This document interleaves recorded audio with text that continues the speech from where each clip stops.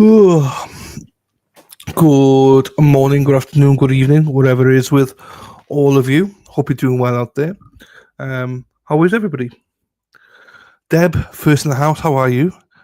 Rhode Island is on fire. Here she is. How are we doing? Hello to you and Mr. Rhode Island as well. Hope you're doing well, my darling. Um, yeah, we're back. Another day. We're back on the streaming streets. We finished too early last night. The court continued last night. We should. They had like a 10-minute break and they continued. I'm all right, thank you. I'm all right, thank you, Deb. Been to the gym today. Went cross training, circuit training. Because I don't want to look like Dana, but don't tell him that, obviously. So, hey, Dana, how are you, sir? Hey, Dana Leonard, the Speedo Man is here. Hey, Dana, hope you're well, Dana. Nice to see you, my friend. Have you got a show tonight? You got Whitey on tonight, haven't you? Is it tonight that Whitey's on? I'm confused. Because I saw you got Auntie Deb on next week, I think. And I think you got Whitey on tonight. Is it tonight or tomorrow night? Because I'm confused because the 29th. I'm not sure if it's tonight or tomorrow night. You can confirm, and then we can promote it, just in case. But then you got Auntie Deb on next Tuesday. So tonight it is. I wasn't sure if it's tonight or tomorrow night because the 29th. That's what confused me. So Rich the Duckman. Oh, it's not Whitey. Sorry. It's the Duckman. Sorry.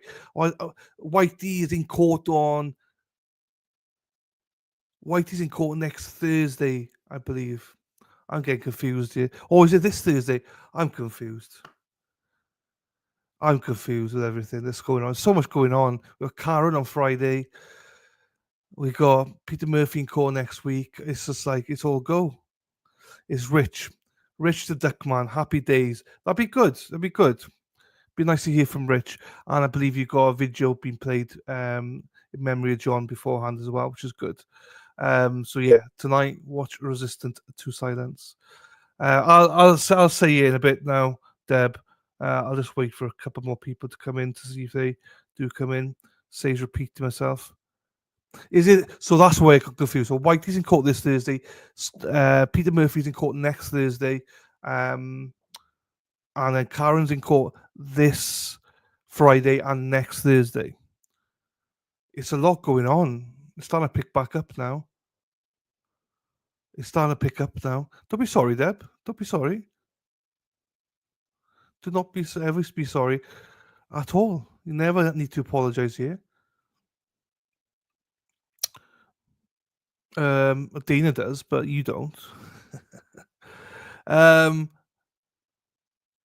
What was I doing there? Anyway, so there's a lot. What else is there? There must be something else. I don't remember what else there is. Paul Lynch is in the house. How are you doing, Paul? We talked about you the other day, Paul. Yesterday, I think it was. Hope you and Cynthia are well. Nice to see you, Paul, as always. We're talking about cookies. I can't wait to try Cynthia's cookies. But I don't know why I need to try your cookies. I don't remember. But I need to try cookies. We talk about cookies or something. Katie, hello, my darling. How are you? Nice to see you. Sean Doherty, how are we, sir? How are we? Hope you're well, Sean. Nice to see you, buddy. There you go, Paul. You know where. Sam, I love to Cynthia as always. Well, blast from the past. Luby G's in the house. Luby. Na. How are you, Luby? Good day, mate. Good day, Sheila. How are we? Hope you're well, Luby. Long time no see. But hope you're well, my darling. Nice to see you all the way there from Australia, mate. Hey, Katie. Hey, Sean. Hey, Luby G.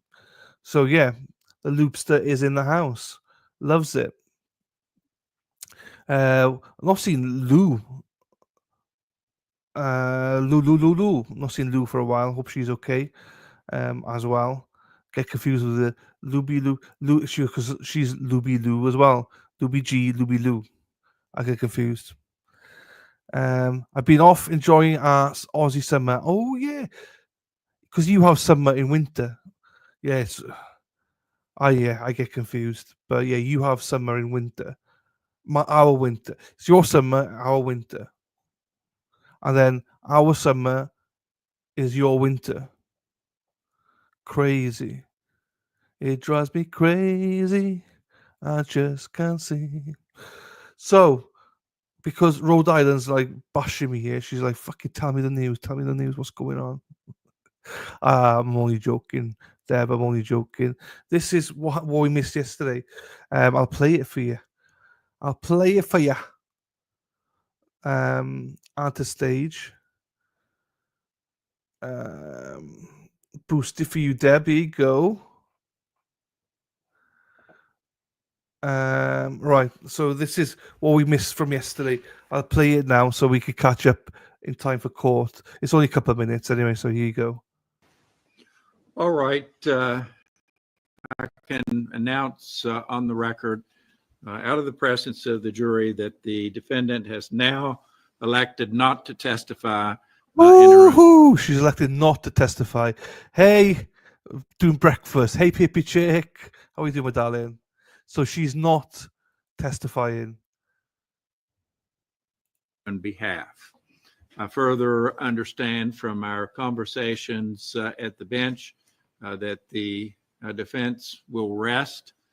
I'm not trying to pin down the state at all, and you don't have to tell me at this juncture, but do you believe, Mr. Truman, that there will be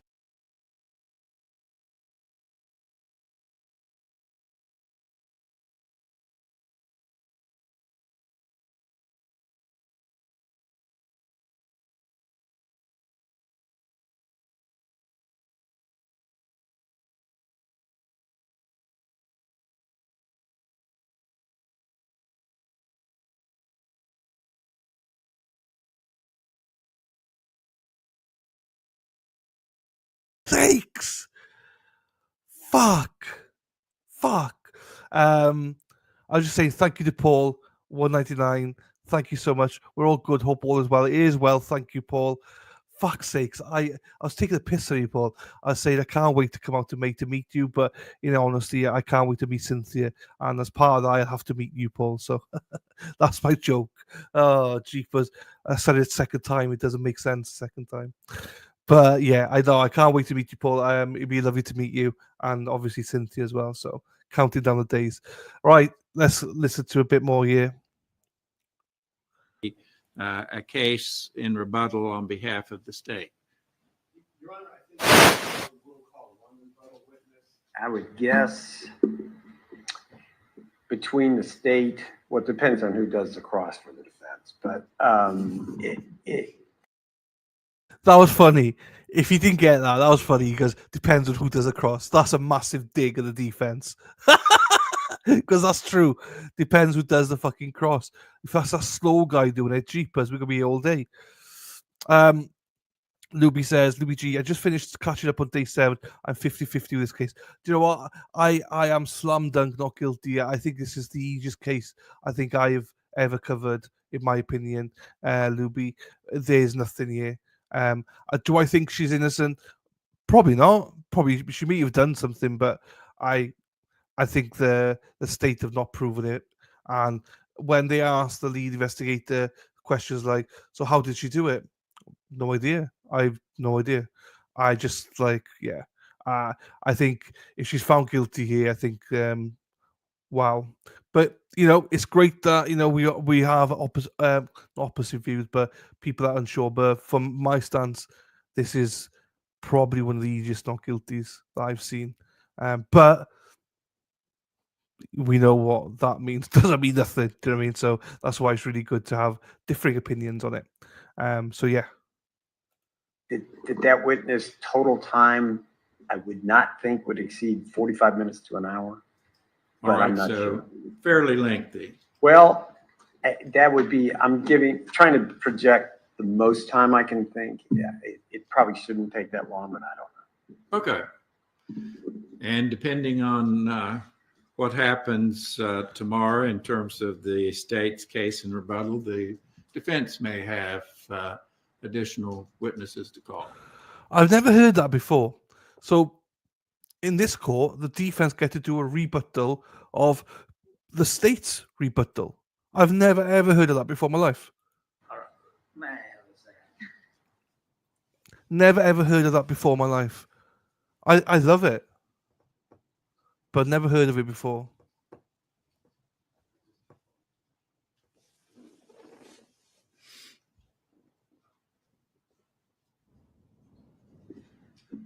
And Judge, I'll total defense, the state never really had the opportunity to interview the two children that testified, who are now an adult and a near adult. So we were going to have Investigator Heinzman testify and rebuttal to things that they said. Okay. All right. I want to get a leg up on the process, so I'll need for you all to come in at 9 o'clock. That's basically all it is. Terry, thank you so much, my darling. $10 super chat. Thank you. Good morning, sunshine. Good morning to you, Terry. Hope you are well, my darling. I appreciate the super chat. I really do. Thank you so much for that. And yeah, Terry, I hope you're well. Nice to see you. To see you nice, as they say. Not sure about sunshines. Sunshine and the da-da-da. Sunshine. So that's it basically. So just to elaborate again, she's not testifying. Defendant's not testifying, and there's one rebuttal witness. There might be more, but there's one that we know of. And the defense, I don't think they are, but the defense get to do a rebuttal. But I don't think they're doing it. Has anyone else heard that before? I've never heard that before at all. I love it. I love that. But all right, let me get back here for a second. Lo and behold, right, they've just gone live, but obviously not live. So this morning they just go. First hour is them going through jury instructions. The jury coming at 10. It will be no longer than an hour, they believe, for the rebuttal witness, and then closing arguments. So yeah, it seems. Now I am suspicious about whether, like, it's odd to me, right? Because normally a defendant doesn't have to declare if they testify or not. And I do think, did she say that she was testifying at the start just to be able to tell? Like, so it's a good move, because if she says, yeah, because she's not beholden to it, she doesn't have to testify because, yeah, my inclination is I will be testifying, Your Honor. Well, that means the defense, the prosecutors then have to prepare for that. They've been preparing hard for that. And that makes them take the eye off the ball on other stuff then. And now she's going, no, I'm not doing it. I wasn't going to do it anyway. Just wanted the prosecutors to work harder. Like, if that was what it was, then happy days. She did well. No worries, Deb. Hey, Christine, how are you, Madame Fortunato? Hello, Christine. How are you? Yeah, very interesting. Gamemanship play.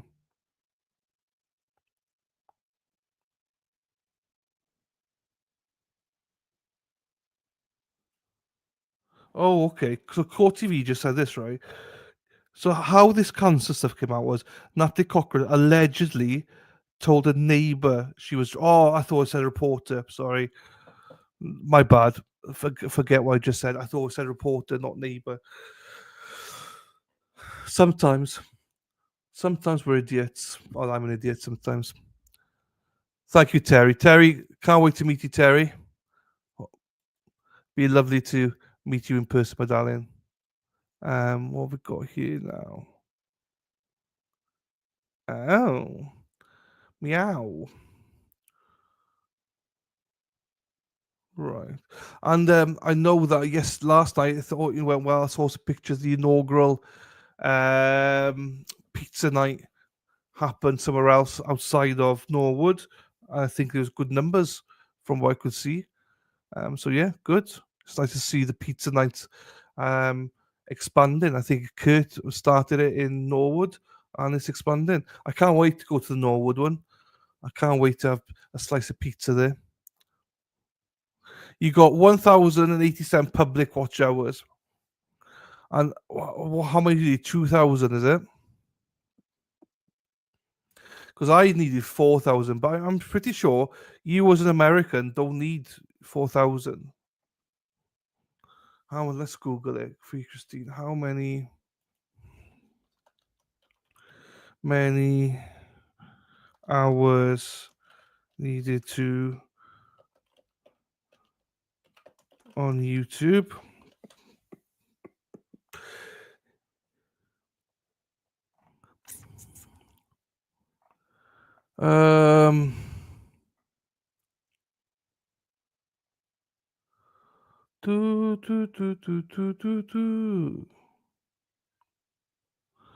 Right, so YouTube has changed it for you to fully monetize your channel and get a cut of ad revenue. You need to have you need to get 1,000 subscribers and 4,000 hours of watch time over the last 12 months, Christine. That's not true. Because I know other creators had less than that. Let me have another look.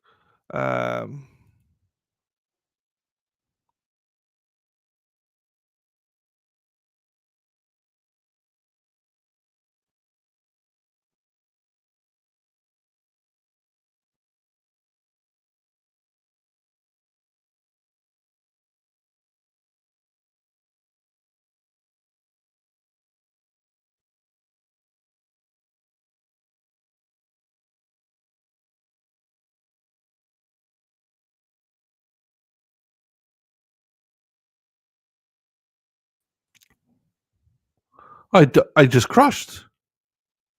Hey, Hackster, ole, ole. Hey, Caxter, no worries. Chat, we missed you yesterday. It's quiet in chat without you. Lady Di, good morning to you, my darling. Hey, right, I'll announce it. So, Christine, I don't know that. I thought it was like 3,000 watch hours you needed. I'd look into it, see how many you need as a US citizen, but it's less than 4,000, I thought. So, Lady Di, just so you know, because you're late, as usual. She's not testifying unless you didn't hear that. You may have heard that before, somewhere, but she's not testifying now. So yeah, Natalie Cochran is not testifying. And also, Lady Di, you watch trials as well. Have you ever heard the defense? Sorry, the prosecutors have one rebuttal witness, right? And then the defense get an offer to do a rebuttal themselves on that witness. I've never heard of that before. I'm not sure if you ever heard of that. I've never heard of that before. I love it, but I don't think they will. But and thank you, Dini. Yeah. So after we went last night, I just checked. I went back randomly. I saw something on Twitter, and 5 minutes later, after we stopped, they convened back together. I think it's a clever move by her. I think she knew all along she wasn't testifying. She said she was, though, just to make the prosecutors work. Do you know what I mean? Make them work harder.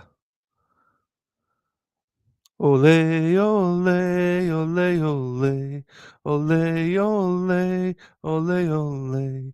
Erin, hack, hack, hack, ole.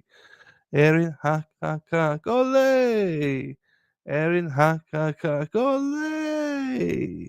There she is. Erin's out driving the yellow bus. Interesting. Only time I've heard of that is like a third-party defense or something, but I like that. I do like it. I don't think they're doing it, but I've never heard about it in this kind of like a murder case type thing. I love it. So the first hour this morning is them doing jury instructions. So obviously a bit boring. And I don't normally film those jurisdictions because they just drag on. It doesn't mean anything. However, we got an hour to kill, so why not? And then the jury are back in for 10 o'clock. And then the rebuttal witness, they said, will take about 45 minutes tops. But we'll see, and then close it. And the prosecutor did make me laugh because he said, "Well, depends on who the defense attorney is. That'll be the how long the closing will be. Obviously, taking the piss out of the slow guy." So,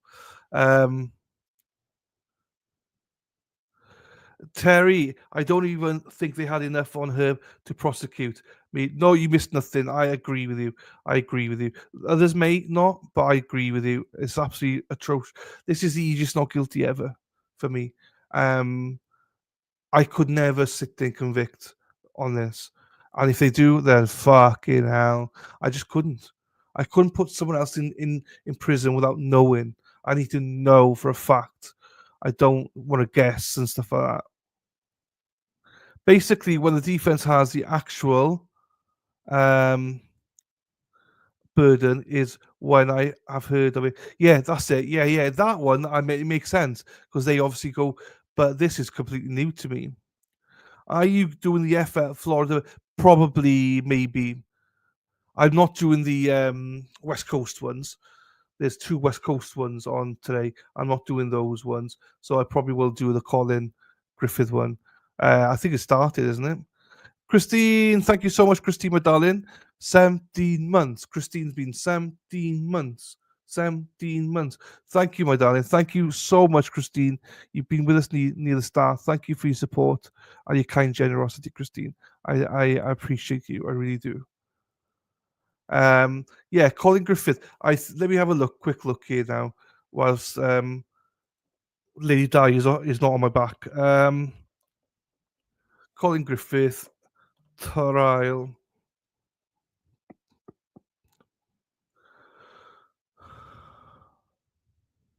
Oh, is this the one? Oh, I'm not sure if that's the one I was thinking of. The court calls the case of State of West Virginia versus Natalie Cochran. We continue in the trial. The case number is 23-F- Yeah, Colin Griffith he killed his father, got away with it, and then killed his mother, and he's been tried now. So I think that's the one, yeah. She will be joining us.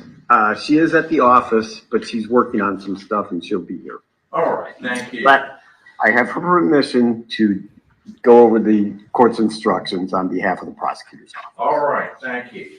I do have the individual submissions from the state and from the defense.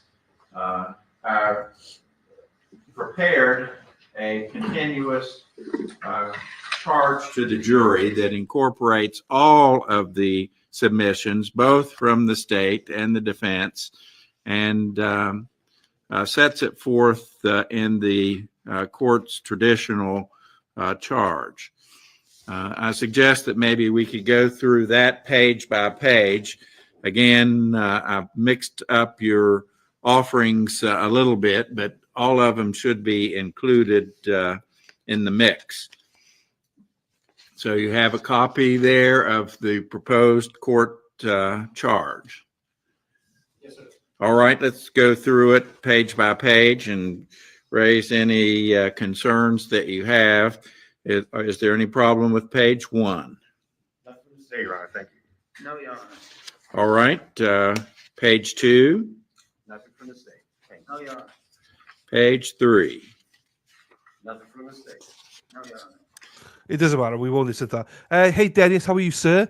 Nice to see you, buddy. I'm putting an Amazon list together, Dennis. And then, hey, Den, can you do me a favor, please, my friend? Can you message me your number, the most convenient number? I need it for Amazon. They need your number in case there's a problem with deliveries. But yeah, I'm putting a list together to send over to you, sir.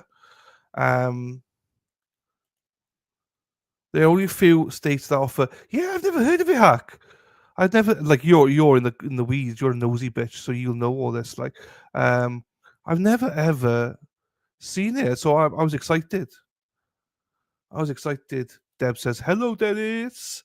So we will be doing Colin Griffith. We will be doing him. We're not going to be doing him. I mean, we're going to be, watching him. It is a case from what do you call it? From Florida. They yesterday they started. They're trying to put a jury together. So after closing arguments here today, tomorrow we'll start. I don't. Well, they may start. But tomorrow we'll be starting that. We'll start that Colin Griffith one trial. So even if you have to zoom it, do you know what I mean? But during the break this afternoon, what I might do is play a few. Thanks, Dennis. Thank you, sir. A few videos of the case itself, So, and then, so we get up to speed about it, and then start it tomorrow, whatever happens. If it starts tomorrow, that is. But we'll do that, and then we have to skip a little bit of it because Friday's Karen Reid, so I'm going to be streaming Karen Reid, and then but we can zoom on Friday then once Karen's done, unless it's an all-day Karen's trial hearing. I'm not sure. Thank you, Dennis. I appreciate you. Thank you, sir. I got stuff ready because I didn't realize. So, for instance, fly-in battery packs. You can only take a small battery pack for your phones and stuff. So there's restrictions in fly-in. So I'm gonna send some stuff in advance. What phone have you got, Dennis? Have you got an iPhone, Dennis, or have you got a different phone? This because the jury will be confused. We've never raised the issue of involuntary manslaughter with them, and to just pop this on them may cause some confusion. Any suggestions, Mr. Truman? The state does concur that the language of the first paragraph of number 7 should likely be changed. And it may be just as... Could we put one of the offenses charged in the indictment as murder of the first degree? Yeah, that would work. How's that, Mr. Victor? But what is charged in the indictment is really murder. Well, that's true. Your Honor, may I suggest? Yeah. As number 3, or the lesser included offense of involuntary manslaughter.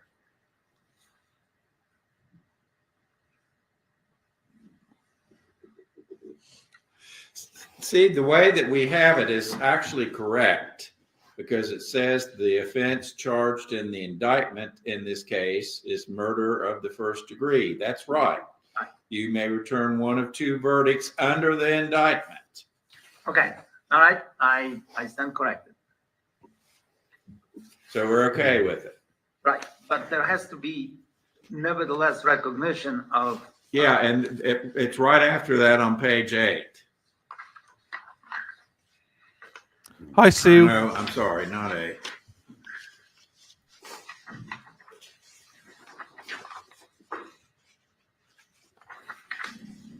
Page 10.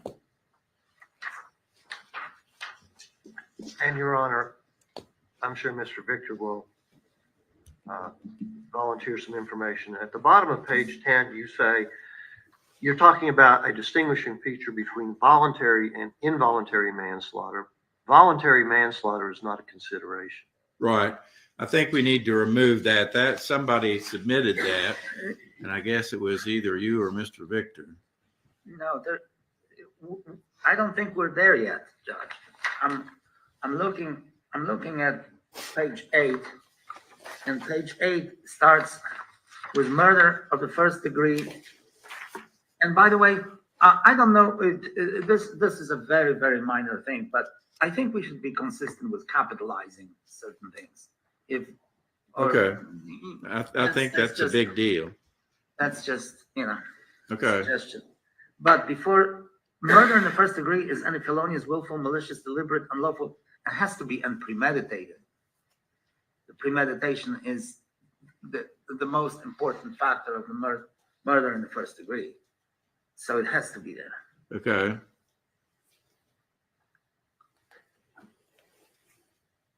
And I don't know if we need to put the West Virginia Code section there for the jury. All right, I'll remove. And then, of course, in that instruction, or before, the paragraph starting was before the defendant can be convicted of murder in the first degree. Paragraph 4, feloniously, willfully, maliciously, deliberately, unlawfully, and premeditatedly. Okay. And then I believe, Your Honor, that at the end of page 8, we probably need to go and describe what is now on page 10, and that is murder of the first degree consists of an intentional, deliberate, and premeditated killing. And that definition is the definition of premeditation. Because otherwise we're going straight to malice, and we're discussing malice, and then we're going back to murder in the first degree. Okay, so we just need to move that before we discuss malice. I would so ask. Then, and I think that in that paragraph on page 10, describing premeditation,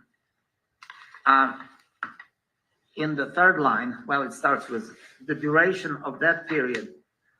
I would say that this is the this should read the duration of premeditation, or of the period of premeditation cannot be arbitrarily fixed, and that's under Guthrie. Okay. Any problems, Mr. Truman? No.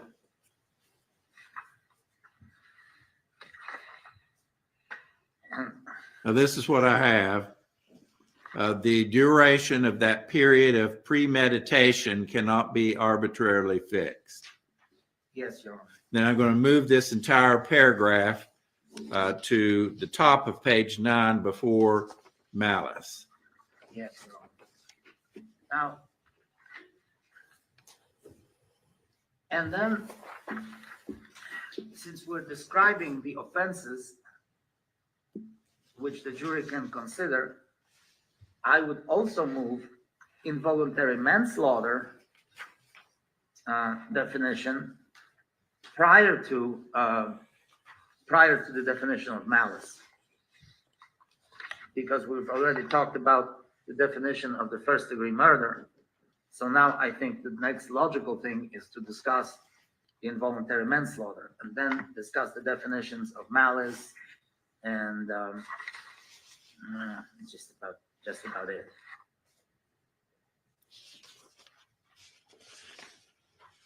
Okay, where do you want to move that to now, Mr. Victor? Before the top of page 9, before malice. Okay, Involuntary manslaughter is committed when a person caused the unintentional death of another person. Now, in that paragraph, I think we have to modify this paragraph, because as Mr. Selden astutely noticed, this paragraph deals also with voluntary manslaughter, and we don't have any voluntary manslaughter anywhere. So I would propose the court instructs the jury that the absence of an intention to kill or to commit any unlawful act which might reasonably produce death or great bodily harm is either the main characteristic or the main feature of involuntary manslaughter. okay, if you can write that down, you talk a lot faster than I can. Oh, I'm write. sorry, Your Honor. That's okay. I'm sorry. I mean, I'll work it out the way you want it, but you'll need to write it down. I think that the, okay, I have it. Matthew.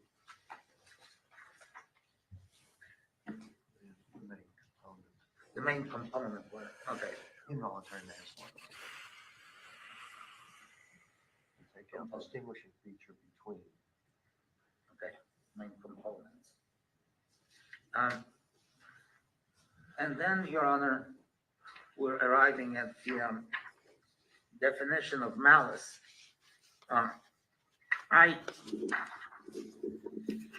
I've been doing some research on malice, and in the first paragraph on malice that is right now on page 9, the last full sentence, malice and intent can also be inferred from the defendant's intentional use of a deadly weapon under circumstances which doesn't give rise to legal excuse.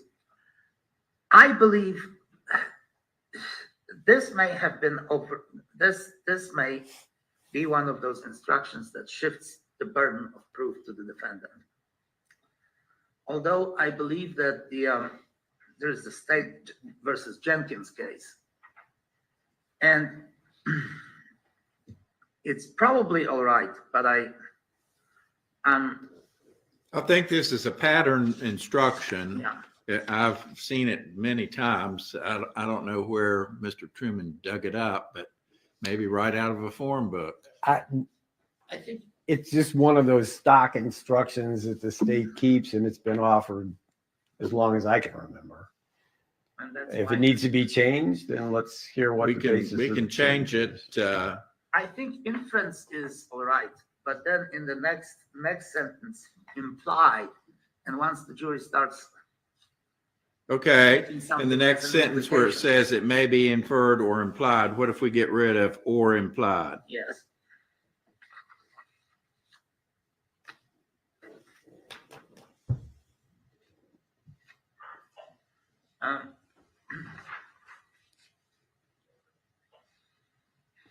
That's in there twice, so in the next sentence, Okay. get rid of it. Right. I see it up in the first paragraph too. Can we change implied to inferred?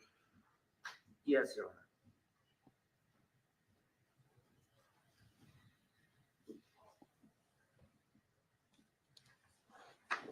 Okay.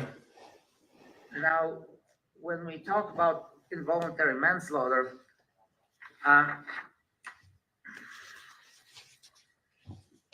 I think that a full definition of involuntary manslaughter should be probably given, and that is, I will read it, and maybe I'll read it quickly, and then we'll try to parse it. A person is guilty of involuntary manslaughter when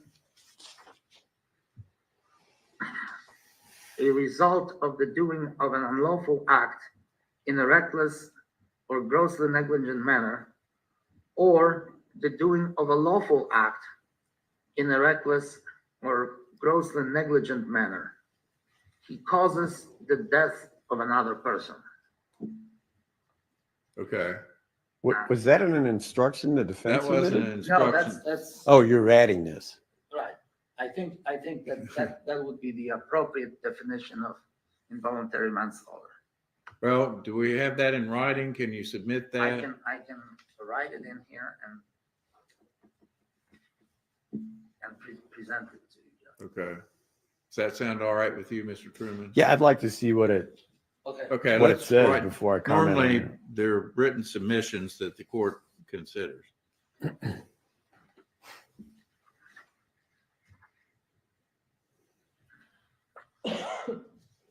Okay, we're okay with the elements of involuntary manslaughter. Yes, Your Honor. I'll write it down and submit it Okay. to Mr. Truman. Now,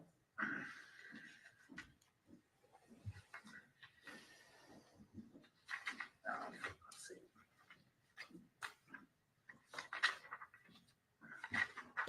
Are we down to page 12? Can we go back to page 10? And the Sure. only reason the state is always paranoid about submitting the Wyatt instruction about knowingly, Yeah. which is one of the dumber opinions to ever come out of Charleston. But aside from editorializing, I don't know if we need that paragraph. It's really not an element of first degree murder. That's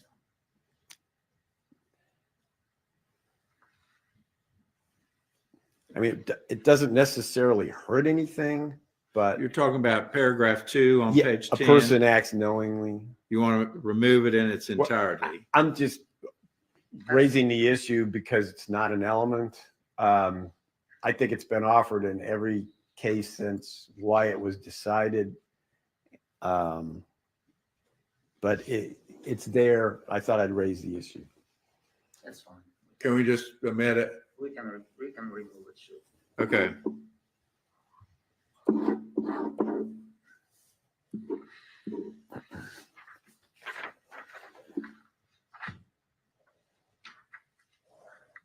Now, on page 12, the first paragraph, that instruction is always questionable to me because this one, I believe, shifts the burden of proof to the defense. That you may. Okay, I don't know that we need it. If we take this out, Mr. Truman, will it be a strong objection? A vociferous, okay, go ahead and take it out. Okay, I'm going to remove it. Although we do not accept the argument that it shifts the burden, I don't think it does. Well, I've put it in virtually every I charge that I've given, but I don't know that we absolutely That's need it. fine. Okay. And once, since I stand corrected about the defendant testifying or not testifying instruction, which is on page 12, I always insisted on the word must, and that is 1, 2, 3, 4, 5, 6. Seventh line in the first, well, in the paragraph that starts with, as a defendant is presumed innocent. It says that you should disregard it, no, not is, it, Yeah. and not discuss it. Okay. I think it should read you must entirely disregard. Okay. It because it's, Any problems, Mr. Truman? None. You must entirely disregard it and not discuss it. That's right. How's that? That's fine, Your Honor. Anything else on page 12? I think there might be in the next paragraph, second line. I think that wither is supposed to be weather. Well, it was whether it just.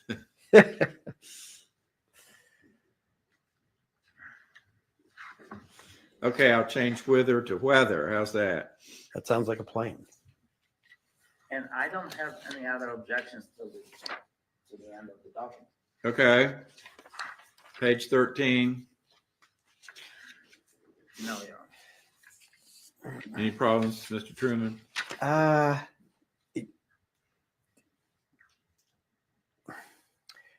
This is getting kind of repetitive.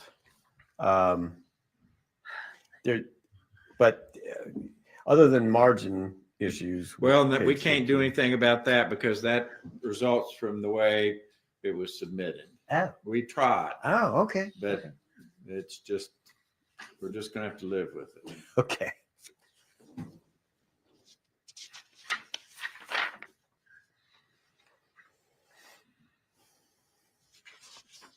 Anything on 14? Second full paragraph is a gender issue, second line.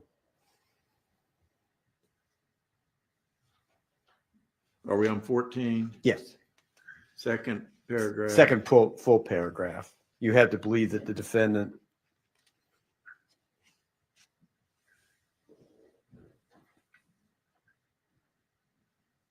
Oh, I see it. Okay. Change him to her. Right. And then the last line, committed the crime. I don't think it's an of that you need there. That just needs to be deleted.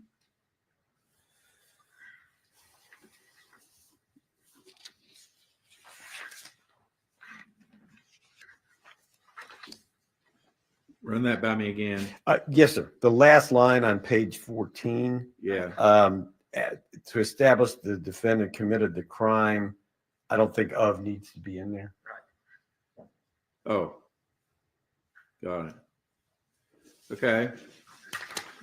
Page 15.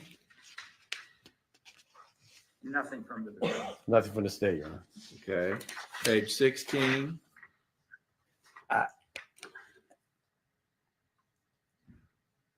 I think it's the bottom, the last paragraph in that, the law presumes, that's all covered on page 2 of the charge.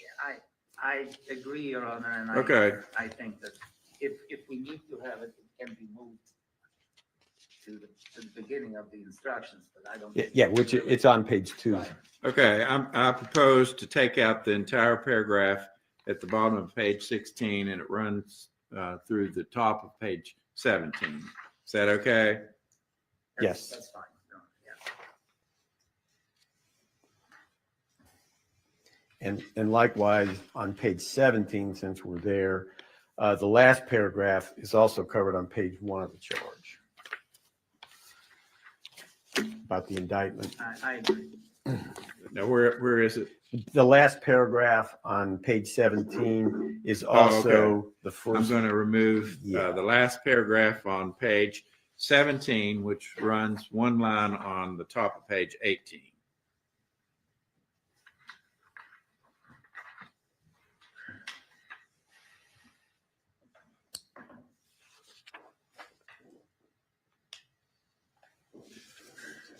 Okay, now page 18. I don't know that this is an objection, but I don't think the courts admonished the jury as to any statements that were limited for the purpose of impeachment. I don't recall it if it happened that way.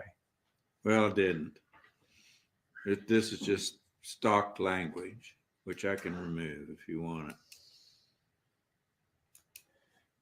Well, I mean, I just don't think that this It happened. doesn't pertain to our case. No, it really I doesn't. propose to take out the second long and full paragraph on page 18. Is that okay with you, Mr. Victor? Yes, sir.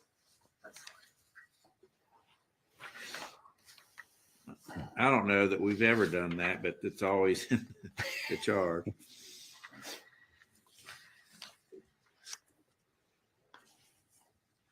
A lot of this came from Judge Ashworth. Yes, it did. Okay, page 19.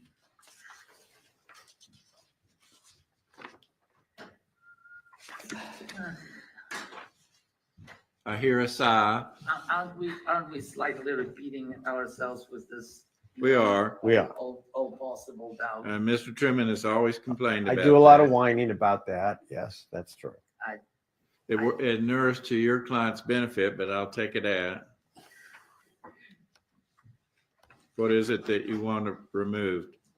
The last paragraph, starting with the state is not required to prove guilt beyond all possible doubt. Okay, We've heard it before.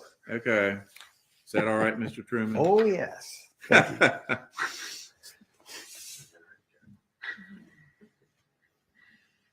want to repeat it as many times as possible.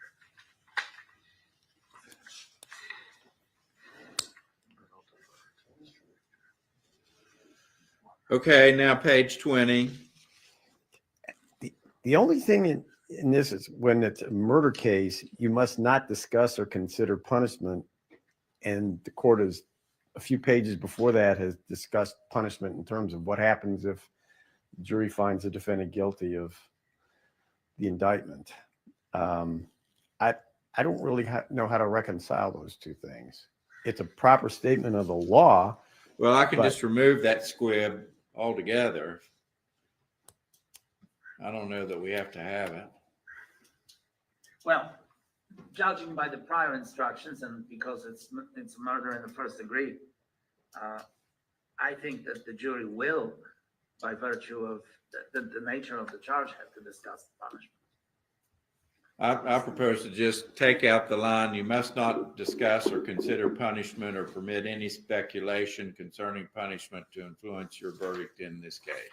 Of course, there is this involuntary manslaughter, which, by the way, I don't think that the jury should ever be advised whether it's a felony or a misdemeanor, but I don't think we should tell them right. that. And I'm going to remove this line. but that line is superfluous in murder case. Okay, anything else on page 20? Nothing from the state, Your Honor. No, Your Honor. 21.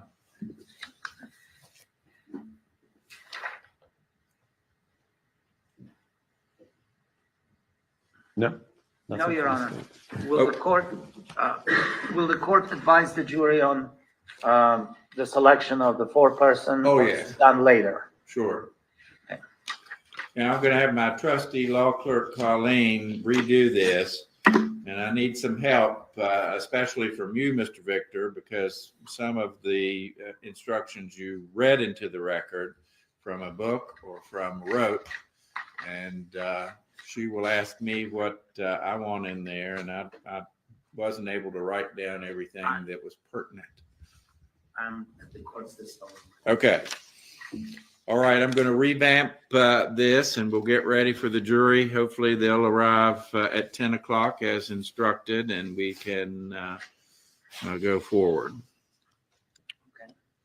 In terms of the schedule, and again, I don't want anybody to necessarily tip their hand, but I anticipate that the state or that the defense will rest. Is that right, Mr. Victor? It is correct, Your Honor, yes. And then the state may have one rebuttal witness. Yes, sir. Okay. All right. Let's get to work, and I'll need at least Mr. Victor, if not all of you, to help us straighten out some of the elements and some of the charges for the jury to consider.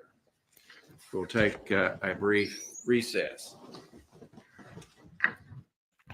Hello, nice to see you, my darling. Yeah, Mighty Meat, he messaged me about that, but again, it's another West Coast one. Starts at like 5:30 my time, goes on till 1 something in the morning. I just can't.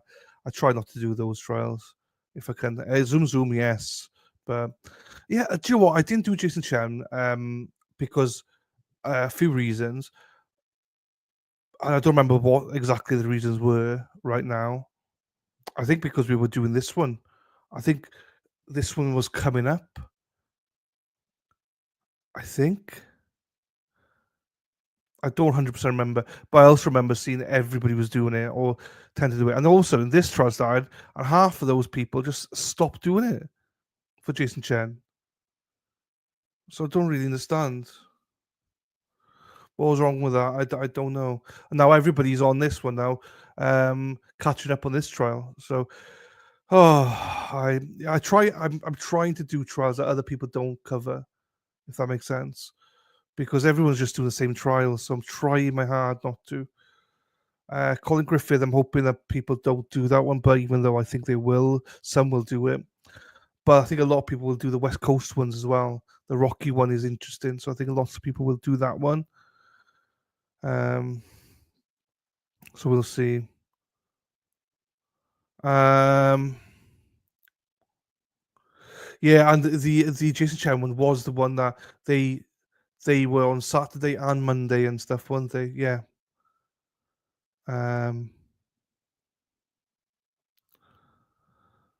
Is the judge feeding everyone today? I don't know. Well, they're not started till 10, so they're not there yet. Well, they're coming in now. There you go. Yeah. So there you go. Yeah. So I knew that people would be covering it. It's a popular one. Yeah. So a lot of people will be covering that one, which I'm hoping that people will watch. Aiming at Mick Huckster here, will watch the Colin Griffith one, because then you can catch Zoom with Sean afterwards. Because the I think the Florida one starts at 8 in the morning, finishes by 4. So yeah, I don't know.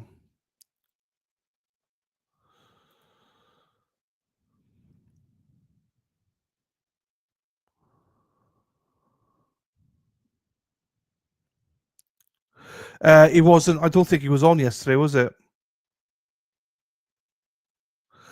I think there was an issue with the trial yesterday, wasn't it? So there was no Rocky trial yesterday. Law and Crime said. So last week they started with the open statements and that police officer. There's not been anything since then.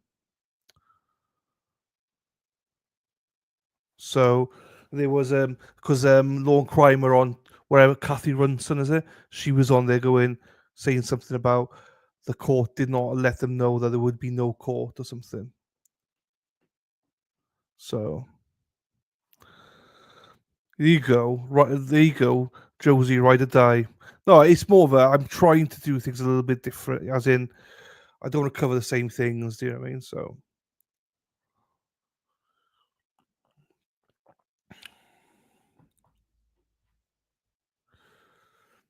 there you go. That's what the reason why then airing the weeds hack.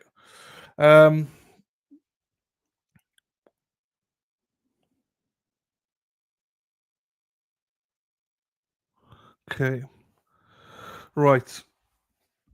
Sorry, what's that? So they'll be back about 10 o'clock ish. So we got a little bit of time here. Little bit of time here. Let me find this. Yeah, Sean Potential Criminal is a channel. His name's Sean. It's called Potential Criminal. I'm sure Erin or somebody will get the link for you now. Sean joined me a few times on the Karen Reid trial. He's a lawyer from OH. IO. And Sean is one of pretty much a small handful of people that I actually really like. Oh,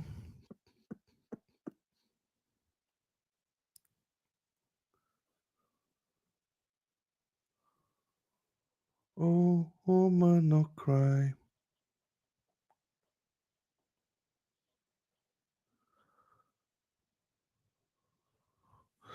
Right, hang on.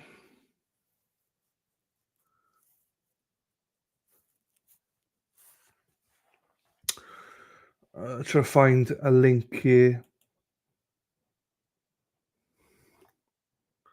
Right, let me find something here so we can get a bit of background.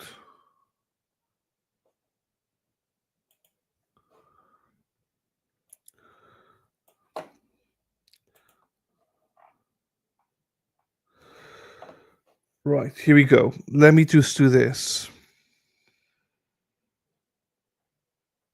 Sean is not for everybody. You're right. He's not. I like him a lot. I want to be more like Sean, but I can't yet. Well, I mean, saying that, maybe I can be a little bit more ruthless. I'm not sure, but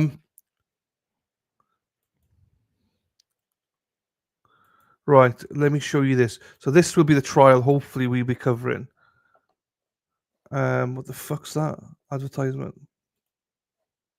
And Sean actually created my alternate corner logo there. So send him my love, Hackster, when you see him next. I've not spoken to Sean in ages. Right, here we go. This is a trial. So Colin Griffith is accused of 17 is accused of unaliving his loving mother, Catherine, 39, by stabbing her in the neck several times. He claimed she fell.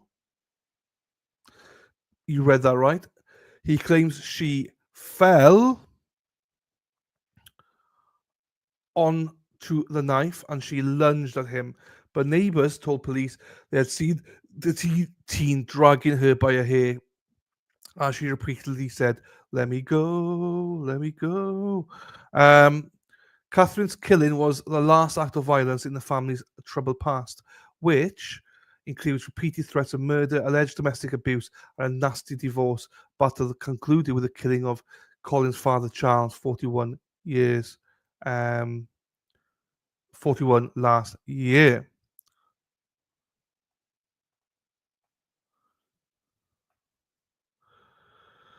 The teens' parents were engaged in a legal battle over Colin when Charles, who had full custody of the teen, was fatally shot in the chest and head. The former couple divorced in May 2020 after 20 years of marriage, according to court documents. Here they are.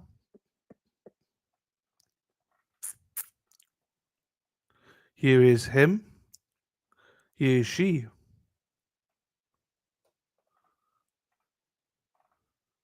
Colin has an older brother, Christopher, who was born in 2000, and already an adult when his parents divorced. In August 2022, Catherine asked for sole custody of Colin. claiming Charles had not allowed any contact with the boy since December 31st, 2019, after a phone call where he begged his mother to come get him. Catherine accused Charles of alienating Colin from her by telling him negative things and by monitoring and stalking her social media in an attempt to find anything to make her look bad. The online school teacher claimed Charles had harassed and stalked her, causing her to suffer from chronic PTSD, as she asked the court for a no-contact order. The mother later said Colin's father would not let him leave the house, even to go to school, after Colin told him he was gay. Catherine had also asked the court to order Charles to take Colin to find therapy, saying the child may already be suffering emotional, irreparable harm by the father's parental alienation and emotional abuse of the minor child. Charles responded with claims that Colin did not wish to see his mother, saying Catherine had been mentally and emotionally unstable and had abused drugs and alcohol during this time. This guy's sheriff is a bit of a legend. We'll watch that in a bit now. This is the knife. This is the knife. Very big knife in the country. You see the blood all over it. And on the handle. Fuck, she's pretty as well.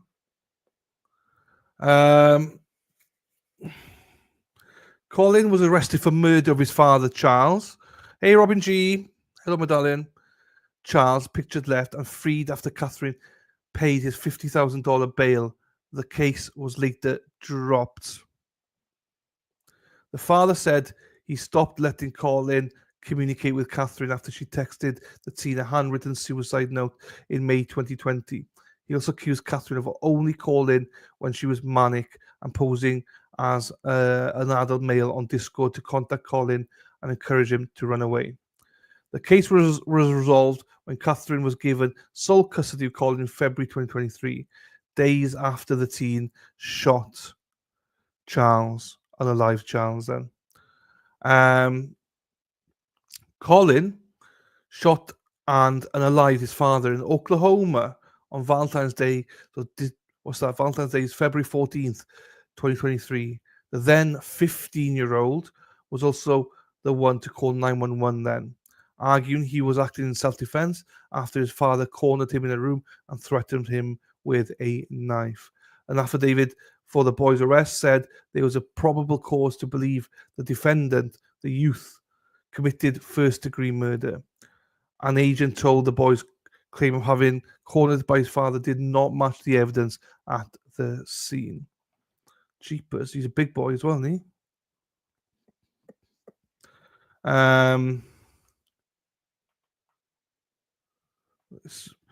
My computer's running slow for some reason.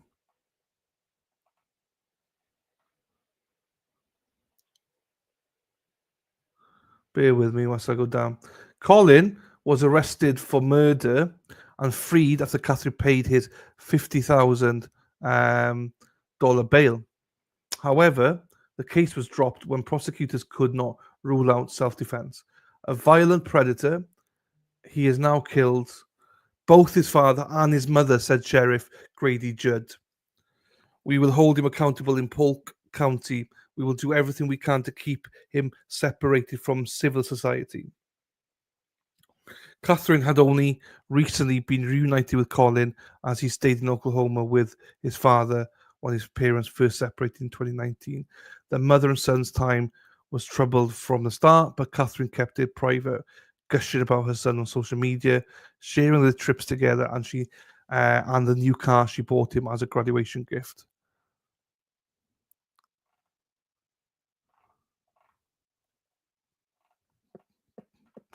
Just months after his father's killing in September 2023, a school officer called police to do a mental check because Colin had said his mother pulled a gun on him during an argument. Colin claimed Catherine said she would kill him and threatened to unalive herself. She denied the claims to a sheriff's officer, insisting Colin was upset because she took his phone and AirPods. He was failing classes. Catherine added that Colin had been diagnosed with a personality disorder and PTSD after he had been held captive by his father for 1,041 days without human contact. Fuck, what the fuck? Colin was then put into protective custody for a mental health evaluation under the Baker Act. He was going to be released after 8 days, but was kept in the facility after he threatened to kill his mother if he was returned to her custody. So he basically threatened it and then followed through with it.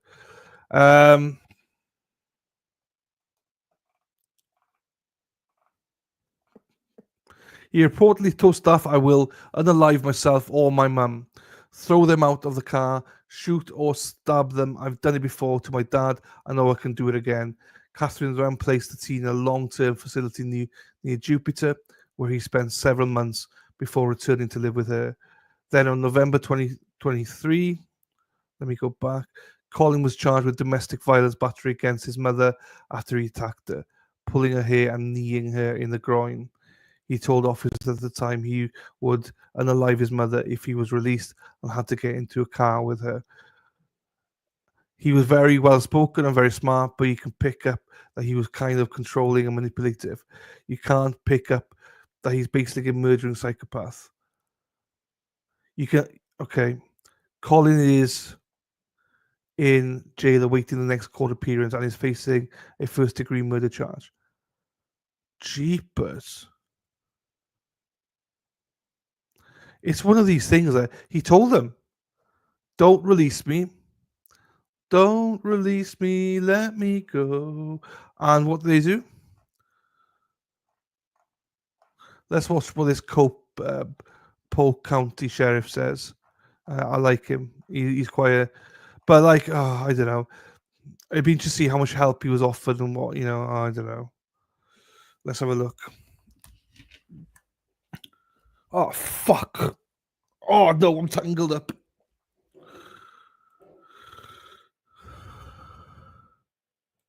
Welcome to Nisbets, leading supplier of catering equipment since 1983. Interesting. At Nisbets, we believe Nisbets? excellent I've never heard of customer that before. service goes hand in hand. I've heard of bits doing before. our bit for the environment. Nice bits. Some of the many benefits already delivered. And the first one that I want to talk about is a murder, a cold-blooded murder of a 39-year-old mother by her 17-year-old son. And it's not just a singular murder, but as we got into the investigation, we found that about a year and a half, maybe a year and 9 months earlier, he murdered his father in Oklahoma. So let me tell you about this. It all started on September the 8th, which was this last Sunday, when we got a 911 call from Colin Griffith, who's 17 years of age. And here's what he said. He said he and his mother had a very long fight, and she fell on a knife and killed herself. And she's bleeding from the neck. He didn't say she killed herself, said he's bleeding from the neck. So our 911 operators appropriately were giving them instructions on how to do life-saving techniques. When the deputies arrived, he met the deputies outside, and he was calm, cool, collected, not upset, and he had blood on him. What we found inside was this knife. This knife is 12 inches long, and of the 12 inches, 8 inches of that is the blade. So he's saying that his mother fell on this knife. We started our investigation at that point. The next morning, at the medical examiners and the autopsy, the medical examiner said it is not reasonable or plausible that she died the way that he said she did. Just didn't happen. Okay.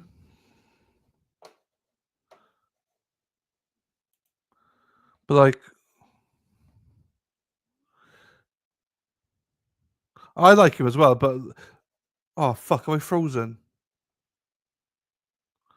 Have I frozen? My only issue with people is this, right? We call it murder, which it is, obviously, but it's like the guy was obviously fucked mentally. I'm interested to hear more about this story. We'll go more into this. Oh shit, what's this?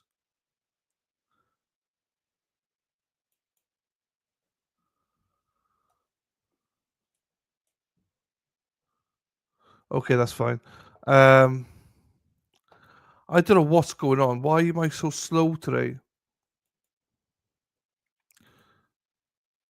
I will put this up. So what the plan is here, right? We will watch the rest of this, watch closing, and then because obviously we've got to wait then for the verdict.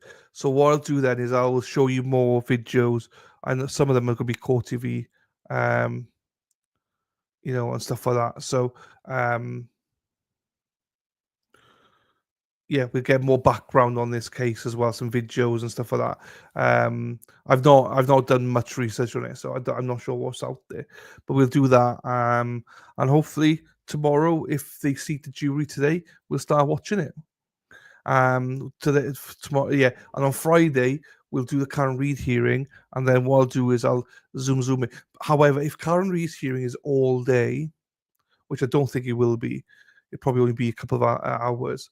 But if he was all day, then I might stream it on Saturday, zooming it, because I gotta be realistic.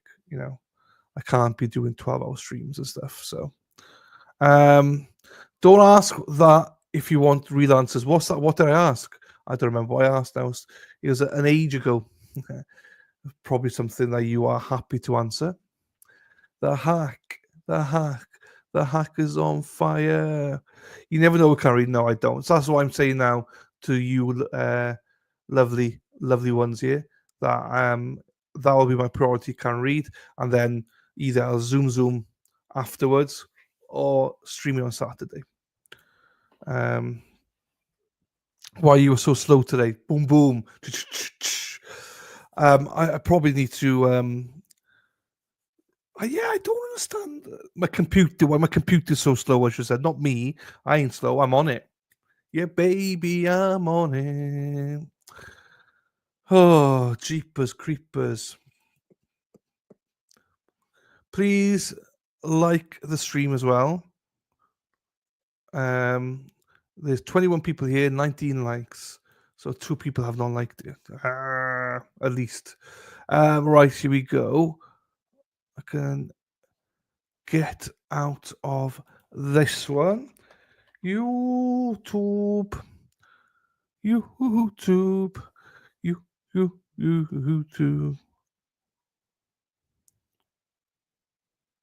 Ah, you mofo.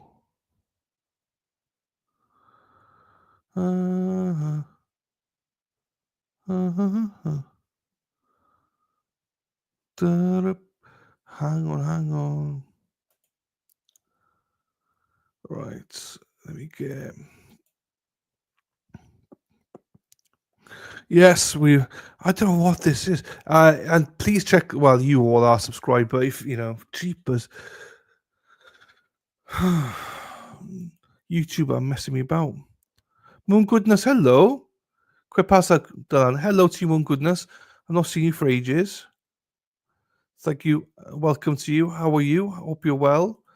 Oh, Deb, you're the first one here as well. What's going on? You were here before Robin G today. Robin G was busy down the Glen somewhere. Not good.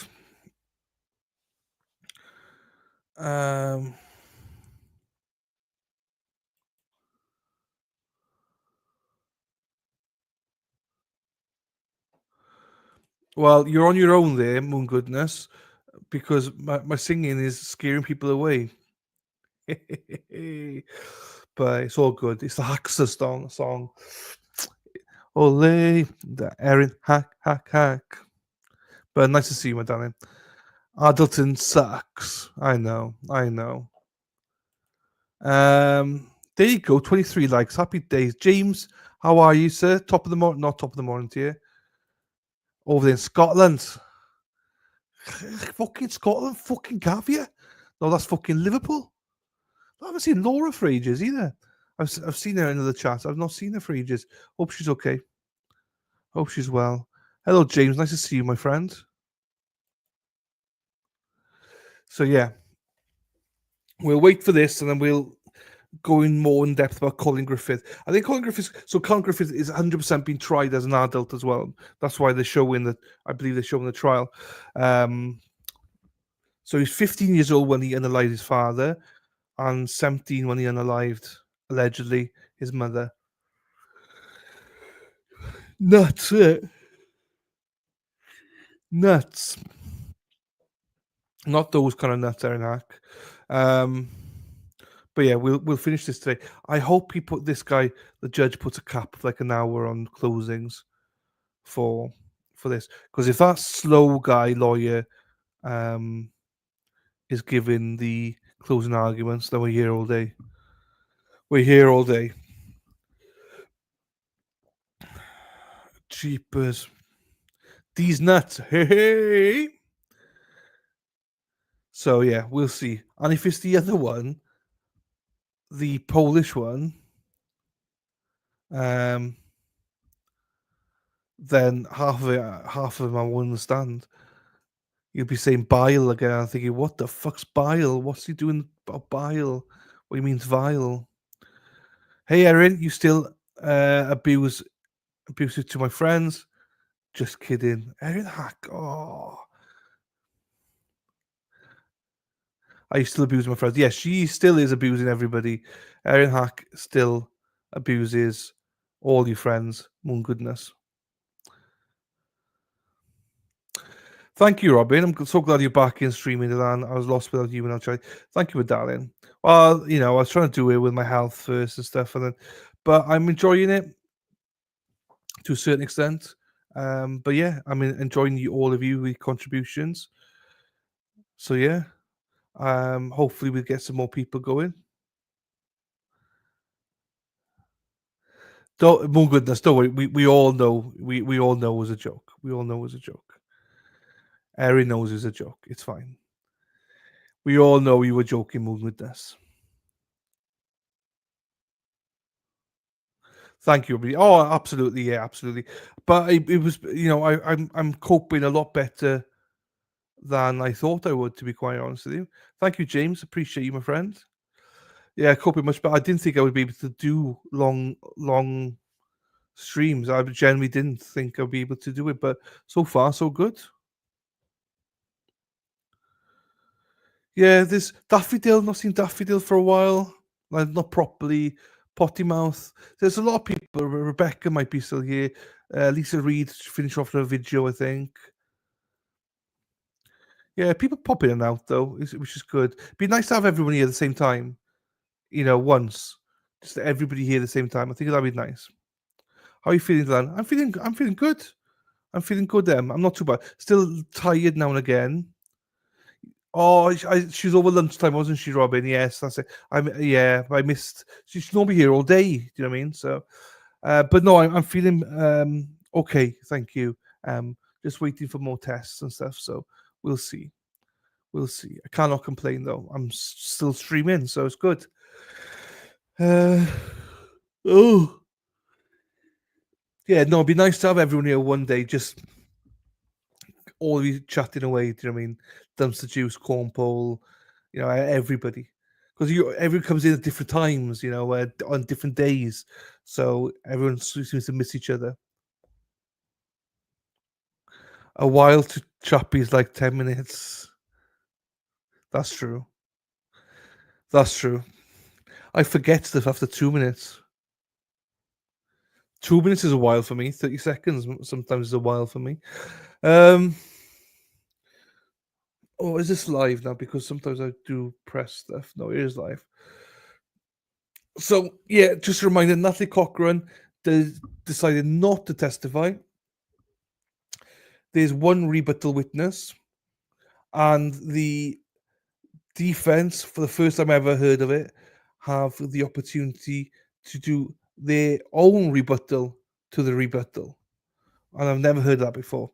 But it's a thing in West Virginia, and the Hackster said it's a thing in some states. I just have never heard of it before, and I love it. I fucking loves it. I do. I think it's great. I think every state should do that. I think you should always finish with the defendant.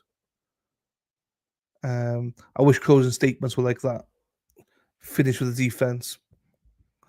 Because their lives are in the hands of the jury. I've seen sure-buttles before, but not very often. I've never seen one.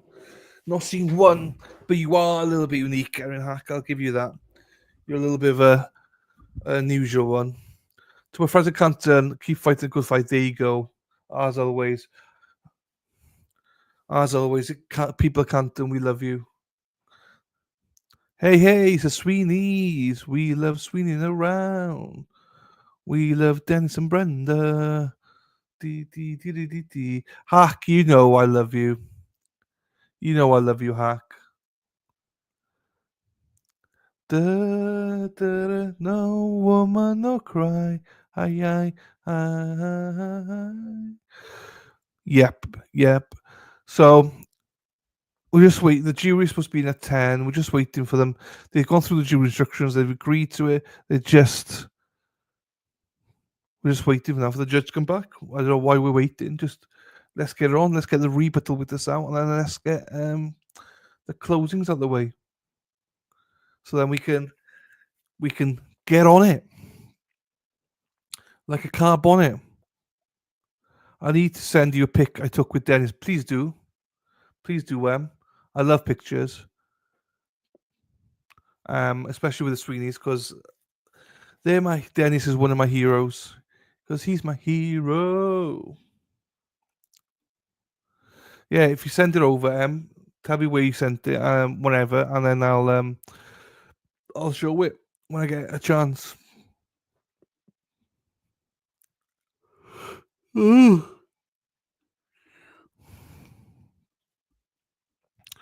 Come on, Irene. Crystal, hello, Crystal. I'm here, but I'm going to start from the beginning. It's hard to type to listening. Love you all. Oh, don't worry, you don't missed anything, Crystal. Literally, you don't need to go back. I've just summarized it all for you. She's not testified, and they've just gone through jury instructions. That's it. End of. That's the last hour, except for the fact that we're covering Colin Griffith moving forward. That is it. That's literally it. Hope you're feeling better. Hope your hand's better. So the court, literally, they were there just to go through jury instructions. Literally, that's it. We're just waiting for court to actually start now at 10. Well, it's gone 10, but you know what I mean. Hey, sent me a photo. Hey, hope it's not a dirty photo now. Fucking hell. Fingers crossed. Oh, Twitter. All right, hang on. It's on Twitter.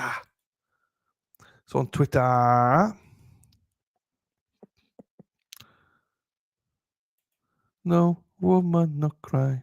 Hey. Let me. Ah, this is nice. I like. Downloads. Save. Unverified. Blocked. No, unverified. Download it. I likes. This is good. You won't let me download it. Mofos. Okay, that's fine. I'll just show it like this. I can just do that. Okay. Let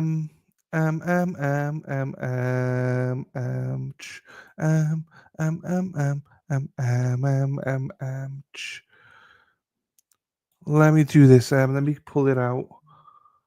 And I can do this. Do that. Ah, it's a really cute photo. Dennis, if you're there, watch the screen, Dennis. This is a cute photo of you coming down. Because Dennis, he's my hero. I love Dennis and Brenda Sweeney. Look at that. Aunt Bev and love it. You both look cuties, little cuties, both of you together. Dennis, Sweeney, and love it. That's a really nice photo. Genuinely, really nice. I hope Dennis. I'll send it to him if he doesn't see you on screen. That is a super nice photo. I like that. Epitomizes everything about it. It's so cute, isn't it? Greatest people. You're right. Greatest people. I will send it to him. He's in and out of the chat every day, so I don't know whenever he's here or not. But yeah, I will send it to him. Most definitely. But yeah, that's a great photo. That's a great photo. And what I'll do now is I'll do it now. Actually, I need to. For some reason, I couldn't download it. But what I'll do is I will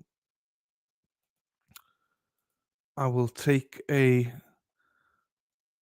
I will grab it and save it. I'll grab it and save it. Send it to Dennis.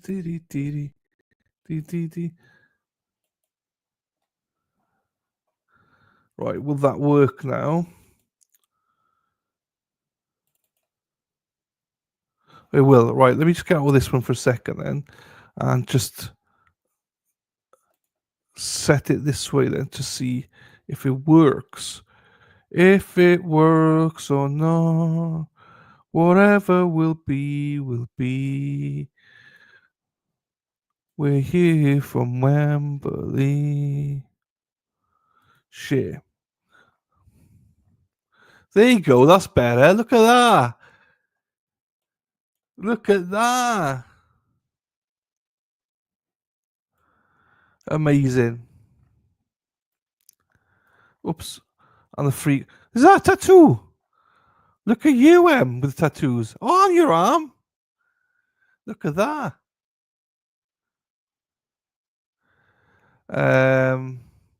There we go. I will send that now to M's tatted up. Like, she loves it. Let me do that now to Dennis. Picture of.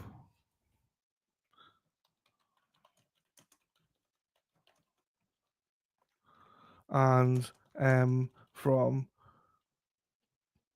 the chat. And I will go there. And I will go there. And I've sent it to him. There you go. Sent to him. So thanks, Em. Right, let's get that in here. There, that's a great picture of. Your entire back is covered with Star Wars tattoos. Wow.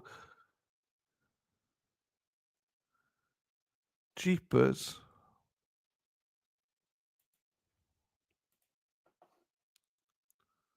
Right, that is live. Let me just refresh it just in case.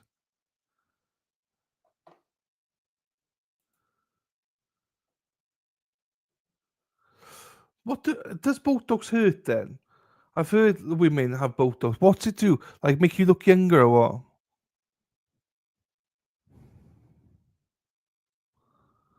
what? I've never.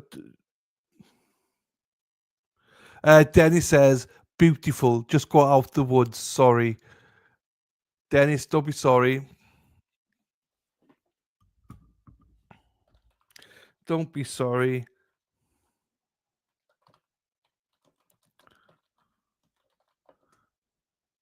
I showed you on screen.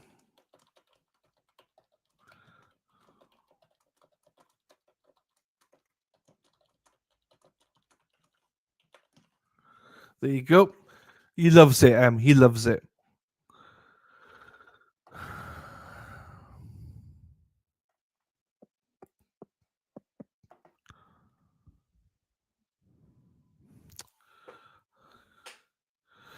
Moon Goodness says, do you guys think she's guilty? I do. I don't, Moon Goodness, if I'm being honest with you. She may well be, but I don't think they proved it. Just my personal view.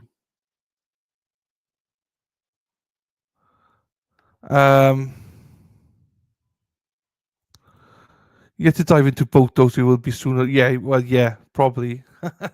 Joking. He's back. Here he is. He's back. He's back.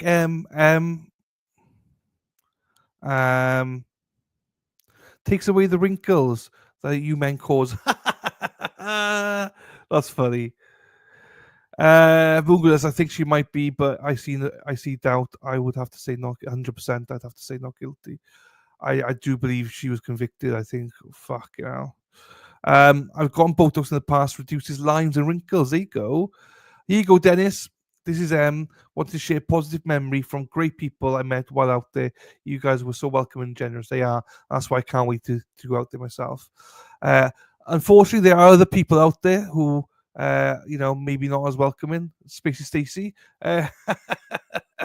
I'm joking. Spacey Stacey will be welcoming. Hello, my darling. How are you, Stace? She'll probably get away with it because it's too much doubt, which is why she should be not guilty, in my opinion. Hi, Spacey Stacey. And it goes back to this whole thing about rather have 10 guilty people on the streets than one innocent person in prison. So, hi, Spacey Stacey. Hi, Dennis Sweeney. There you go. Hey. I am, Moon Goodness. I am. May. Middle of May was my 14th of May or something to 28th of May. Oh, this is not my t-shirt. So yes, I will be Moon Goodness. Hopefully you'll be around. Her kids testimony did it for me. Yeah, it did for me, but I think even before then, what did it for me was the lead investigator said when he was asked how did she do it, he was like, I don't know. I was like, well, fucking hell. There you go. Thank you, Em. Glad we met. Let's fucking go. Now we have to meet. There you go, Robin G. You meet Dennis anytime you want. He's always around. Always around. You can meet him. You'll definitely meet him when I'm around if you haven't met him before then. But you'll meet him before I arrive. I know that. There you go, Stacey Spacey, Robin G. Hands warm. Hands are warm. Nas from Mon. Yes, I'm looking forward to it. How do I never know Dennis was dressed as Bev? Lord, where the hell? Yeah, him and his beautiful wife Brenda always dressed up as Bev for court cases. Hi, Dennis Sweeney, Robin G. Those kids lived there. They improved the state's motive that Mike did not do know anything about the Ponzi scheme, and also about not taking steroids and stuff. Running low yet, Dennis. Oh, on the keeping warm, keeping those hands warm. Lol. Right, that's good. Oh, I like this. The interaction. I like it when chat interacts. It took Spacey Stacey to come in. No, I took M to put the photo. This is why I love showing photos because they say never meet your heroes by meeting Dennis. So put the photos and stuff up. I love it.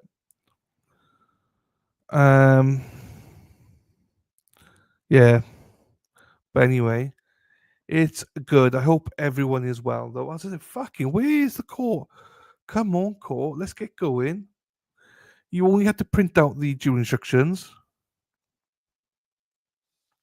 amend them, and print them out, and then we're ready to go. All set.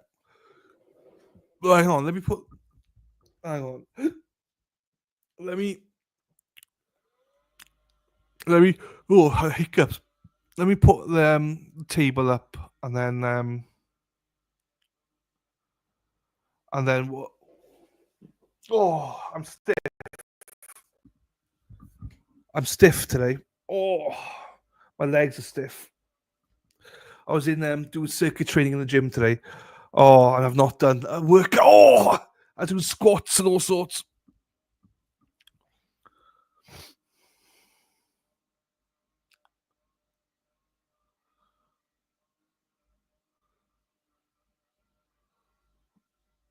Oh, not that stiff. There you go. Right, let me put the lights on, baby, this evening. I'm gonna put the lights on, baby, tonight. We're gonna put them.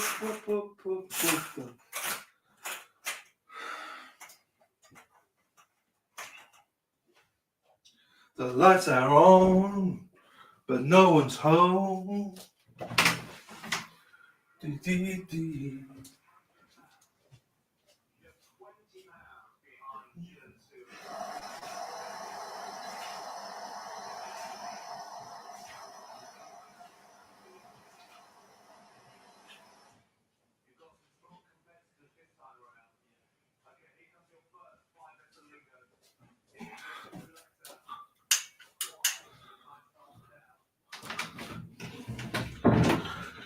Oh, here we go.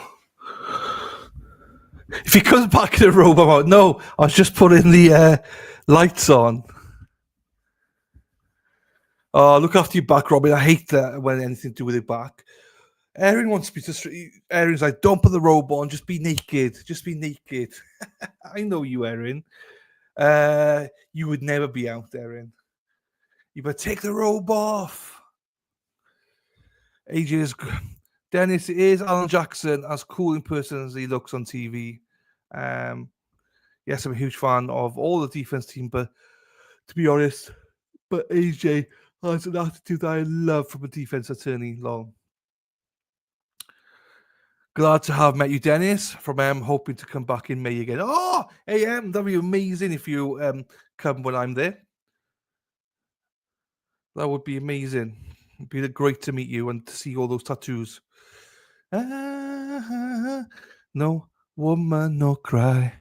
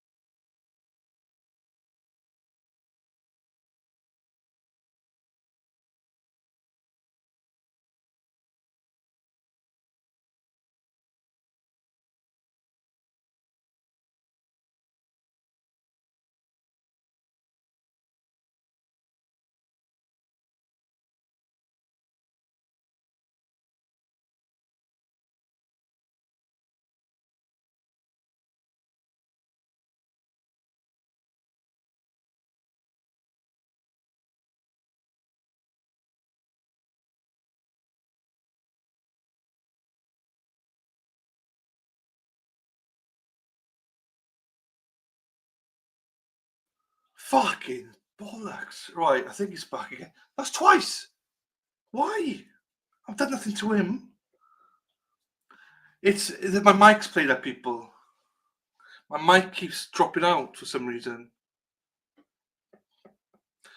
I don't know why, but I am. So yeah, I was just saying for the third time, Lisa Reed. I don't know where she is today. Lisa Reed, if you're out there, hello, my darling. Hope you're well. She's coming from Michigan. Lady Di, you're not coming over to Boston? Hey, Pichik's coming. You're not coming, Lisa. Good to meet you, Lady Di. morning, everyone. Morning, Your Honor. And we are continuing in the trial of State versus Cochran. We have Hey, and Spacey Stacey, you better come and meet me, Spacey Stacey. I'd be pissed if you don't. been working busily on instructions, and I have a draft that I have handed out. Hopefully, Mr. Truman, you've got a copy there. Okay, Yes. I'm not rushing you. We'll have some time to discuss it. I just want to make sure you got your copy. Boost. I did. For Yes, Deb. All right. Any matters to take up at this time before we bring out the jury and continue? Happy Gonna turn on days. The equipment for the next witness. Okay. We'll fire that up. There'll be plenty of time. Happy days. Looking forward to it, Spacey Stacey. And I will carry. Exactly. Yeah. Hopefully, you all get to meet each other as well. That would be amazing as well. All right. You know, you get to meet the celebrities. Like, you get to meet me, but then you get to meet celebrities like, you know, Dana and Dennis and all them. Do you know what I mean? So, like the proper celebrities. I just hope Dana's not a diva. Do you know what I mean? I've heard he's a bit of a diva, but nah, he's not. He could never be a diva. Oh, Dana. We get Dana to sing us a song. Get the guitar out. Boom. We'll be moshing. Hey, Dana. Dana's a speedo man. Dana's a speedo man. Dana loves speedos. Loves his speedos. Dana's a speedo man. Moshing. Boom, boom. Boom, boom, boom, boom. Oh, we'll get our tops off then. Way. Dana. Dana. Every courtroom. Diva Dana. Bring your husband, Deb. Some husband has someone to talk to. Right over. Here they go. I think Lisa Reed's bringing her husband as well. There's yeah. Absolutely. Hopefully, I understand some people are no longer can't make it, but hopefully a few of you can make it. Every corporate should have one deputy that is actually an IT tech to uniform, so they actually have sufficient technology running in there. Yeah, this one, they said the technology has not been updated since 2011, so happy staying with the dogs. I'm hoping to drive in. There you go. I've met Dana and Stacey at the craft fair. Good people. Divas, though, yeah? Tracey's lovely. Tracey was not diva. Tracey's lovely. Just Dana.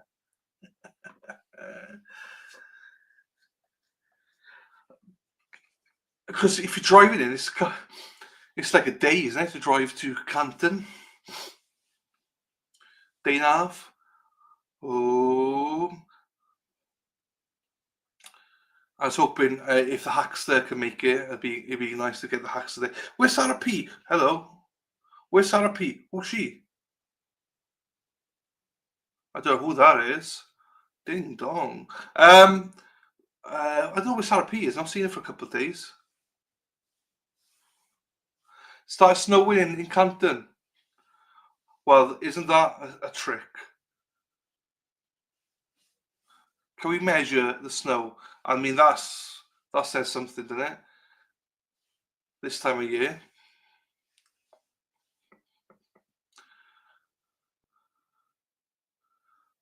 My heart beats.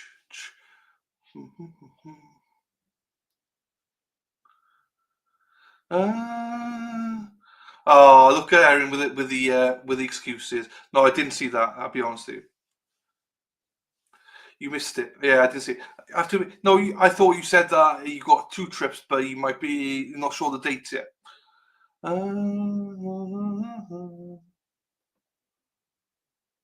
Okay, I didn't see that then.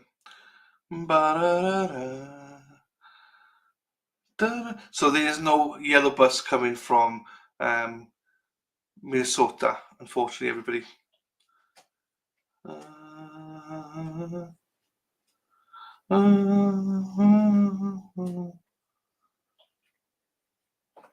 Ooh, who's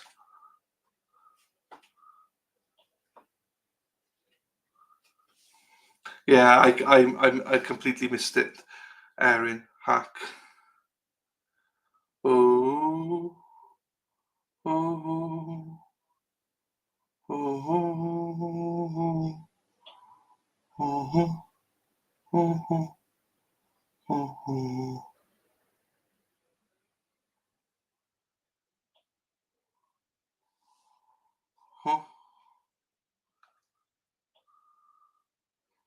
Look at the penguin. Lady Di, suck up. Lady Di, what's your excuse? Have you got a soccer tournament as well? I hope you feel better soon, Robin G, with that back of yours. It's not nice. I hate bad backs. Nothing worse. What the fuck is this? Whoa, whoa, whoa. You're not getting away with that one. What the fuck is this? Hang on. What is this?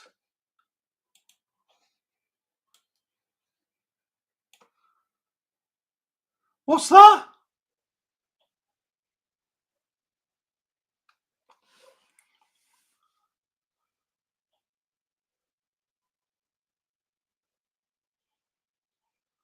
What is that? I mean,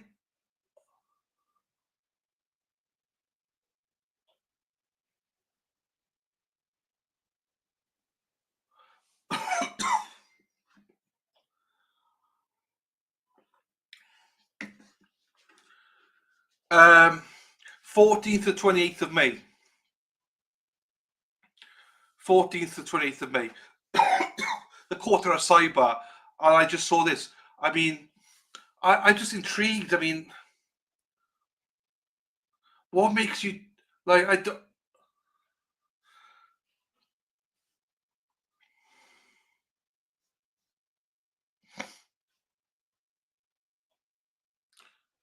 don't get it. I just don't get it. It's just like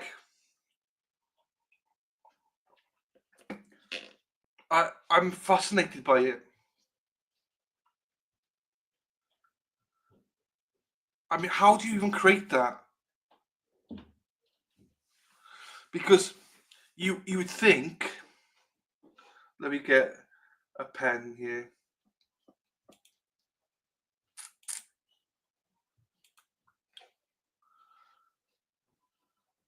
You would think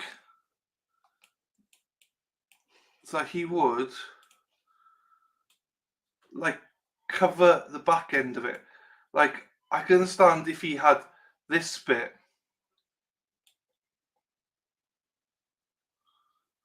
covered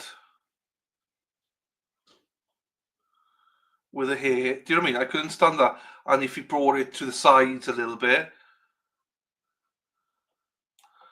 But there's got to be something special to have that hick. I just don't get that. Anyway, right, let's zoom it because I've no idea what the fuck.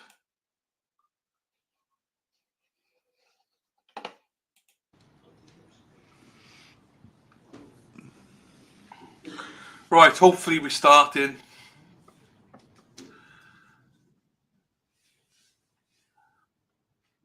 Oh.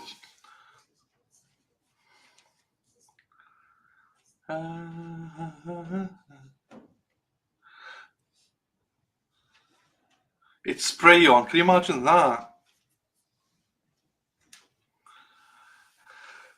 Also, Lady Di, I think Hippie Chick is coming out, I believe. I think everyone's coming out. Hang on, let me just check to you, Lady Di, when everyone else is coming out.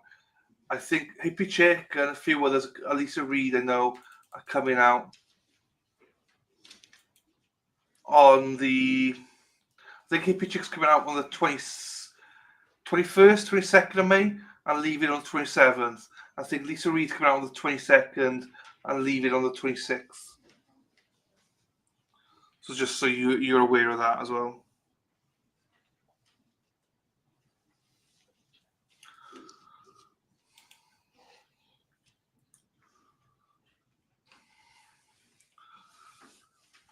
What are we doing? What are we doing with a drunken sailor? What are you doing with a drunken sailor? Dana is a drunken sailor early in the morning. Hoopia. Hoopia. Also, if you do come out to Canton, people, we've got a day trip lined up already. We're taking Spacey Stacey to have a colonoscopy, so that's on the agenda as well. So we'll be all going in and viewing her having that colonoscopy. So that'll be good, unless she does beforehand, obviously. What can we do with a drunken sailor? What can we do with a drunken sailor? You should have gone. I'd go with you. I'd hold your hand, Stacey. It's all good. So we have a day you're not eating. Sure.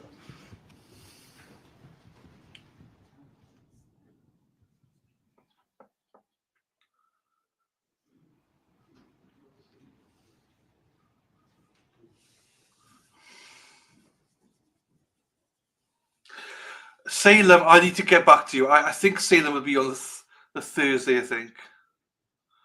Because Hippie Chick wants to go as well, so I might just go on the Thursday. Because duck boats on the Friday. I don't know what they're saying. So I think Salem probably sail away with me, honey, on the Thursday, and then duck boats on the Friday, I think.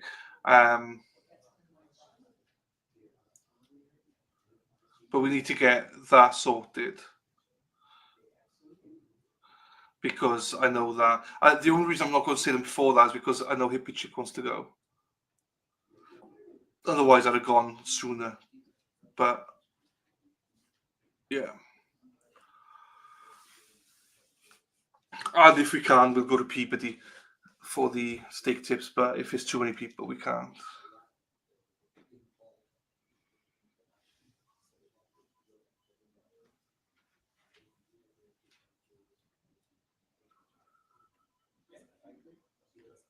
I do remember because I know we want to go, and also Chrissy is going to be our tour guide. She's going to help us out. So I'm just like, well, it'd be nice for us to all to go together, really. And Chrissy's from Salem, so just Chrissy Crone. All right. She's from Salem, so she'll be our tour guide. We'll do Salem and Peabody together. So Salem will be most of the day, and we'll try and have dinner in Peabody then. And then the next day, we'll try and go on the duck boats. But we might need to organise the duck boats in advance, depending on numbers. So, but again, we'll sort that out. There you go, Deb. But also, Deb, there'll be other things as well, Deb, before that. So, do you know what I mean? Because, you know, if you get in a hotel, because we'll be going to Salem, we're coming back. We'll be coming back to, like, I know the hotels and stuff are all in, like, Canton, Norwood areas. So we'll all be coming back anyway. And then going to the duck boats the next day. So what I'm saying is, don't get, if you come into the duck boats, don't get a hotel in Salem.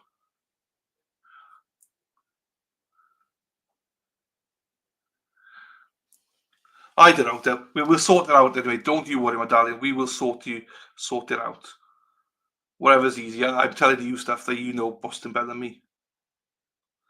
Watch out for witches, though. I see witches every day. I just need to know when closer. Yeah, well, I think we're going to have to put in those 2 days as definites now, Robin G. The Thursday, because of obviously Hippie Chick. Because, well, I mean, we could do it on Saturday, I suppose. Do you know what I mean? I'm just conscious of when people are here. I don't know, but I think I don't know. Fuck you know. Yeah, duck boats can be hard to do on weekends, I think. So that's why we think we'll do it on a Friday.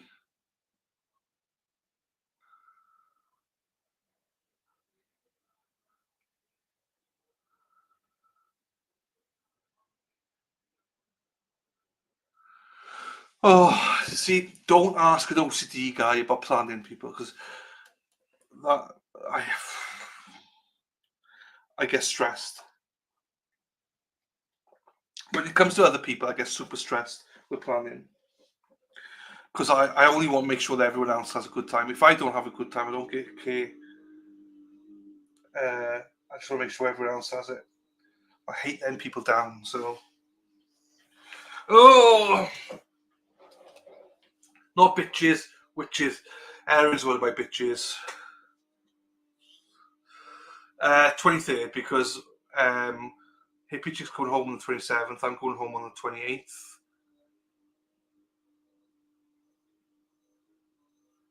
Yeah, it's just what I hate the most, guys, is just that responsibility of, you know. Yeah, I always. Oh, Mofo fucking Central.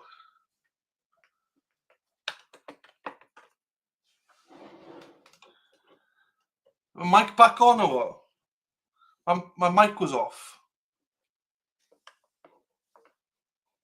No, I do stress. I just only stress because I want to make sure everyone has a good time. As I say, I know I'm gonna have a good time, but if I don't, that's fine. It didn't go off. Oh, happy days. It might be Mo fucking what the Okay, let me test something out then. Let me test something out, right, people? This is a good test for us, right? Let me switch mics and see what do you think of it. What do you think of this, people? Hang on.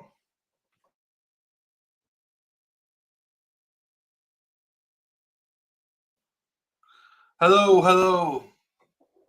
How are we doing, people? How is this? How is this mic now? I'm not using this mic. How can you hear me? Is it okay? Is it not okay? How is it? Is it too distancy? Is it too is it like it's the same? What the fuck? It's not the fucking same. It can't be the same. Because that's over there. I'm doing it into the camera. Sounds fine. It's not too watery or anything. Because I'm talking into the webcam. I'm speaking to the webcam, I am. Like, which one's better, webcam or the other one? It's 1,000,000% the same. What the fuck? So literally, I don't need a mic then, technically, do I? What will you do with a drunken huckster? Same. That's weird. That is so weird, people, because, like, literally, mic is not on, obviously. Oops. Mic is off. And I'm speaking to this. Your sound is fine. Hello, Yaya Trucker. I don't use 1,000,000% loosely. All right, okay. Logitech. Hang on then. Let me try another thing then.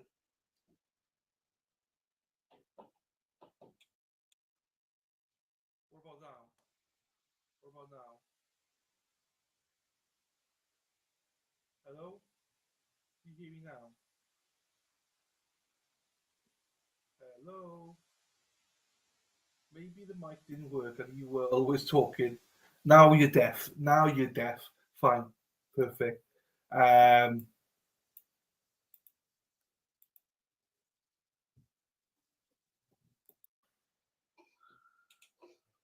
Now I'm back. Back with the webcam again. So you can hear me. So maybe the mic didn't work. Maybe, Stacey.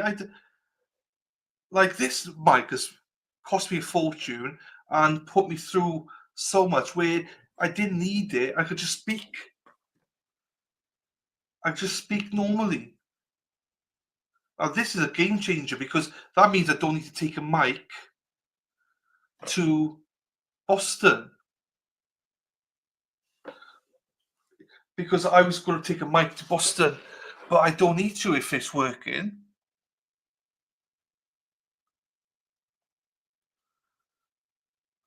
This is unbelievable. I'm going to leave it on this all day now and see in case.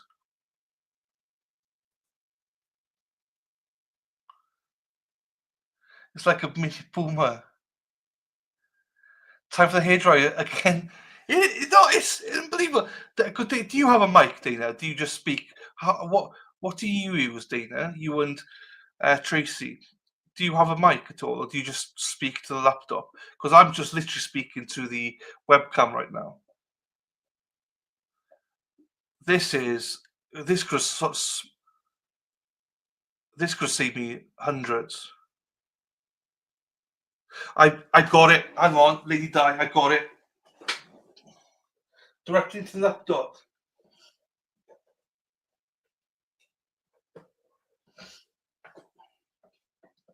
So, on the streets, Lady Di, this is it. This is my mic.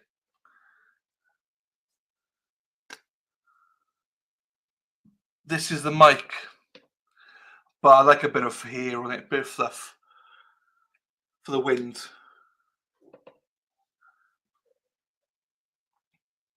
So there you go. Yeah, hey, I'm taking it to the streets. We need a street walker. Directly into the laptop. There we go. I've solved it. I'm fine. So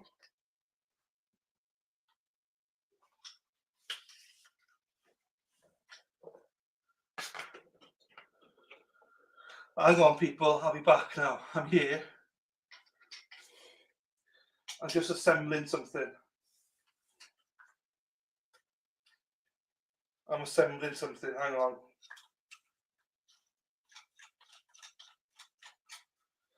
Hang on, people. I'll be there now in a second.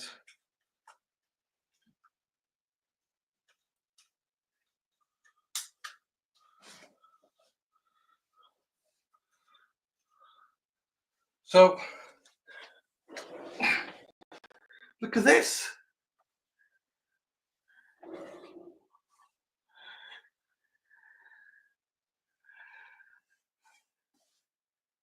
Hey! If I don't like you, I can use this then and be like, hey, can you answer this question? Oh shit, I can't get it. Can you answer this question? For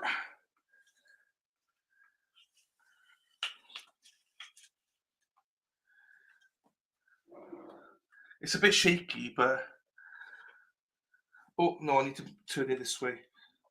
It doesn't seem to tighten on.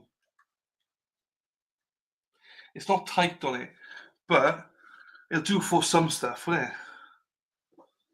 Walking around, singing around. Because I'm going to be doing. I hope you're interested in it, but I'm going to be doing vlogs every day, every single day. I won't be going live. I'll just be doing vlogs. I'm not saying I'll be posting every day, but I'll cover more again. But that's a bit loose. That's a bit loose, and it won't tighten up.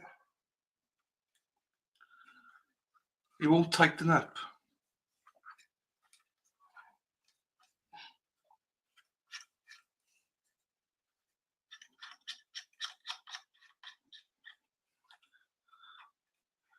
Looks like a mulligan mic. I don't know what a mulligan mic is. Yeah, I'm not sure how to. Oh, hang on. Oh, now we got it. I fixed it. Hang on. I fixed it. Then I can bend it over just like I want to. Bend it just a little bit. So yeah, I can do that.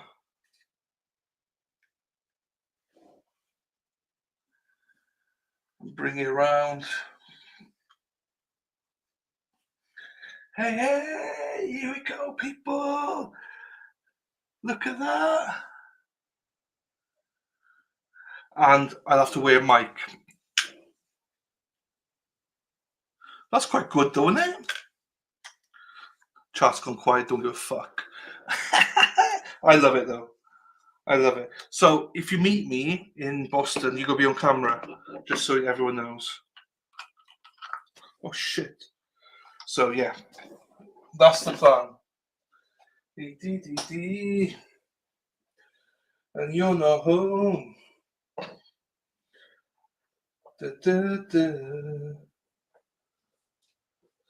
I've only got one mic, so it'd have to be something to share around and stuff. So, but yeah, I want to do loads. Clog. Thank you, Deb. Yeah, so I want to do as many vlogs as I can because I want to meet people and then ask, just chat normally and stuff like that. So don't be shy for the camera, people, because I won't give a rat ass. You're on. I don't know, Di. That's why. This is why I'm talking shit all the time. Because I'm trying to fill the air. Oh, I can't believe I don't need a mic anymore. This is such great news. I don't need to take a mic to Boston. Could you hear me then when I was speaking? Have you heard every word I've said? Every word you say. Everywhere you drop the way. I'm just amazed that you can pick it up. This is amazing. Happy days. Thank you, Hack. Thank you, Deb. That saved me a job. I only now need to take my camera and that's it. Now, once I get there and the camera, if the mic doesn't work, I'll be really pissed. But it seems to work, so there you go. We'll use it like this now from now on. I don't think people were impressed with my vlog antics. We just got out to 12 people. I don't know why. What court's doing, I have no idea. Dyddiau hapus. Dyddiau hapus. Well done. Happy days. Happy days is dyddiau hapus. Oh, I don't, whatever. Dyddiau hapus is happy days. Happy days are here again. Fuck them, yes. I mean, it would be nice for them to come back so we can get some ads paid for, but.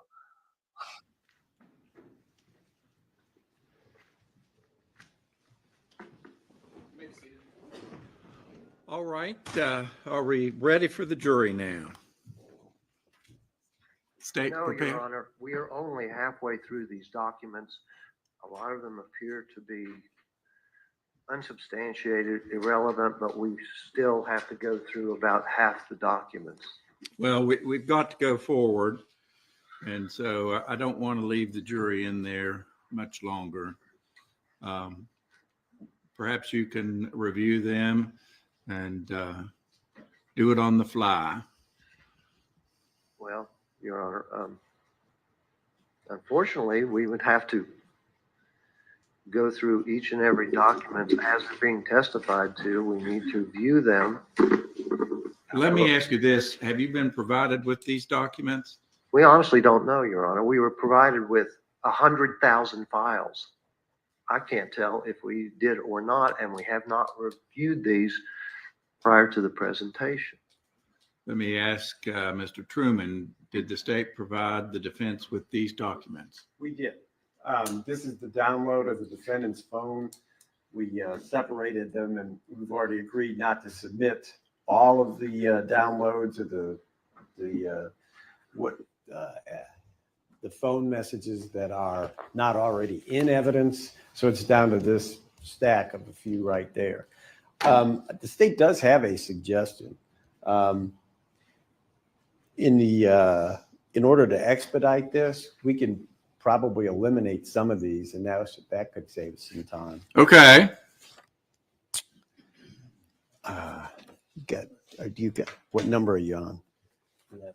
Good. We'll eliminate 11. I said we'll eliminate 11.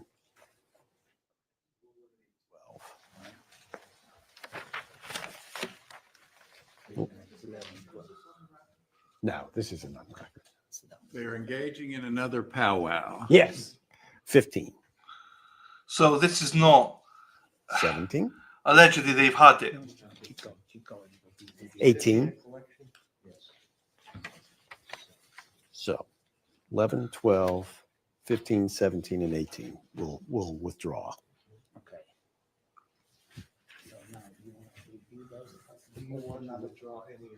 No, I told you the ones I was willing to withdraw.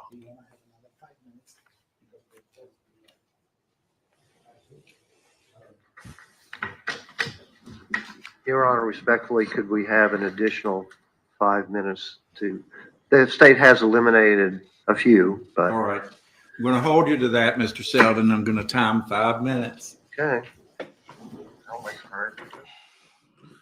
I don't know. I think it depends, you see, because it's part of a conversation she's had or something. So it must be something in there.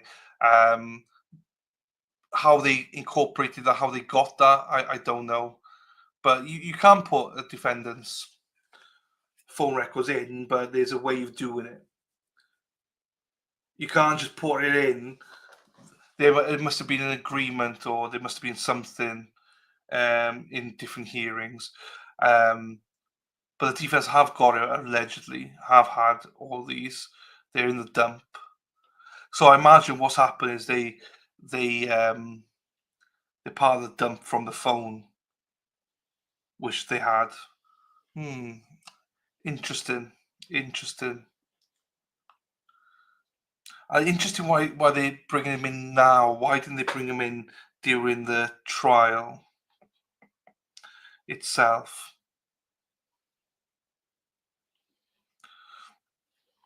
What they're trying to do, I believe, is to nullify the son and daughter, their testimony.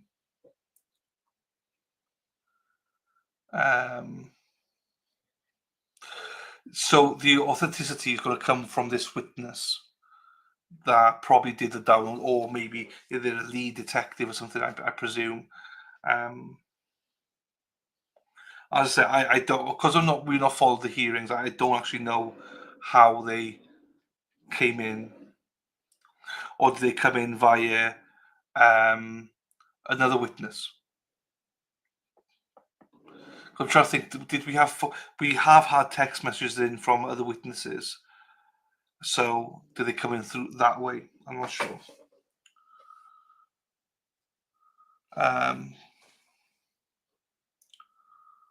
So we'll see. Hang on. I think it's going to be 5 minutes.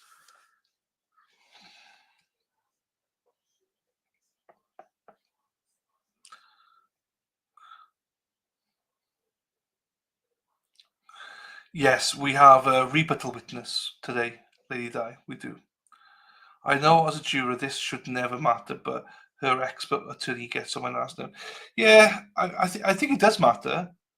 I think it does matter because you potentially one day would be a juror. So if they do annoy you, so if it annoys you, I can guarantee you there's 1 or 2 other people there at least that he annoys as well. In the same way, some people will be, no worries, Deb. Some people will be annoying with Penguin. This is why it's so crucial. You could be the best attorney in the world, best lawyer in the world. You can do all this lawyering and stuff like that. But if the jury don't like you, to a lot of jurors, they will just not back you. And they will never go the same side as you, no matter what. Yeah, I think there's mixed feelings about the Penguin. I think some people love him, some people hate him. So, again, it's one of those.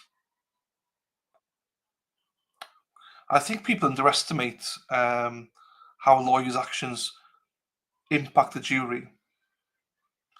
I honestly do. I think their egos sometimes impact them, that they don't think that their behaviours impact the jury.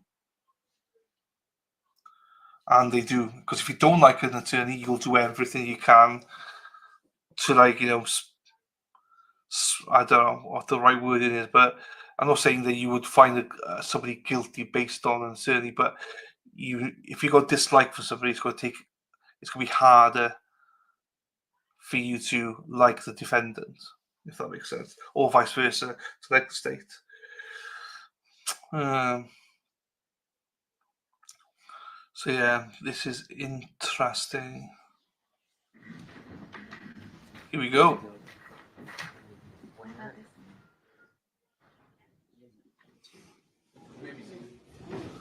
Yes, All right, that's are why. we ready for the jury now?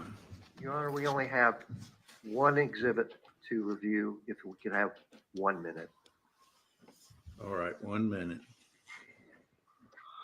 Yeah, Delphi, this is what I mean. The jurors, it impacts on them.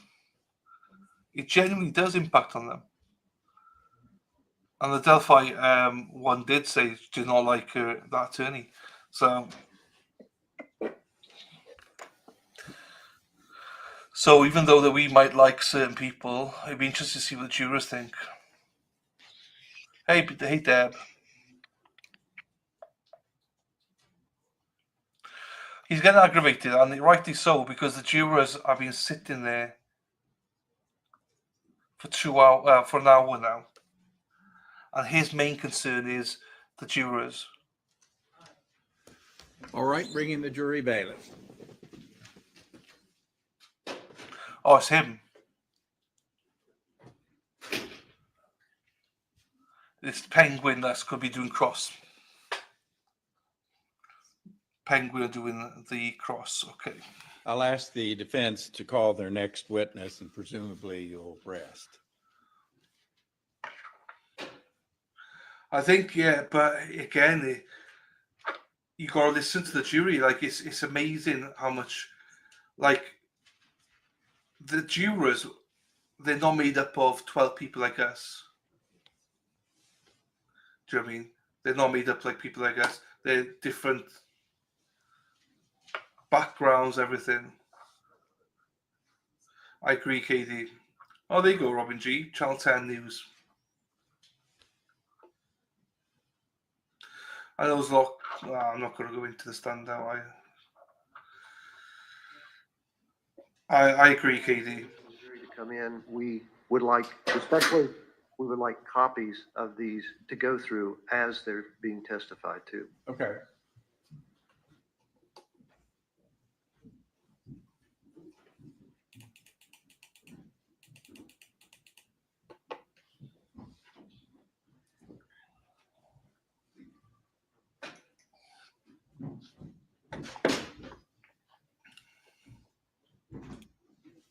Good morning, ladies and gentlemen of the jury. Good morning. I'm glad to see that you're still smiling.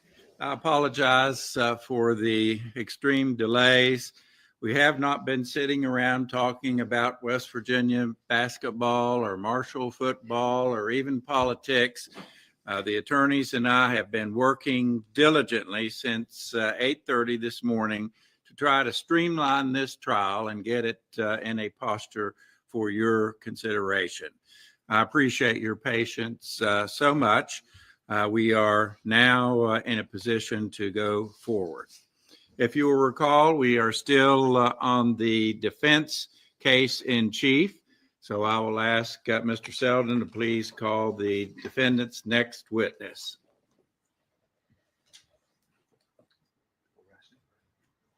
Your Honor, we have no other witnesses. We are resting the defense case. All right, thank you. Let me inquire of the state if there will be a case in rebuttal. Your Honor, the state does have one witness to call in rebuttal. All right, please call your witness. State recalls Robert Heinzman.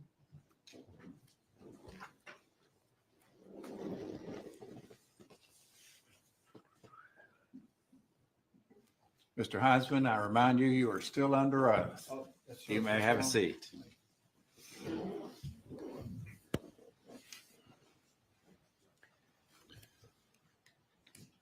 You may proceed, Mr. Truman. Thank you, Your Honor. Mr. Heinzman, hand you what's been, at this point, it's part of State's Exhibit 3. Ask you to review that as well as the second page, which is also an abstract from. You my request that we get copies so we can look at them while they're being testified to. If we could simply copy them very quickly. Does the state have copies available? We do not. I mean, we can make them, but Okay. I'll ask Ms. Brown Bailey or the deputy to make the copies real quick. How many do we need? he's the only one that wants one, I guess. One.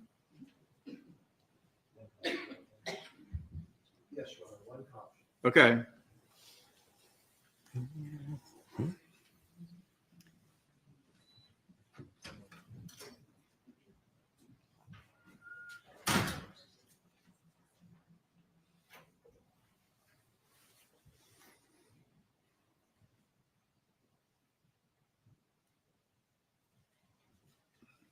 Yeah, I mean, Aaron Hack, if the question came in, has anybody looked at any evidence or anything? Your hand would go, you can't lie, so your hand would be straight up going, yes, Your Honour, I'm so sorry. I was in the weeds last night. I've watched every programme about this trial. You will not be able to help yourself. Your Honor, and for the court's information, Mr. Victor will be cross-examining this witness. Oh, all right.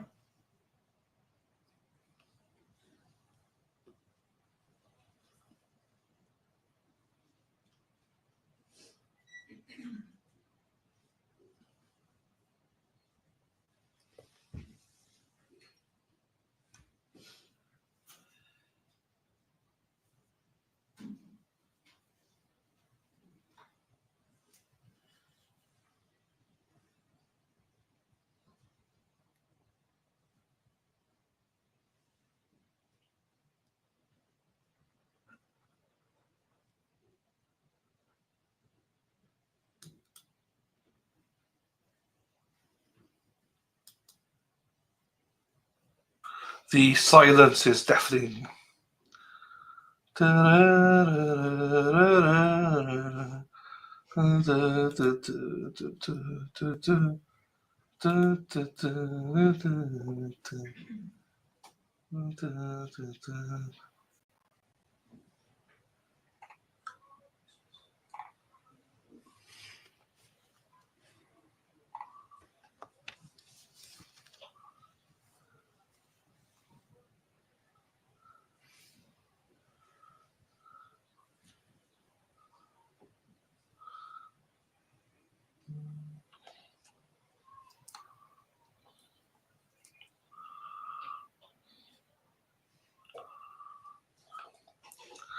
Oh, cheap. The jury just says, looking down. Whoop. They're waiting for a copy of the all the text messages. So basically, the defense have one copy for one of the attorneys. The other attorney, this one. Oops, wrong one. This one. Oh shit, wrong one. This one wants his own copy. So we have to wait. So the lawyer that you like, don't like, sorry.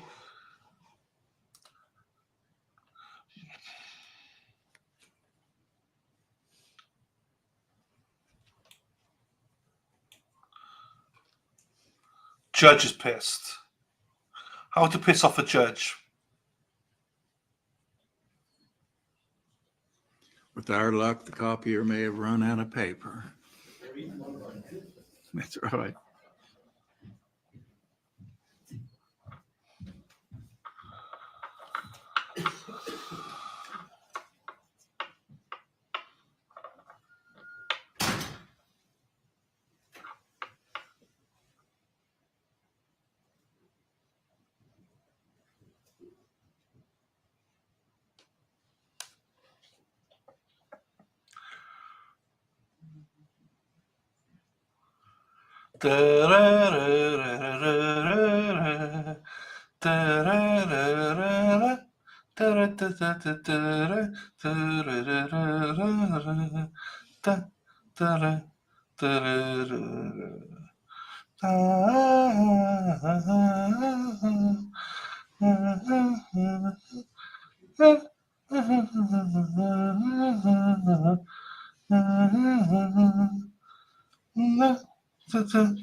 Da, da, da, da.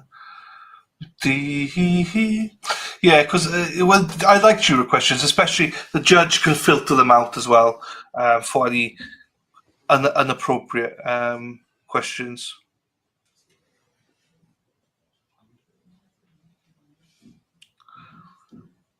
I mean, come on, guys, this is ridiculous.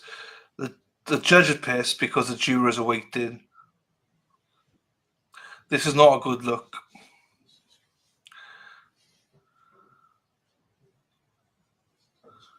Especially if you don't like the guy.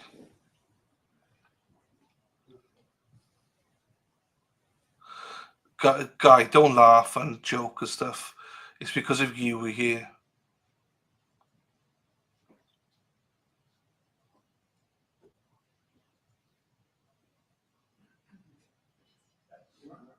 Go ahead and ask some preliminary questions. Okay, go ahead. You previously testified that you and Tim Bledsoe, both retired troopers, were the lead investigators in the two cases, correct? That's correct. As part of your investigation, did you interview the defendant's children? No, we did not. Why not? At the time of the investigation, and more specifically between March and June, March is when we began the investigation. June is when we executed a search warrant on the defendant's residence.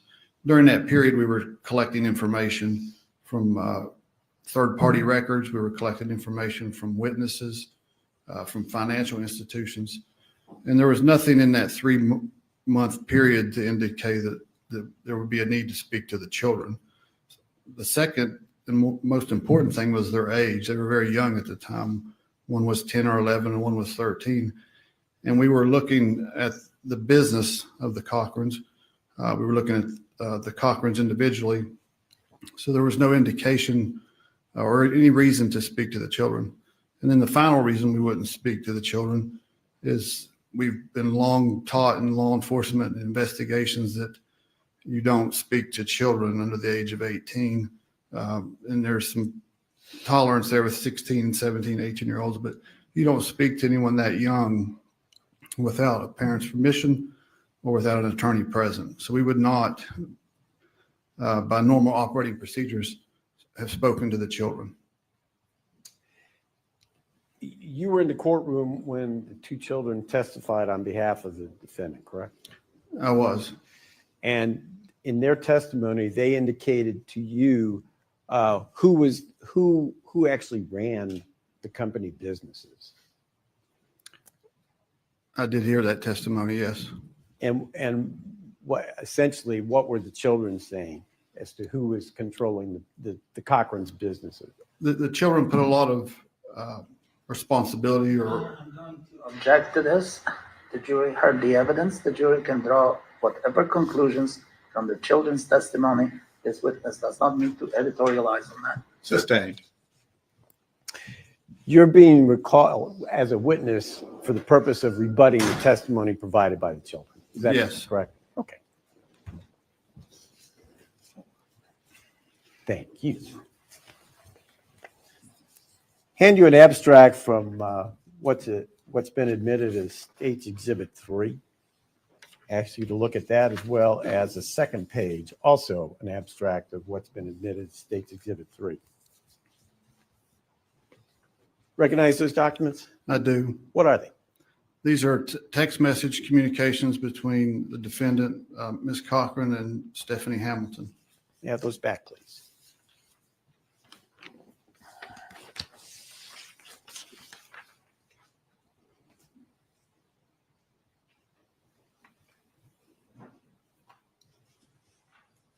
At 10:15, the defendant sends a text to Stephanie Hamilton. Can you put that in some kind of context as what's going on there? Natalie Cochran is offering Stephanie Hamilton an opportunity to invest in a government contract dealing with medical I'm sorry, equipment. The document speaks for itself. Again, we don't need any editorialization as to what these documents are, what they speak of. Could the state respond to that? Sure. That's not accurate. Those are statements taken and they don't say anything about a contract. It says there are two today. Two what? I think it's fair to put that in context with the witness's investigation and what he found that meant. And for that matter, these documents do not indicate any interlocutor of Natalie Cochran. We have no idea who this is. Well, I think we do need some explanation from the witness, and so I'll allow it. I'll overrule the objection. You may proceed, Mr. Truman. Thank you. Ms. Cochran is offering an opportunity to invest in two contracts or to consult on these contracts. They deal with surgical masks and betadine swabs, medical equipment.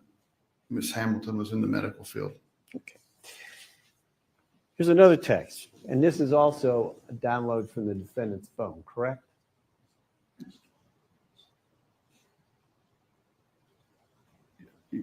Yes, and from Ms. Hamilton's phone. Correct. And this is April 26th of 2019. Yes. And the defendant responds, that means next Friday is payday. I'm going to object to this, Your Honor. This is way past Michael Cochran's death. This document is irrelevant. What is the date on this? The date, Yes. April 26th. And the purpose of this testimony is to show that the defendant continued to run the business as she had before. I'll allow it. Overrule. Thank you.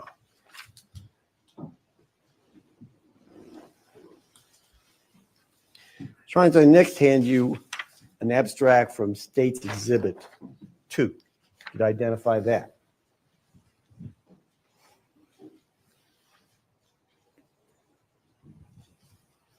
Yes. What is it? This is a text message between Natalie Cochran and Chris Davis on February the 6th, 2019. Judge, I think we really need to approach the bench at this point. All right. Whoa.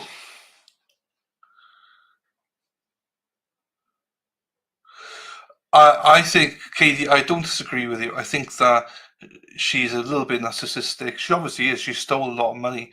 So she is, in essence, she's a piece of shit, is what Natalie Cochran is. But in order to convict somebody, you've got to put all emotions aside and forget about everything that she's done in the past. Is there evidence here? And there's nothing. I think, unfortunately, though, you hear many people are happy to convict on hearsay because they believe the police would never lie and stuff like that. So it's very unfortunate. If you go by the letter of the law, she'll instantly be found not guilty. But when you put the emotions of a jury in there, they don't think the same way. Not saying that you don't. Some of them might not think the same way. I'll just be like, well, it doesn't have to be spot on. And if it wasn't her, who else was it? Well, it doesn't matter. But to them, it might matter. So that's why we get so many guilty votes. I'm very staunch person here that I think that I need to see a lot more than this. Continue, Mr. Truman. Thank you, Honor.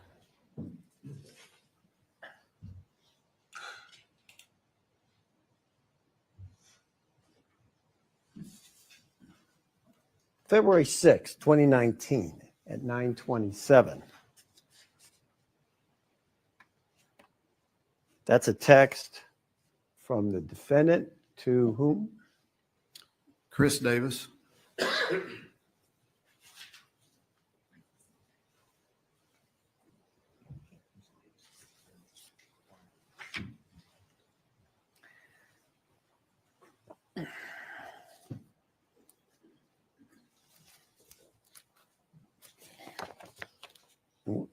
we'll have these marked collectively, but if you could take a review of those documents.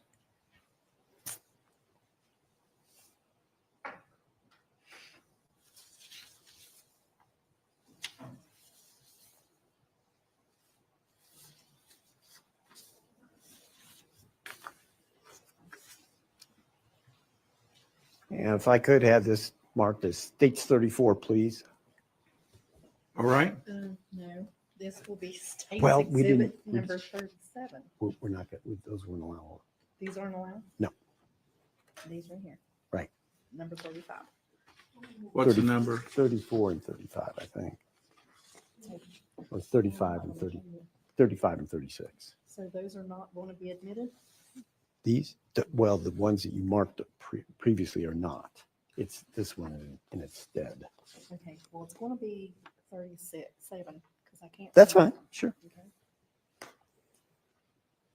This is defendant's exhibit number 37, Your Honor. State. Thank I you. mean, states, I'm sorry. States 37. Yes, sir. Okay.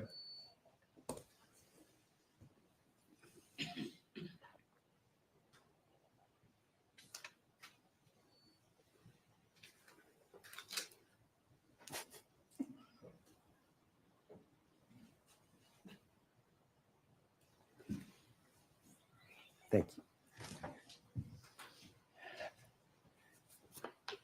States 37, marked for identification. Tell us what that is. These are text messages between Natalie Cochran and Wendy Poteet. Who's Wendy Poteet? Wendy Poteet would be the sister of Natalie Cochran. And how did you acquire those documents? These documents, they're cell phone text message documents. These were recovered from Natalie Cochran's cell phone subsequent to the search warrant executed at her residence. The cell phone is given to a forensic examiner and they do an electronic download of all the data on the cell phone. And these are pages from that extract. And that was from a search warrant? Yes, sir. Now, we don't necessarily have to go through all of these. Let's just put a few up here to show where this is going.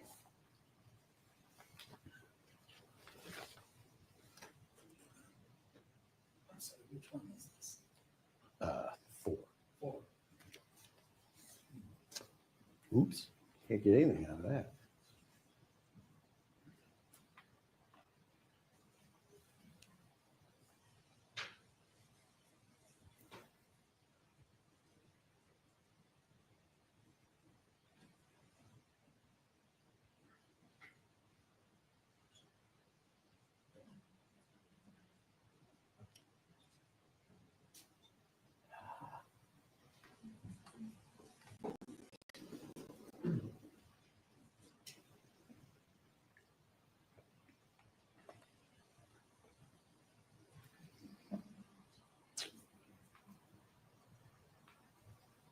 Once again, these are text messages between the defendant and her sister, Yes. and she's offering a contract. Wendy Poteet was already a investor victim of the contracts and she is, Object to the characterization of as a victim. We don't know anything about Ms. Poteet.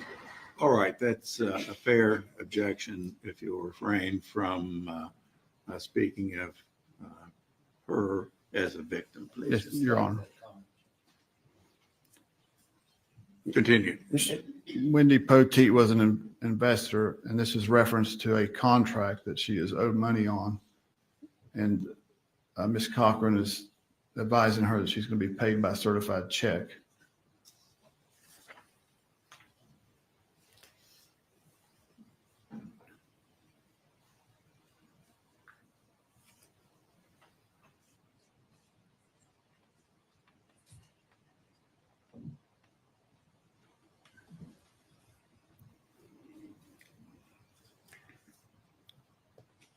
Once again, This is a text message. Your Honor, can we please have this identified? Which document? number 5. text message, again, between Natalie Cochran and Wendy Poteet, where Natalie is offering additional contracts for Wendy to invest in on February 18th of 2019.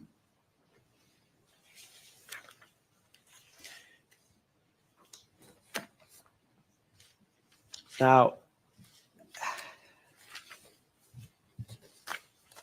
collectively, is there a pattern emerging here in terms of the defendant's conduct of the business? I'm going to object to this question. That's argumentative.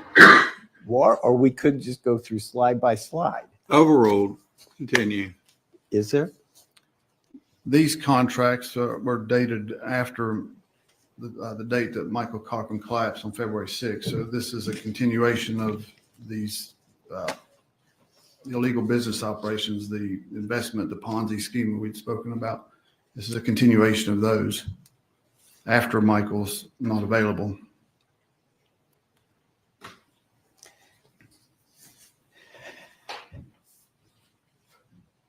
This time for sure. Please. This will be State's Exhibit number 38, Your Honor. Very well. Before I go south with these.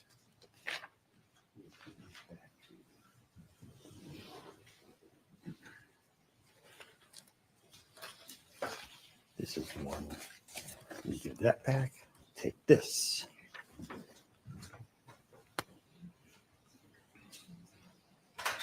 Anyone what's been marked for identification is States 38, please.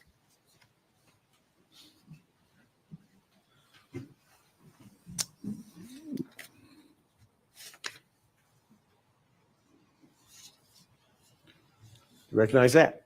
I do. I do. What is it? Which number is it? Oh, I'm sorry. For the, Yes. Yeah. 22, 23, 10, 10. 13, 14, 16, 19, 20, 21. Okay, 22, so now we're 23. looking at 10. Collectively at the moment. But Okay, all right.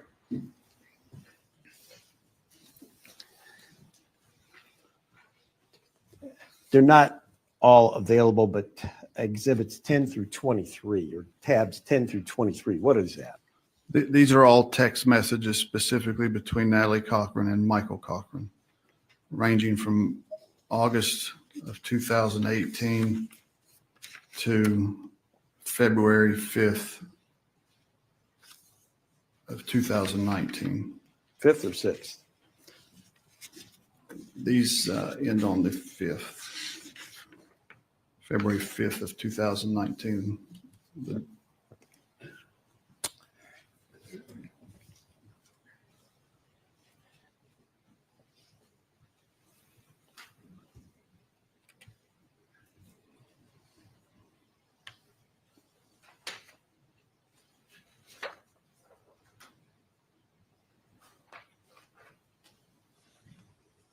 This is page 2 of number 11.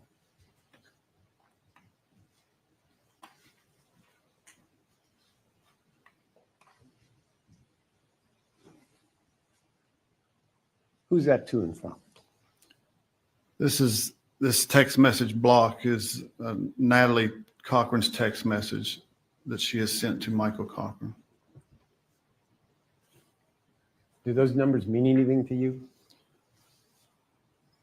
These are dollar amounts that she has told Michael are owed to them and their business for contract, government contracts that they have sold or obtained, been awarded would be the correct term. She's. Are you done with that one?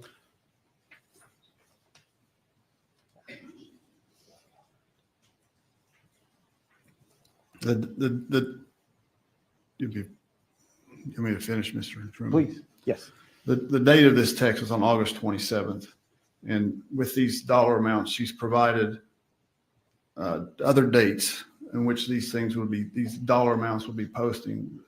The very first entry, 3.45 million, should post tonight at midnight. That would be on August 27th.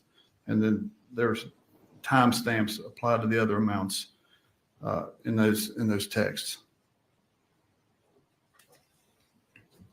13.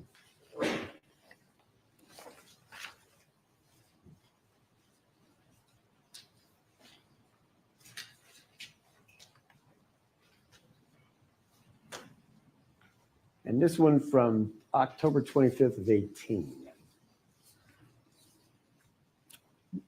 This is a text from Natalie Cochran to Michael Cochran where she's talking about getting off the phone with government entities and that the audit, which was presented as a reason why none of the contracts could be paid out, she is telling him at this time that the audit is complete.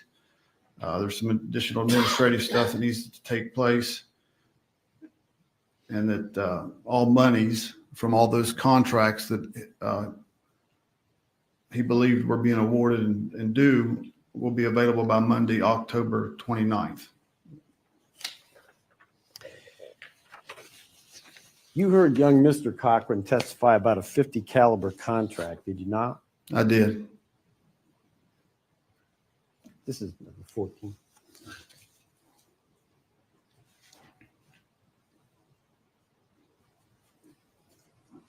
And this is, again, a text. You recognize the phone number as to where that text is coming from? Yes, that's Natalie Cochran's phone number. And is that the only 50 caliber order in your investigation that you saw, or were there others?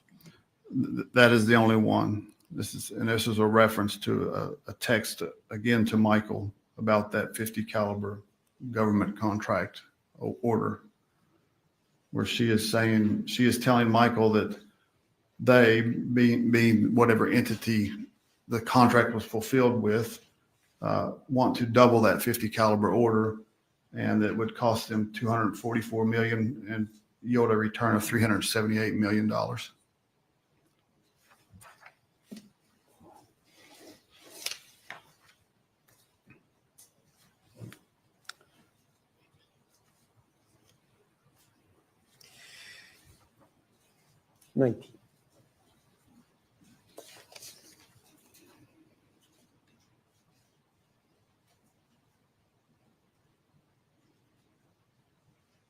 This one from January 30th, 2019.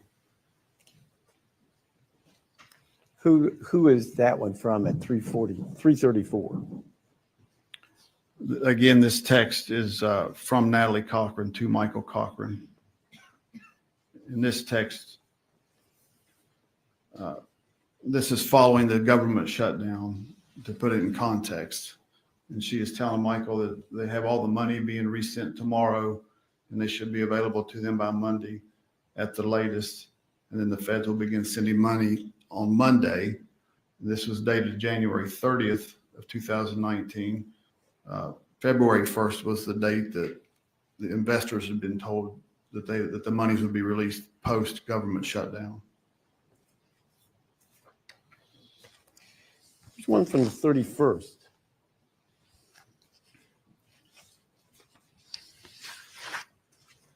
This is, again, a text from Natalie Cochran to Michael Cochran, where she is telling him that she is on the phone with the Bank of America. And this is in reference to the monies that were supposedly inbound.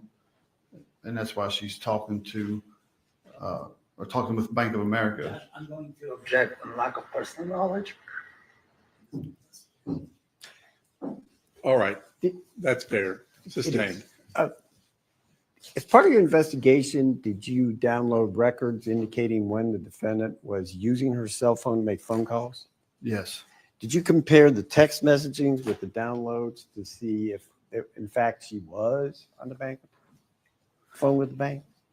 There were instances where she claimed to be on the phone and she wasn't. And there were instances where I'm going to object. This is a broad.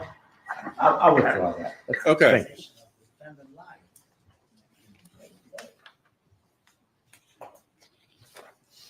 21. What's DFAS? DFAS is the Defense Finance Accounting Service. It's a federal government entity that deals with defense finance. And 2 days before Michael collapsed, there's a reference to the organization you just mentioned, who's Betsy? Betsy was earlier referenced in testimony to Betsy Britland. Betsy was a character created by Natalie Cochran to be a government employee that she communicated with regarding government contracts on the regular. She would ask, or when asked about contracts, she had told Michael that her point of contact was Betsy Britland with DFAS or the U.S. Treasury. That's not in the exhibit. The witness is testifying from some other unidentified documents. I object to. Overruled. Go ahead.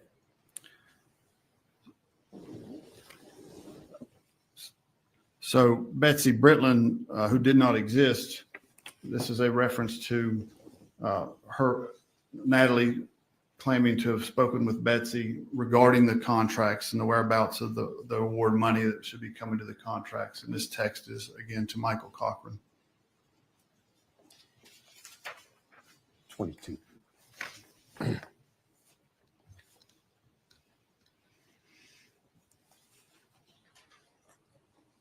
And on 2-4 at 3:01, 2-4-19 at 3:01. Again, this again is a text message from Natalie Cochran to Michael Cochran, assuring him that all 4 wire transfers and money deposits were en route and that they potentially could show up that day on February the 4th. And she references 4.8 regarding millions of dollars that should arrive in the morning and 23.8 million tomorrow, the next day at some time.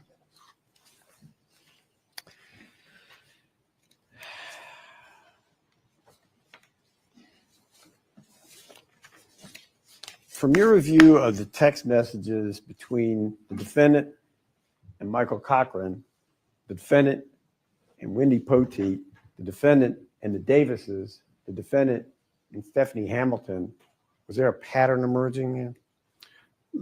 Yes, there was. And was always deception to all of those parties, was it not? Judge, now the prosecutor is testifying. I object. Fair point. Sustained. The text messages that we've reviewed in summary fashion, did they indicate a pattern to you? They did. What is that pattern? That Michael Cochran was being told the exact same information that the investors were being told. Those who were relying on money to be paid back to them, the information that was given to them is the exact information that was being given to Michael Cochran. And that all derived from the defendant, correct? Yes. Could I have just a moment, please? Sure.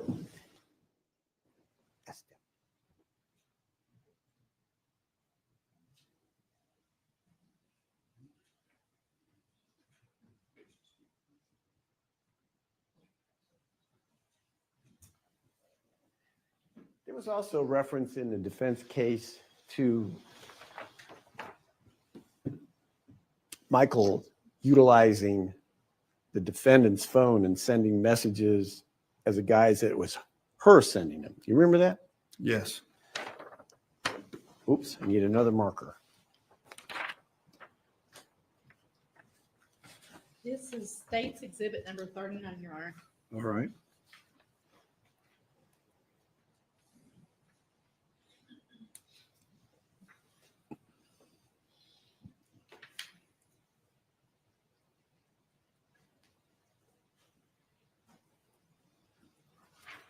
Thank you.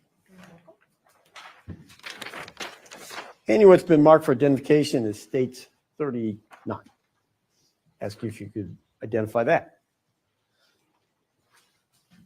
You want me to identify? What? Yes.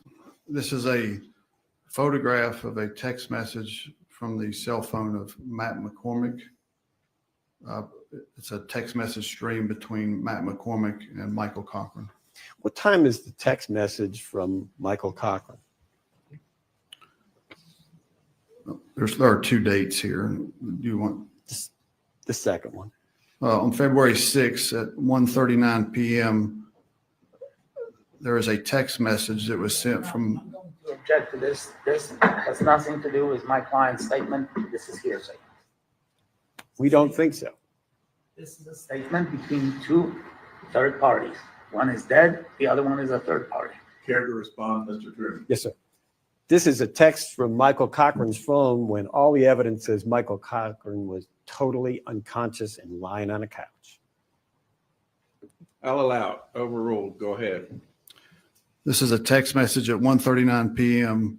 from Michael Cochran's phone to Matt McCormick's phone, in which he is telling Mr. McCormick that he would be available to see him in a few days, reference a firearms transaction.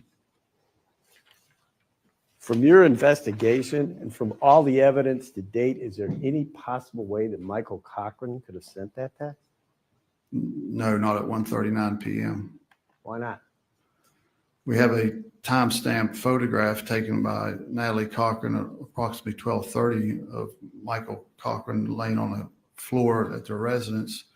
And then soon after, we have witness testimony of individuals at their house with him in his unresponsive state during that time frame.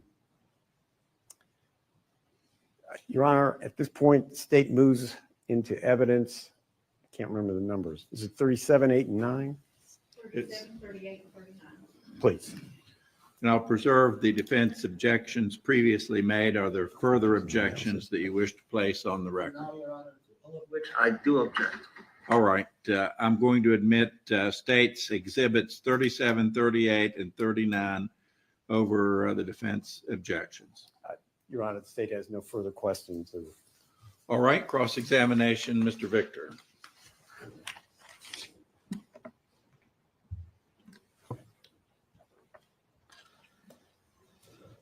Mr. Heinzman, the purpose of your testimony here today is to demonstrate that Michael Cochran, and this is an old story, was duped by my client, Natalie Cochran, and didn't know anything about these contracts, right?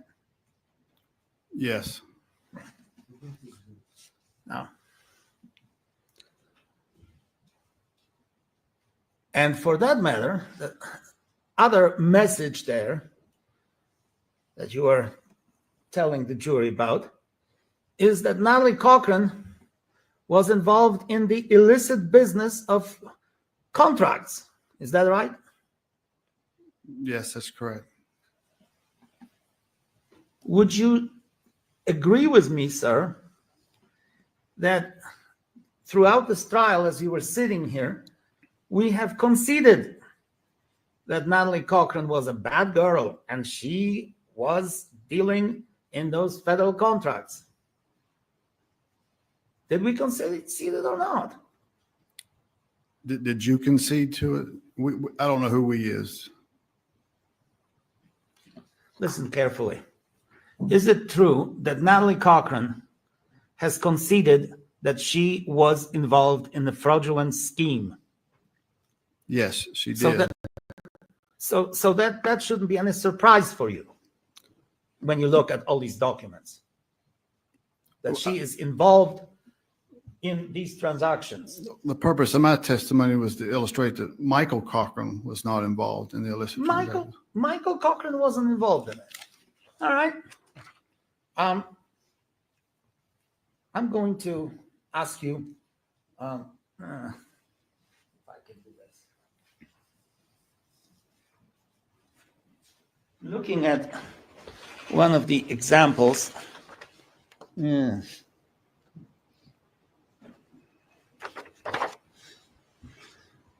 I do not recall which number it was. I think it's somewhere around 5 or 6. But you testified about this document, didn't you? Yes, I did. That document was telling you that on August the 30th, and I presume 2018,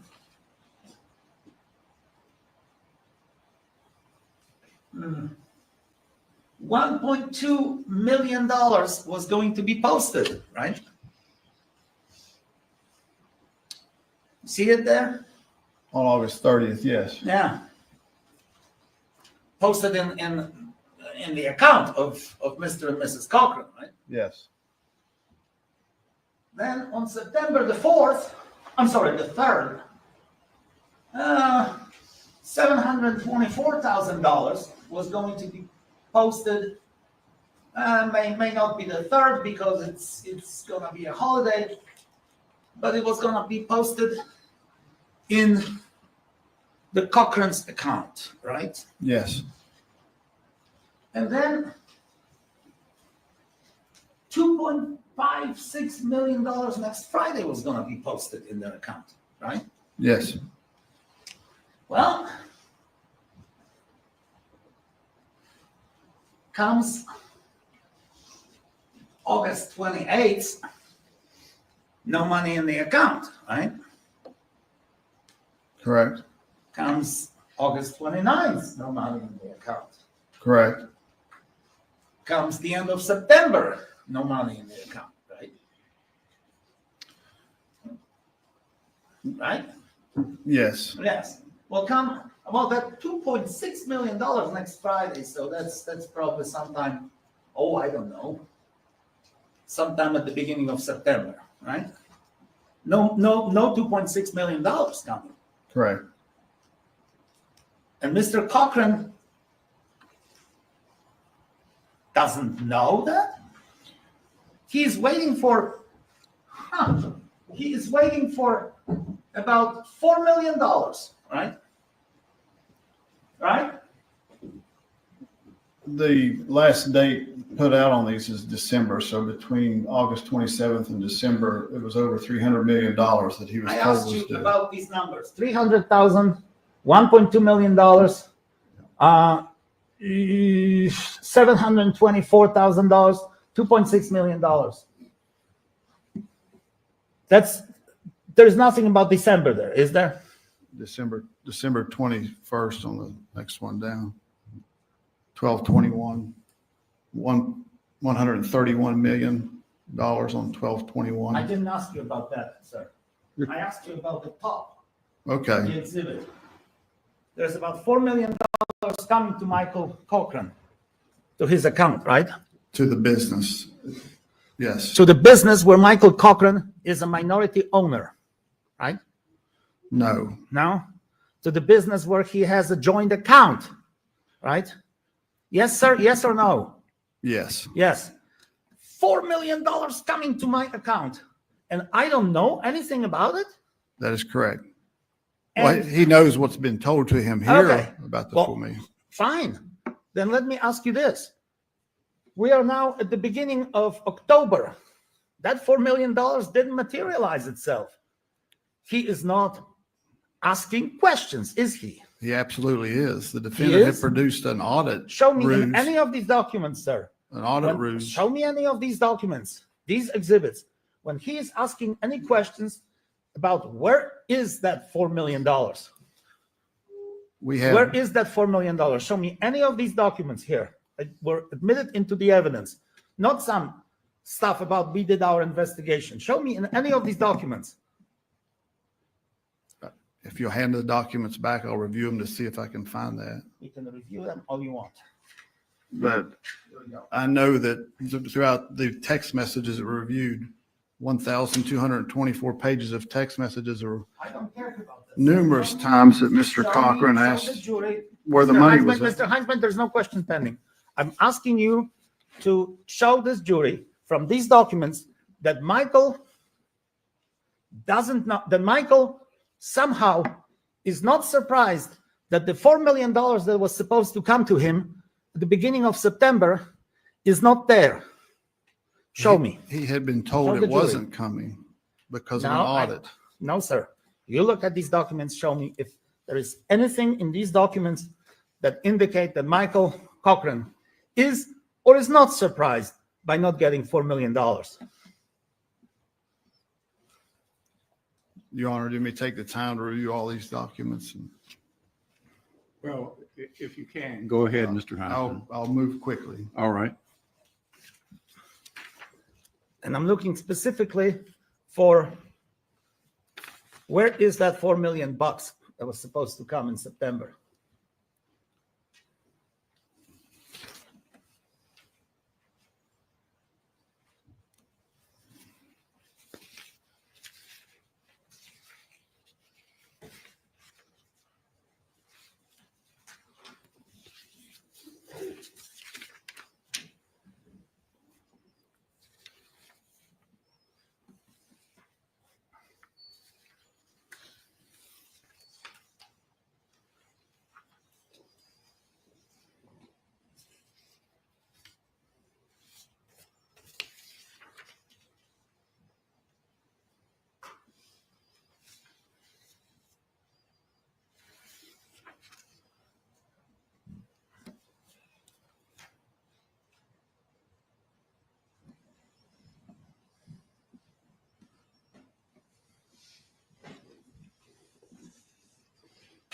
I think it's just funny when he gets so riled up, the Penguin does. He gets so riled up.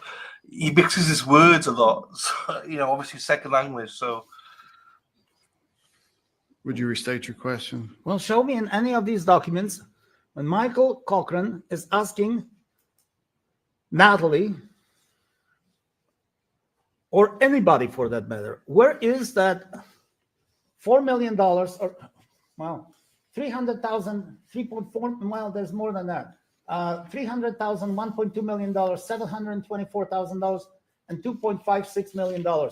Where is it? It was supposed to be deposited.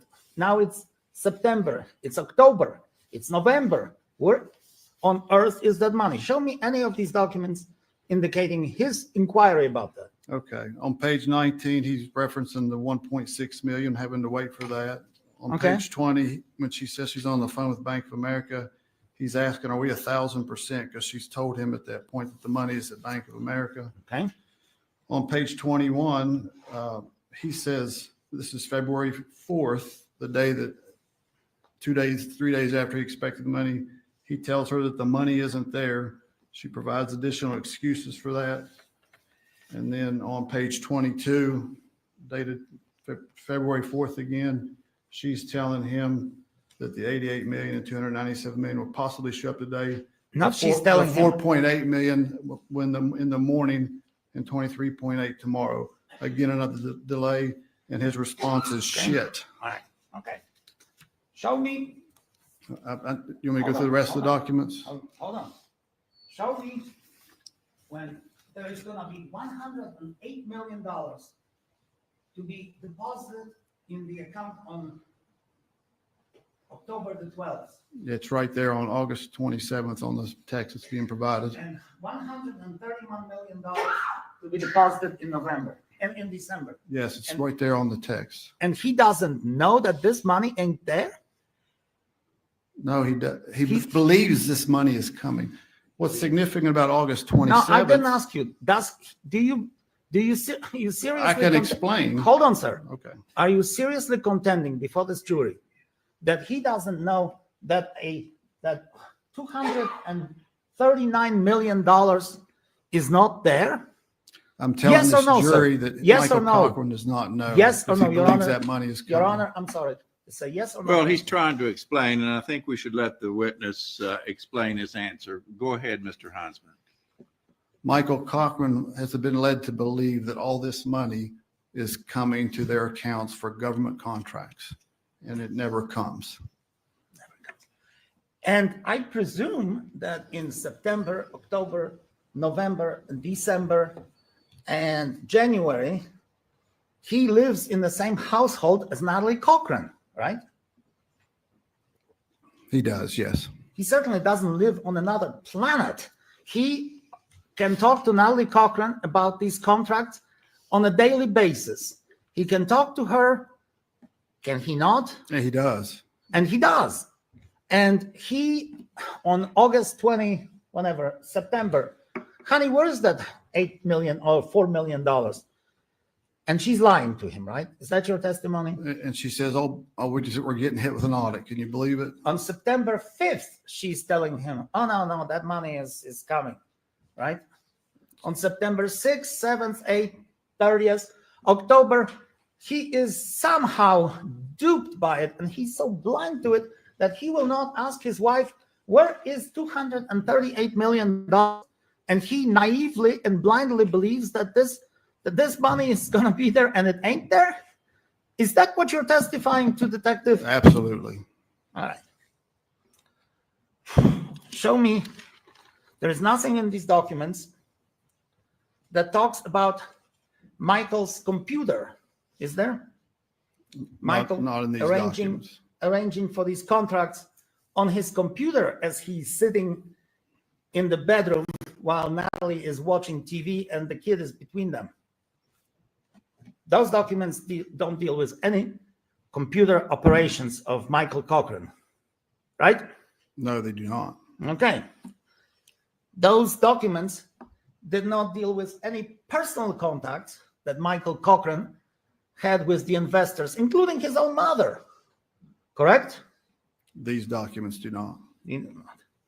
These documents do not deal with any checks that he wrote, as we saw in some of the exhibits here, on behalf of the companies, correct? Correct. For either services rendered or for consulting services, et cetera, right? These Correct. documents don't show that. These documents don't, these documents do not address any issues that, the detectives are coming and, maybe they should talk to the kids. Is there anything about that anywhere? No, there wouldn't be anything like that. All right.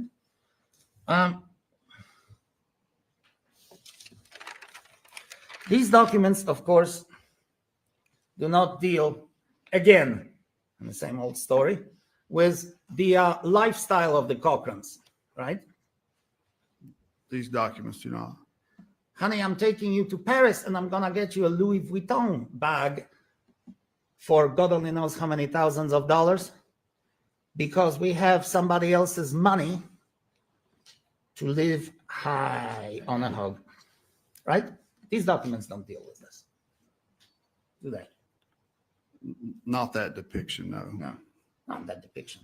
Well, they don't talk about any of the wealth that the Cochrans, plural, have acquired through the illegal schemes and enjoyed for a long time, right? These documents do not.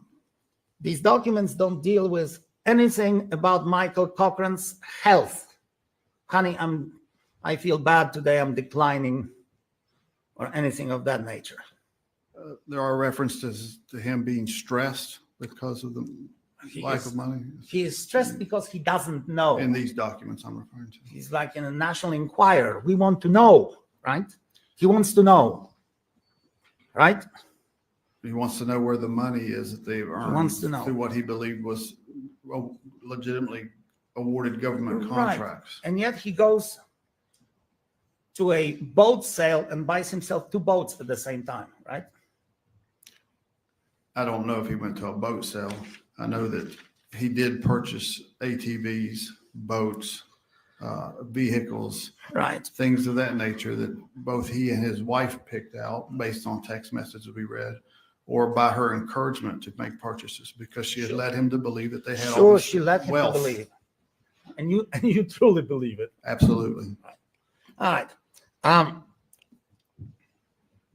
These documents do not show, these documents that deal with Natalie only, not Michael, whether he was copied on them. Do they? So would you ask that again? No, you look at any of these documents where Natalie is talking to Miss Petite or Chris Davis, where Mr. Cochran is not involved. Is there any indication that he is copied on those conversations? Some of them, yes. Yeah. So some of this he knows, right? Some of it, but Yeah. not in this context that you're framing it. Not in this context, of course. Okay.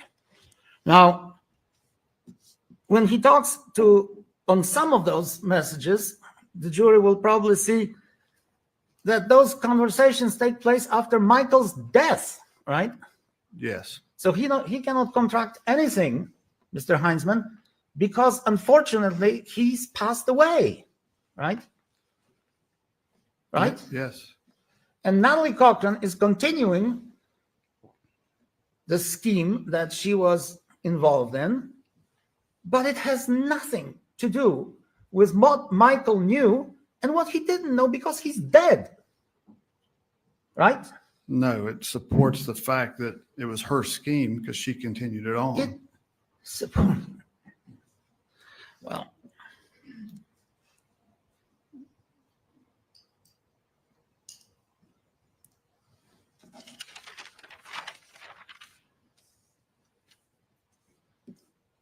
one of those exhibits, Michael asked, no, 16. Michael asked directly to pull out $9,500. From where? From their personal account To do what with it? to have some cash on hand. And that $9,500 came from where? They didn't have any income, independent income. That must have come from the investors, right? That or rescue loans. Well, is it possible that since they have no income, independent income, you testified that Natalie wasn't working as a pharmacist anymore, and Michael's job was an IT man, not really defined, that he's pulling $9,500 in cash that must have come from the investors, right? Yes. So he pulls $9,500 that he considers money earned, right? From previous contracts. If he believes that, if he's so scrupulously honest, well, he must believe that this is the money that they've already earned on those contracts, right? Right. He's not aware that they're illicit proceeds. He thinks they're legitimate proceeds. Right. Right.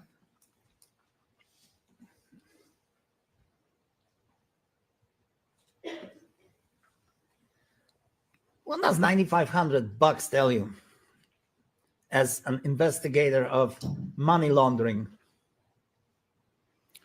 Well, that Cash. I'm going to ask $9,500 cash. What does that tell you?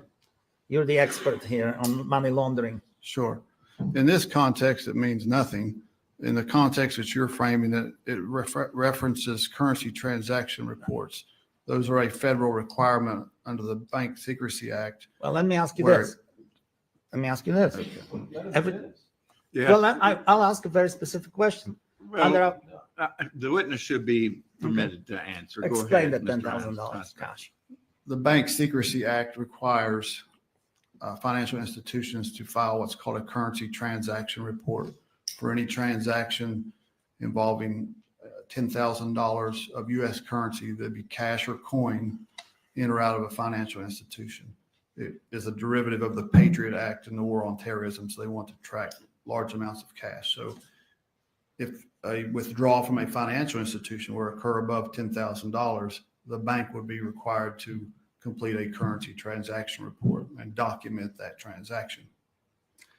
In this case, however, Well, I'm the sorry. Cochrans Now had let me, cash I'm inside sorry. a I'm sorry, safe. Your Honor. Okay, Now the question is this. fair enough. He's answered the question. Go ahead, Mr. Victor. $9,500 in cash is obviously under 10 grand, right? It is. And he withdraws that amount of money in cash, right? Yes. Would you agree with me that he does that for the purpose to avoid the $10,000 money reporting necessity? No, I would not. No? That's not illegal. It's not an illegal act. It's when that is anything 10,000 or more Right. is taken out in multiple increments over a short period of time. That would then trigger what's called a suspicious activity report Right. with the bank that ties back into the currency transaction report. And So that's why- that amount alone is not illegal. And that's why he's taking $9,500 rather than 10,000, because he would have to report it to the IRS. Your Honor, that's speculation. There's no way the Wow. witness could read the Just pen. saying. All right.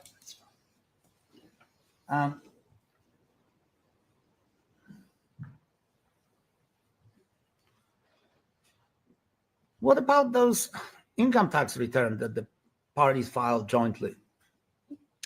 Those were prepared by Natalie Cochran. They were false documents. They were false documents. Yes. And he signed off on them. There was no signature by Michael on the documents. For 2017, No, there was not. 2018, No, there was not. 2019. No, there was not. And you're telling this court that she filed taxes and he didn't know anything about the income tax returns. That's correct. So he himself broke the law by not filing income tax. If he had known what was being filed, If he had known, he would have filed taxes. no, if he had known what was being filed. Okay. So he didn't have to sign the income tax return because his income was zero? Why didn't he have to file income tax return with Natalie? I'm not saying he didn't have to, Why didn't he sign those? because they're done electronically now. You don't even have to sign them. One person could fill them out and file them electronically. He doesn't have to sign it. Now, the law requires that all tax preparers review their documents that they're filing, but And he reviewed them and he had absolutely no idea what Natalie was doing with the taxes and with the bank losses and with, well, the business losses, the business gains, et cetera, et cetera.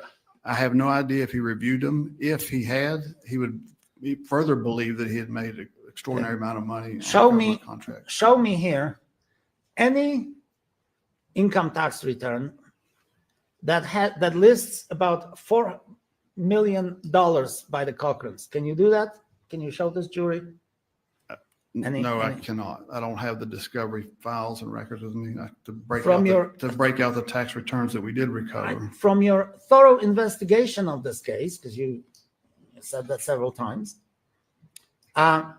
was there ever an income tax return filed by the Cochrans that would list $239 million? Can you tell the jury that? I know that there are tax documents that were given as ruses to get bank loans. From your memory, Mr. Hines. But I cannot say if that figure that Mr. Victor has given me matches those documents. $239 million. Would that raise some red flags if you ever saw an income tax return from a small West Virginia company filed with the Internal Revenue Service? Would that cause you to pause and consider that? In what context? Well, somebody's making $239 million from a business and files that income tax return. I would like to know the details of it. Are you talking about the IRS would want to know the details, or?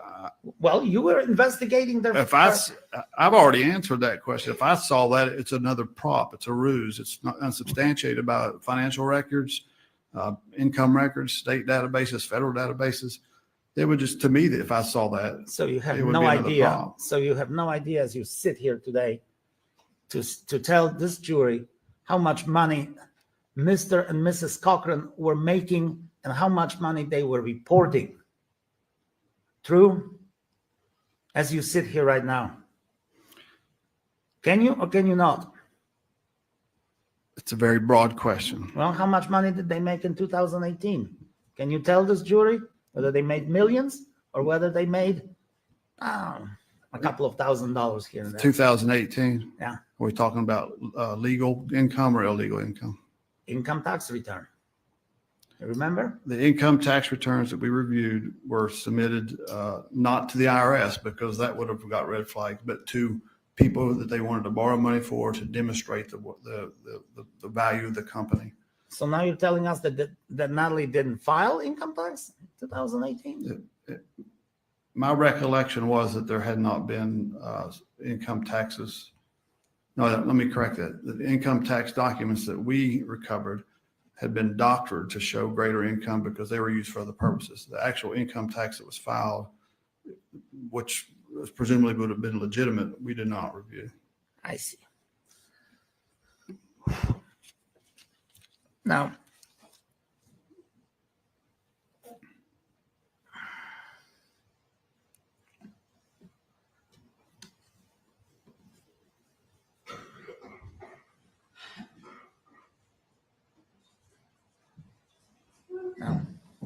If I may have a second.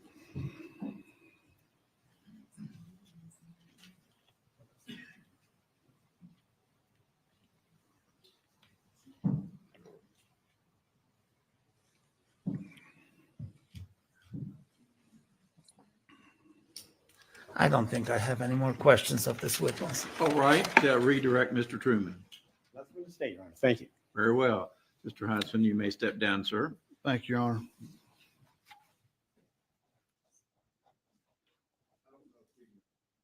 Copies or exhibits?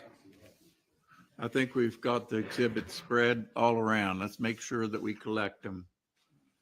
Give everything to the clerk and she can sort them. 38. We've got. Okay.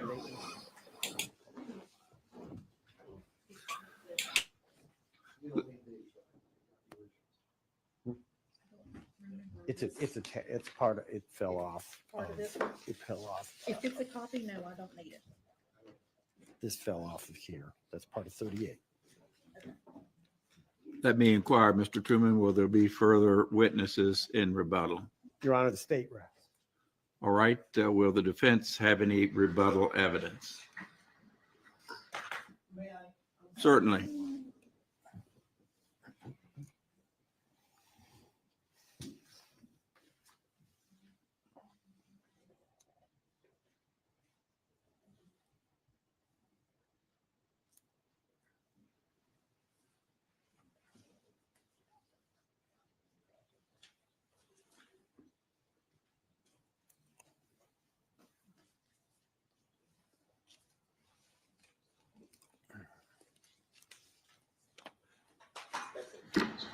The defense rests likewise. All right, members of the jury, you've heard it from the lawyers themselves. This is the completion of all the evidence to be presented before you.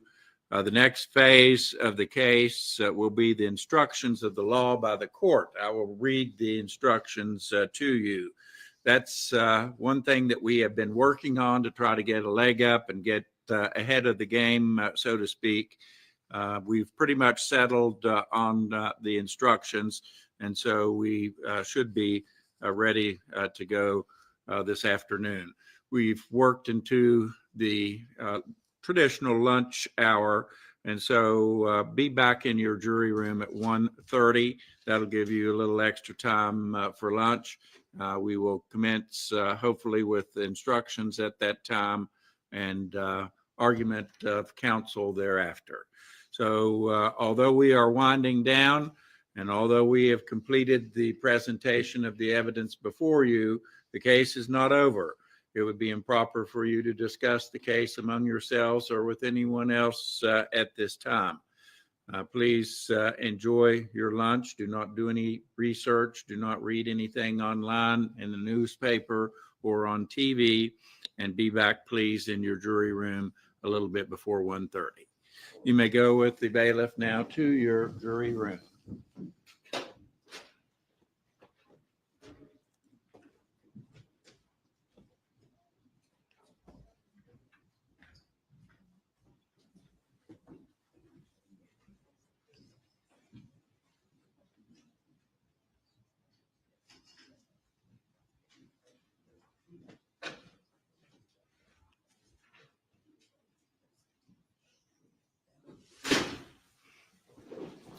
All right, Mr. Truman, I'm hopeful that you can have a working lunch and maybe go through the charge while you eat your sandwich.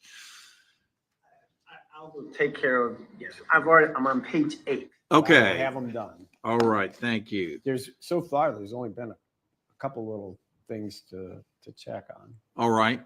Maybe we can come back at 1:15, so we'll have 15 minutes to make any corrections. I think that should do it. All right, and then From a we safe can perspective. start out on time. I don't want to delay the jury anymore if we can help it.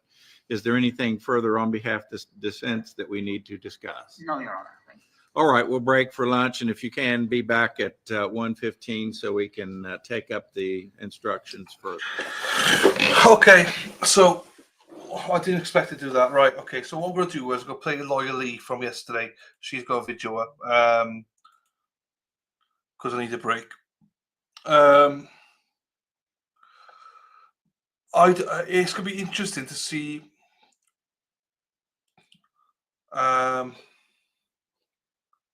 what the. Oh, hang on.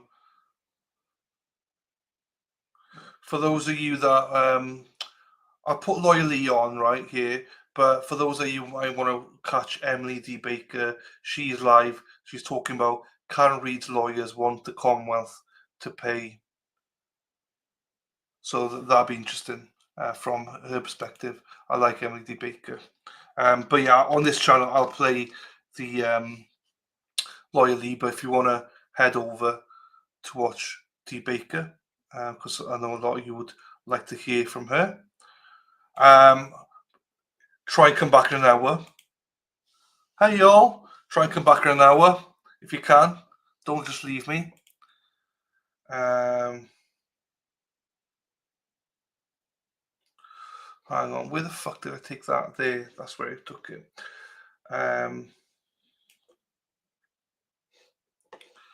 So there you go. Here, share screen.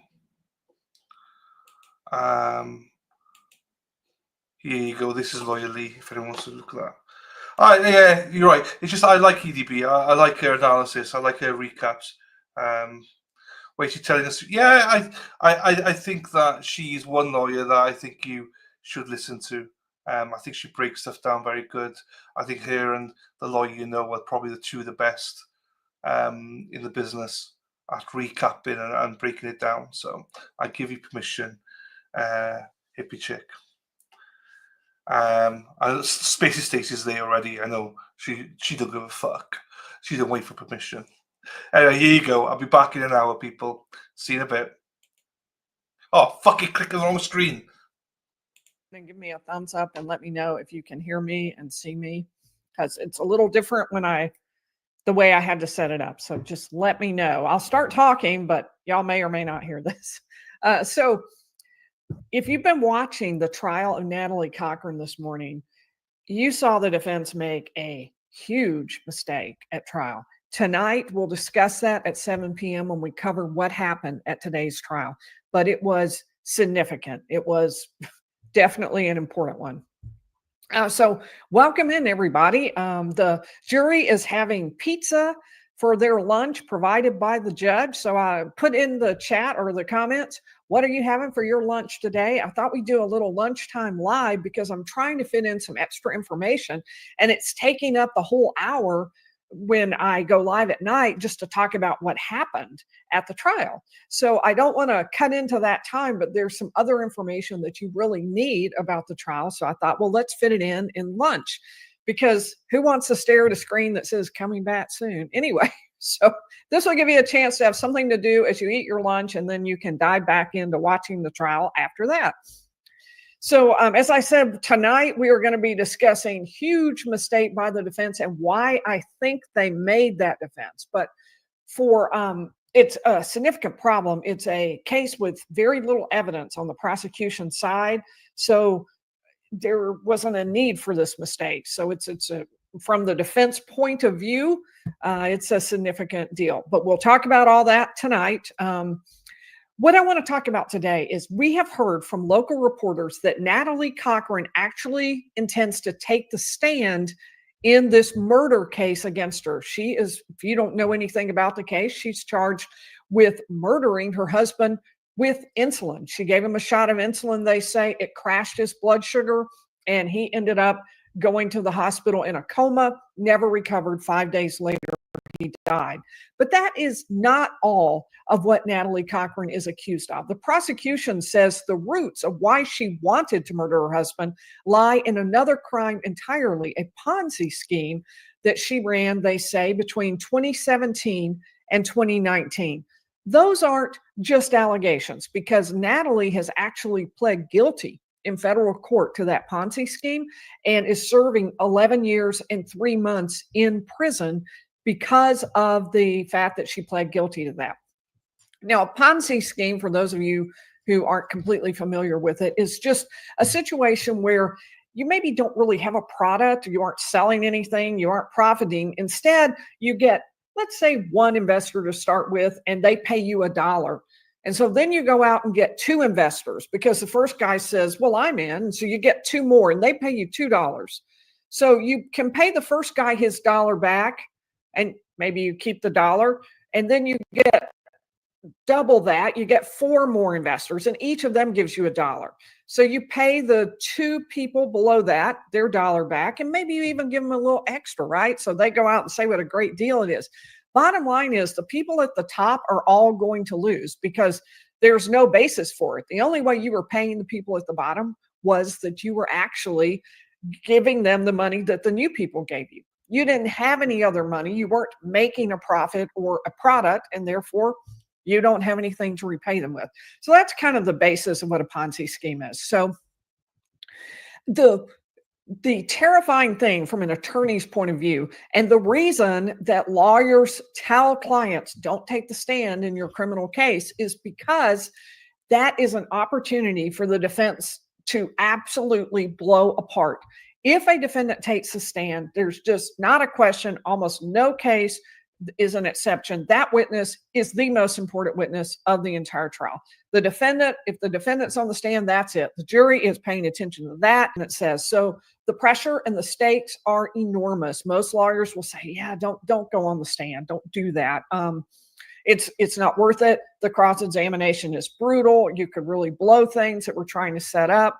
But we understand Natalie Cochran is going to take the stand in this case. So that's a little bit, that's especially crazy here because the case has been going well for her. If you don't count the last witness, we'll talk about that tonight at 7. So if you're wondering, well, what will Natalie say when she takes the stand? We actually got a little preview. And the way we got that is we heard from her in the sentencing hearing in federal court. Remember, I said she pled guilty in federal court. She's serving time in federal prison right now. And she pled guilty to that Ponzi scheme. But I think it's pretty safe to say that she does not agree with the state that Michael had no idea about the Ponzi scheme. Their theory of the murder is the reason she would kill her husband is that she was trying to hide this Ponzi scheme. He was about to discover that she was running a Ponzi scheme and cheating their own relatives. His in-law, his parents, taken for everything they owned. Her own parents losing substantial amounts of money. Her brother losing substantial amounts of money, not to mention friends and acquaintances. So what he was saying is, what the prosecution is saying is that he had no idea about this Ponzi scheme. He thought they were running a legitimate business and was about to be stunned to learn that Natalie had all this time been running a Ponzi scheme that was just going to rip people off. He thought she was really going out and getting government contracts to sell arms to the government. He had no idea she wasn't. This is a hard sale, frankly, because in fact, Michael Cochran was part owner of all their businesses. He was a signatory on their banking documents. So it's a little bit of a tough sell to say he knew nothing about it. But that is the prosecution theory. And that's the way they were able to get the Ponzi scheme into this case, because technically it's not related, right? You could be somebody who runs a Ponzi scheme, but never murder anybody. Or vice versa. You can murder someone and never run a Ponzi scheme. And so the two aren't necessarily related. The prosecution has put them together here saying it connects, that there's a reason for this, a reason for the murder, and that's that she was trying to hide what she was doing. She thought she could hide it at least a little longer if she murdered her husband. That's why she injected him with the insulin. So that's the theory, the prosecution theory of why Natalie Cochran murdered her husband. So what I want to do is take a look at what Natalie said at the sentencing hearing. When a defendant speaks at a sentencing hearing, it's called an allocution. We have a special word for that. And she made an allocution. What I want to do is start with what exactly it is that the defense attorney in the Ponzi scheme case said. We'll start with what he said, and then we'll go into Natalie's statement. It's going to be very telling to you because, first of all, there's not a lot of blame accepting. It'll kind of remind you of some of the other allocutions we've covered here on the channel, where people don't exactly come in and say, whoops, my bad, I'm sorry, I would like so much to throw myself on the mercy of the court. This is really, really different. And you will immediately pick on that. We'll talk about it going through, but I want to start with what the defense lawyer said, because that's part of what her argument is about what she thinks. So let's head into it. Mr. Johnson, and he's speaking just to the court. Remember, there's no jury. All this is about how much she'll be sentenced to. A bunch of victims have spoken. They've talked about how horribly affected their lives were. The judge has already said, I think this is really bad. He's already made a statement. And here comes the defense lawyer, and here's what the defense lawyer says. Not, by the way, the same lawyer she has for the murder trial. It's been a long afternoon. It's been a long case, frankly, and the court has heard from several victims, and they deserved to be heard. But, we're talking about the victim impact statement. So I think the court should limit its consideration of what was received to the testimony about the impact Ms. Cochran's crimes have had on these folks. All these other extraneous allegations, we'll talk about that in just a minute, or the diagnoses of personality disorders or all that stuff being said about her children, the court should give that the weight it deserves, and that is nothing.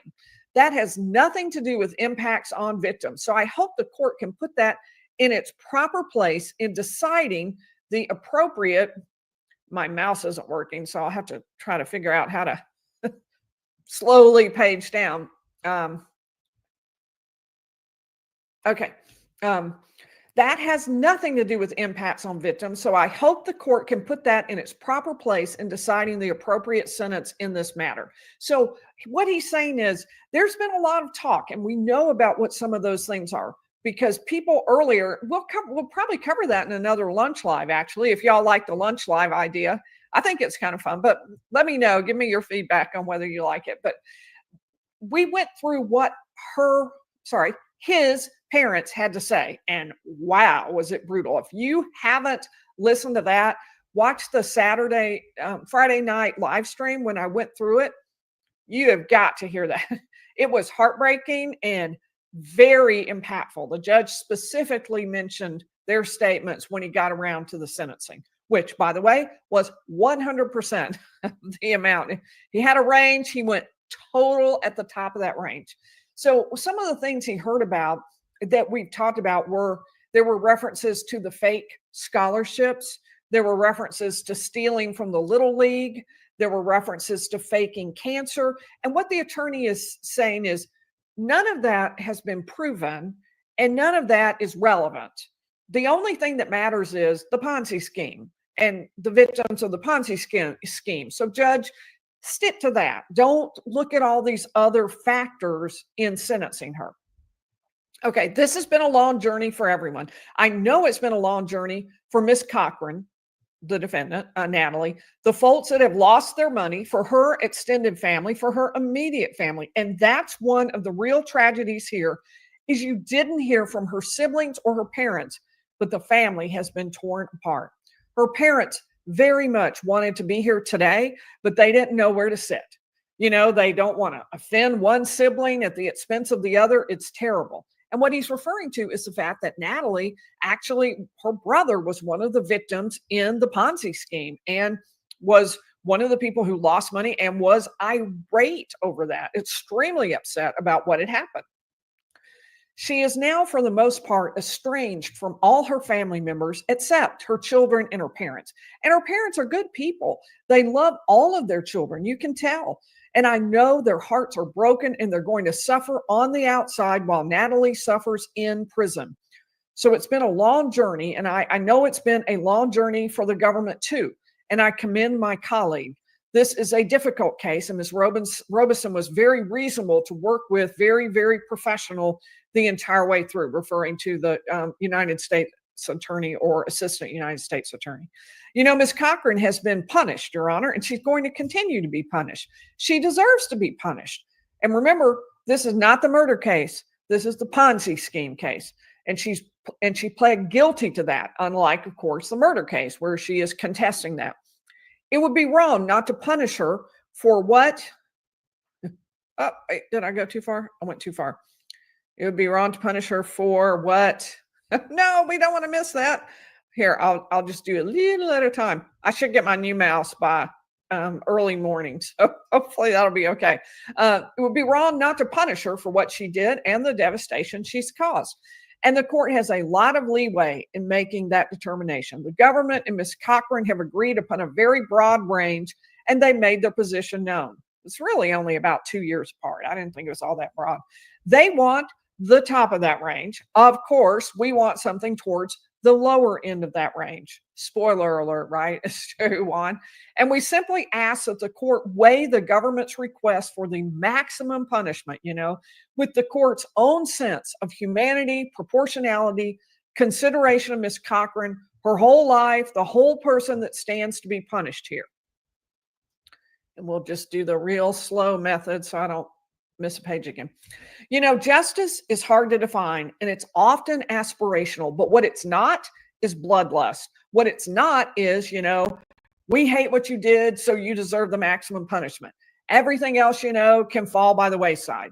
That's what folks here want. That's what the government wants. That's how they want their press release to read.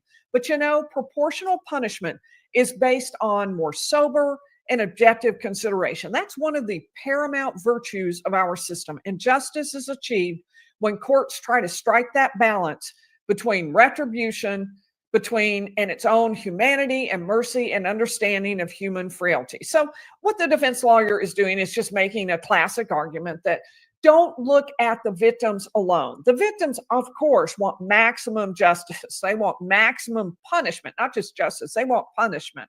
But Judge, your job is something different. Your job is to sit in the center and to determine fairly what the correct judgment is, not just to go for the absolute maximum. This isn't bloodlust, to use that word. And I know the court has given careful consideration to the statements given by the victims here today, to the letters they submitted before court, and they deserve consideration. But I hope the court also gives consideration to, again, Natalie's whole life, all her other achievements, all her other contributions to her family and community.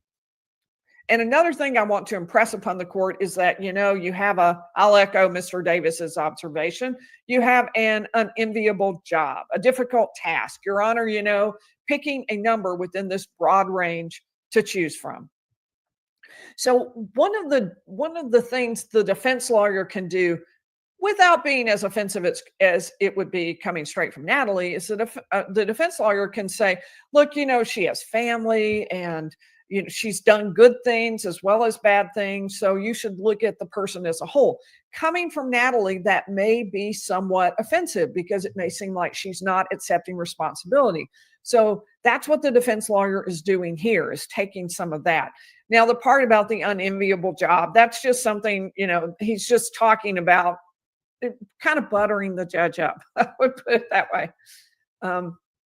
But I want to impress upon the court that the number Your Honor decides upon, it's only whatever it is, it's only a small part. It's only a fragment of the punishment Ms. Cochran has endured and will continue to endure. That's something I really want the court to understand. These last couple years have been no picnic for her.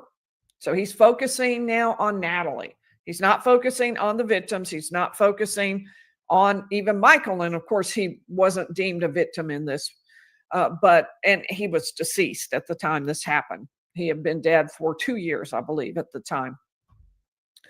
So he goes on to say she lost her husband, lost her career, found herself supporting 2 children on her own, 2 children who have been subjected to no small degree of ridicule. I mean, the vile things people say on the internet that they were subjected to, it's really shameful. Now, we aren't really given any idea of what that means, but certainly that would be shameful. Ridiculing the children of a of a deceased man at the time. There was no allegation of, well, there may have been an allegation of murder, but at that point, I believe the murder case had been dismissed and they were awaiting the next autopsy. I'm not sure exactly the timing, but in any event, there is no definite finding at that time that he's been murdered. However, it's still the case that they've lost their father and their mother is pleading guilty and will be going to prison for a substantial amount of time. Under any scenario, it's going to be substantial. So that will continue to be, punish her. Even a sentence at the bottom of the guideline is going to, there's talk about, home confinement. Knowing it is asking for home confinement. That's not what the agreement is for. She's going to prison. We know that. But even a sentence at the bottom of the guidelines will remove her from her children. All she has left in this world during their final, most formative years. And I think the court, in not just looking at the quantitative length of the sentence, I think the court can look at that qualitative impact. I know Ms. Cochran would rather do her incarceration, let her self-report when her youngest son is off to college.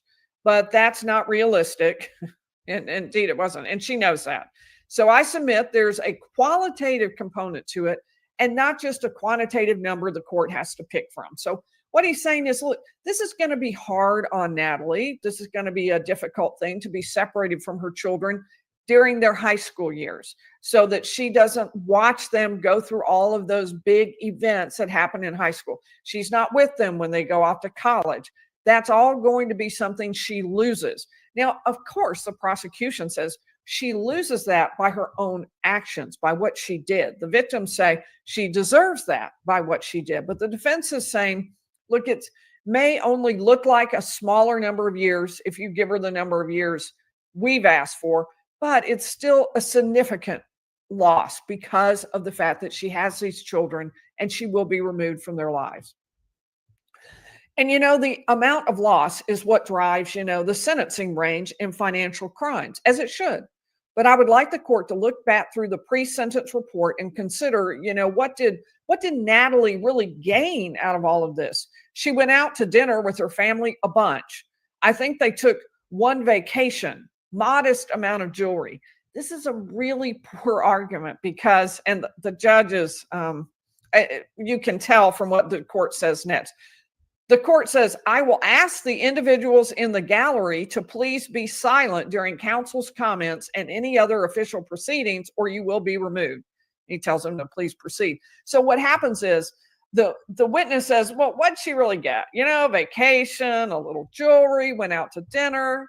What's the big deal? And apparently at that point, there's an outcry in the gallery like, what? We lost all that. It was ours. She stole from us. Who knows what they said? But there was some kind of stir in the courtroom, and he had to call him down and say, no, we're not going to have any commentary or outcry or even statement while counsel's talking. So we know that happened. And that's a tough argument, right? When you're making that argument in front of all the victims who lost every one of those things that she gained. They don't get vacations. They don't get jewelry. They don't get to go out to dinner. Michael Cochran's parents said they had nothing. They didn't even have a way to repair their car if it broke down, and their cars were 20 years old. So they didn't have a fund, a nest egg, an emergency fund. They had nothing. They had given absolutely everything to Natalie, or Natalie and Michael, depending on the scenario, but they had given it to the companies and they had nothing left.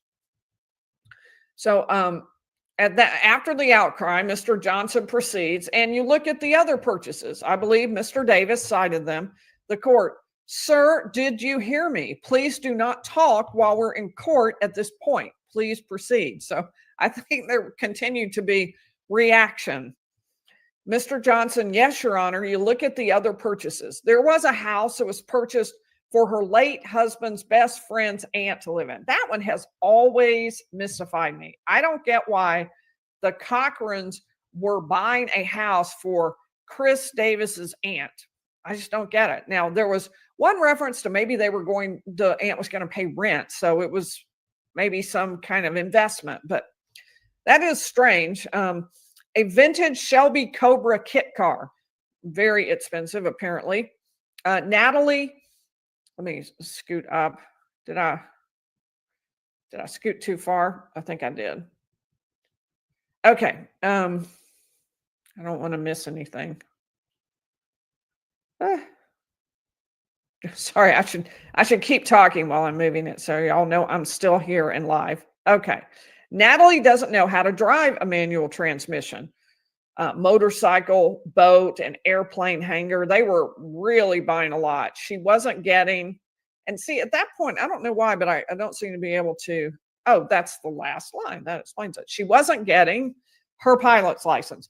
All of that is a suggestion from the defense lawyer that these are things for Michael, not for Natalie. Natalie didn't want the car. Natalie didn't want the boat. Natalie didn't want the airplane hanger. Natalie wasn't trying to get her pilot's license. It was Michael who was living high on the hog and spending the money and buying these things. That's the suggestion that's being made, that it wasn't Natalie necessarily benefiting, that maybe it was Michael. I don't know really who was benefiting. I'm just sort of going through what his statement is and how I read it. Again, I think it's fair to look at where the money went, how it was spent, who it benefited. And I don't, say that to speak ill of Michael Cochran. He's not here to defend himself, and that's not the point. And then the judge asked, when did Mr. Cochran pass again? And Mr. Johnson says, February of 2019, Your Honor. The court says, thank you, Mr. Johnson. But these are just the facts where the bulk of these expenditures were, and facts matter, at least they should. And remember, you're about to hear from Natalie herself. That is coming up in just about another page or so. And then you look at what she gained by against what she lost. Respect in the community, the only community she's really only ever known, other than when she went off to school in a brief stint in Tennessee to,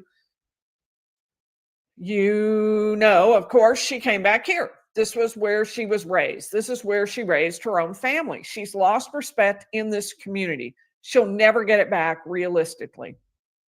So she was a pharmacist prior to quitting her job to work on the companies that Michael and she started that ran the Ponzi scheme. Supposedly, they were getting contracts with the government to sell military arms and items to the government that were all connected and around the military. But in this particular case, she had to quit her pharmacy job as a pharmacist, and she had to, in order to go full time with the companies. And so he's saying she was respected. She was a pharmacist. People liked her, and she's lost a great deal as a result that she cannot get back. I've already touched upon what else she's lost, being removed from her kids during these, tough transitional years, going through that without having the benefit of either parent. And that's tough to imagine. Her once sterling reputation as a pharmacist, where she, give me just a second. Wish my mouse were working. Really, where she really was an asset to this community. It's going to be difficult for her to ever reestablish herself anywhere as a pharmacist again. And that actually is going to matter, because part of what the sentence included was that she be required to pay back the victims. And it's a lot of money, because $2.5 million was actually taken. The prosecution said she wanted to take another couple, 2.4 million, something like that, but hadn't really made it through with that yet. But the 2.5, that was actually gone from actual victims. And so the court ordered repayment of that. How's she going to repay that, right? If she's in prison, she's not making anything. So he's going to talk a little bit about that. I believe during the pretrial phase, while she's been out on home confinement, she submitted over 80 applications for pharmacy jobs. Towards the very end, she got close. I think she even had the lab coat with her name embroidered on it to assist with administering COVID vaccinations. But it sort of became difficult after CVS had already hired her, just dealing with her other considerations. But she was ready to serve in that capacity. And so one of the things the defense is going to argue is, look, she could make money.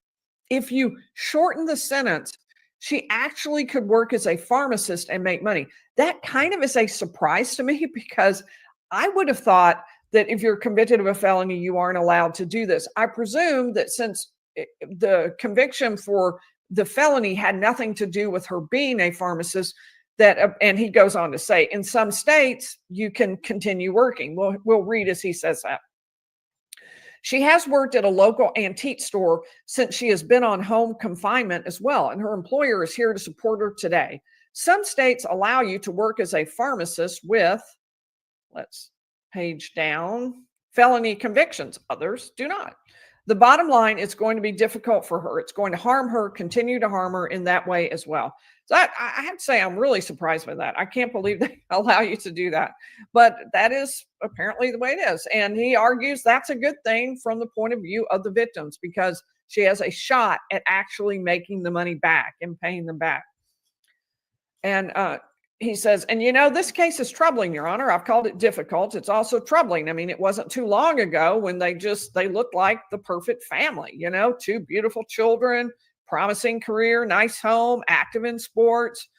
That's another issue there. A robust circle of friends and the community. Just to go from that to where we're at now, it's really hard to wrap your head around. You know, a lot of people want you to believe it's nothing but insatiable greed. I think it's more than that.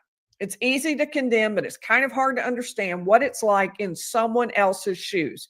So I would ask the court to consider all that she will lose when fashioning the terms of imprisonment in this matter alongside with what she gained. And again, when I'm talking, some of the victims, when they spoke, they mentioned about, you know, she's going to hide behind her kids and this and that. And I just want the court to know, I'm not saying that we should say, poor Natalie. She's going to miss her kids while she's in prison. That's not what I'm saying. I'm saying that the court can look at that from just give me a second, qualitative, you know, consideration. Oops, went too far. To look at, you know, what her kids have already lost. The years of their life, she stands to be removed from them, even with a sentence at the bottom of the range, and take that into consideration in addition to just picking the number. You know, Judge, it's very easy to say, just throw the book at her, lock her under the jail. You know, every letter asked for the max sentence of 135 months. If the top of the range would have been in 180 or 240 or 350, we all know they would have asked for that too. You know, and that's one of the beauties of our system, is that he will have, I don't know, a little some problem with transcript there. Federal judges who enjoy lifetime appointments who don't have to go along with the crowd. I mean, can you imagine? And Mr. Davis said, Your Honor stands in the place of the victims today. Well, I disagree. You know, there's a reason we don't let victims choose the punishment. You know, what kind of world would that be? You could steal someone's goat and get executed if you left it up to them. You know, so the courts enjoy insulation from making sometimes unpopular decisions. And I know I'm asking this court to issue an unpopular decision today by imposing a sentence towards the bottom of the range. But again, I think when the court weighs everything, her personal history, her completely clean criminal record, you know, her service in the community, her other charitable works, many of which are detailed in the letters of support, and the other ways that she has continued to be punished for this offense, a sentence at the top is not appropriate, and a sentence closer to the bottom of the range would achieve a just sentence for purposes of, and he names the code section. So what he has done is say, okay, Judge, here are all the reasons that we're going to argue that you should keep the sentence low. All the victims want it high, the prosecution wants it high, and spoiler alert, the judge wanted it high. But the defense is arguing it should be lower. There's no reason to make it that high. She's already being punished. There are all these other sort of intangible losses, such as reputation, such as the feeling of losing your time with your children, critical, important time with your children. And so look at all of these things, the fact that she's never had a criminal record in her past, done nothing, anything like that. So that is the argument that the defense was making. Now, Natalie Cochran then makes a sentence. And I think this is so important because Natalie Cochran is going to, at least as we hear it, testify at her trial. So here is a little preview, a chance to see what it is she might say, and definitely a chance to know what her opinion is about Michael, about his involvement in the Ponzi scheme, and about the theory that the state is now arguing right now in her murder case, because the state is arguing that Michael Cochran was murdered because he did not know about the Ponzi scheme, because he had no clue it was going on. He was about to find out. The shock was either going to cause him to turn her in or otherwise force her to take accountability. She didn't want that, and so she murdered him. That's the state theory in this case. You are about to find out Natalie's argument against that. So let us go to, I'm looking up exactly what page it is. We call it allocution, the statement of a defendant at sentencing. So let's head down and see what the defendant had to say, Natalie Cochran. She said, standing here today, I'm heartbroken and ashamed that I've been the source of anyone's grief and pain. I know there's not enough words to say how truly sorry that I am for each and every one of the families. I know they're angry, and rightfully so. I know there's no punishment sufficient to right the wrongs that they have suffered. And I offer no excuses, only sincere apologies and deep regret. Now, moment of truth. This is the moment at which the defendant should sit down. This is the moment at which she has said everything that could potentially be of help in this particular case. This is what the judge would look to hear.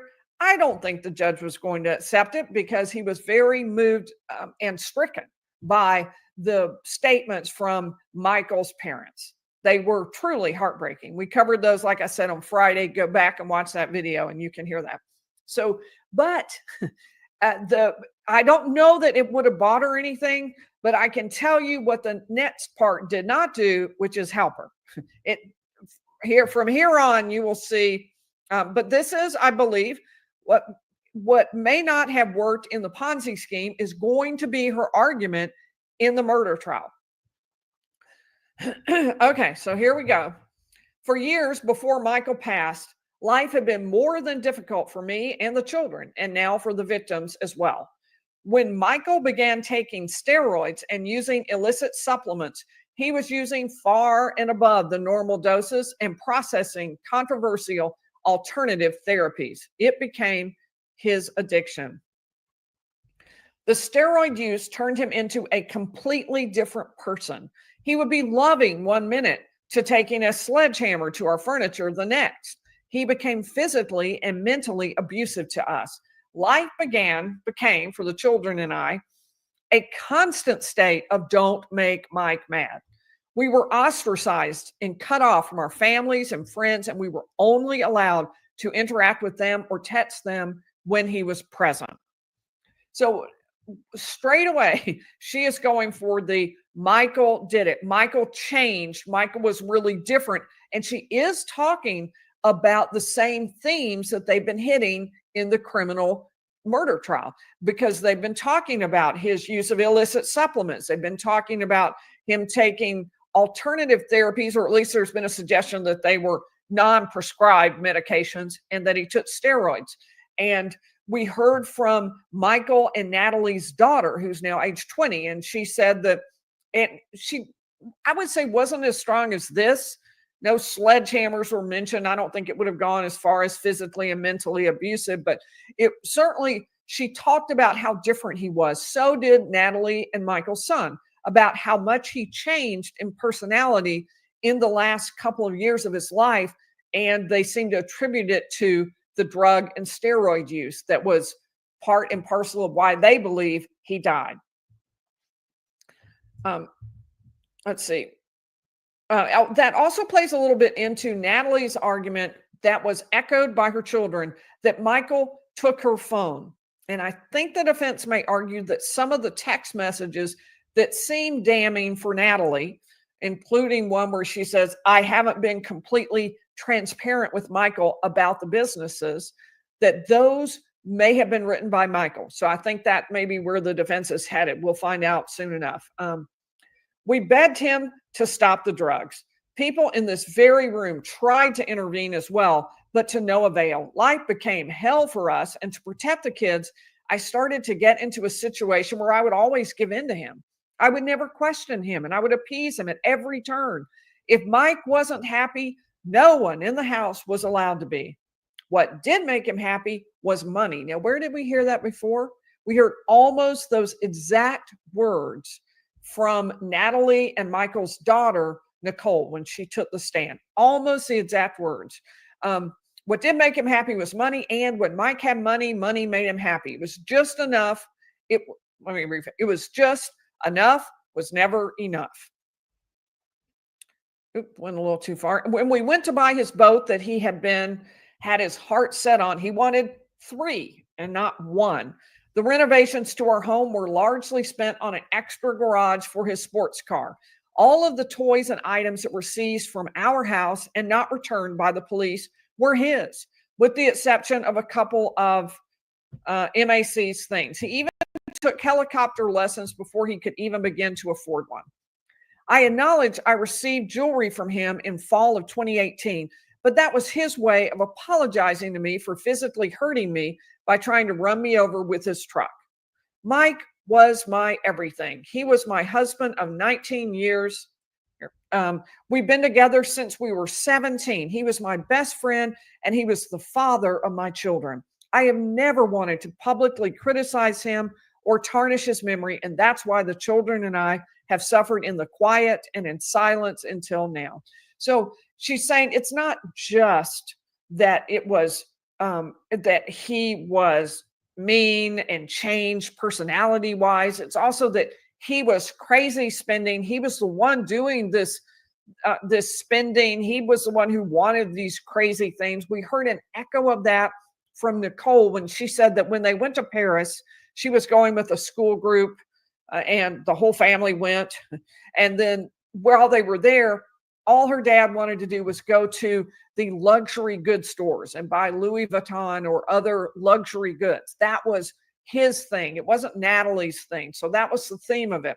And so she's saying, you know, look, he's even the one who gave me the jewelry. I wasn't the big spender. I don't know that that really matters.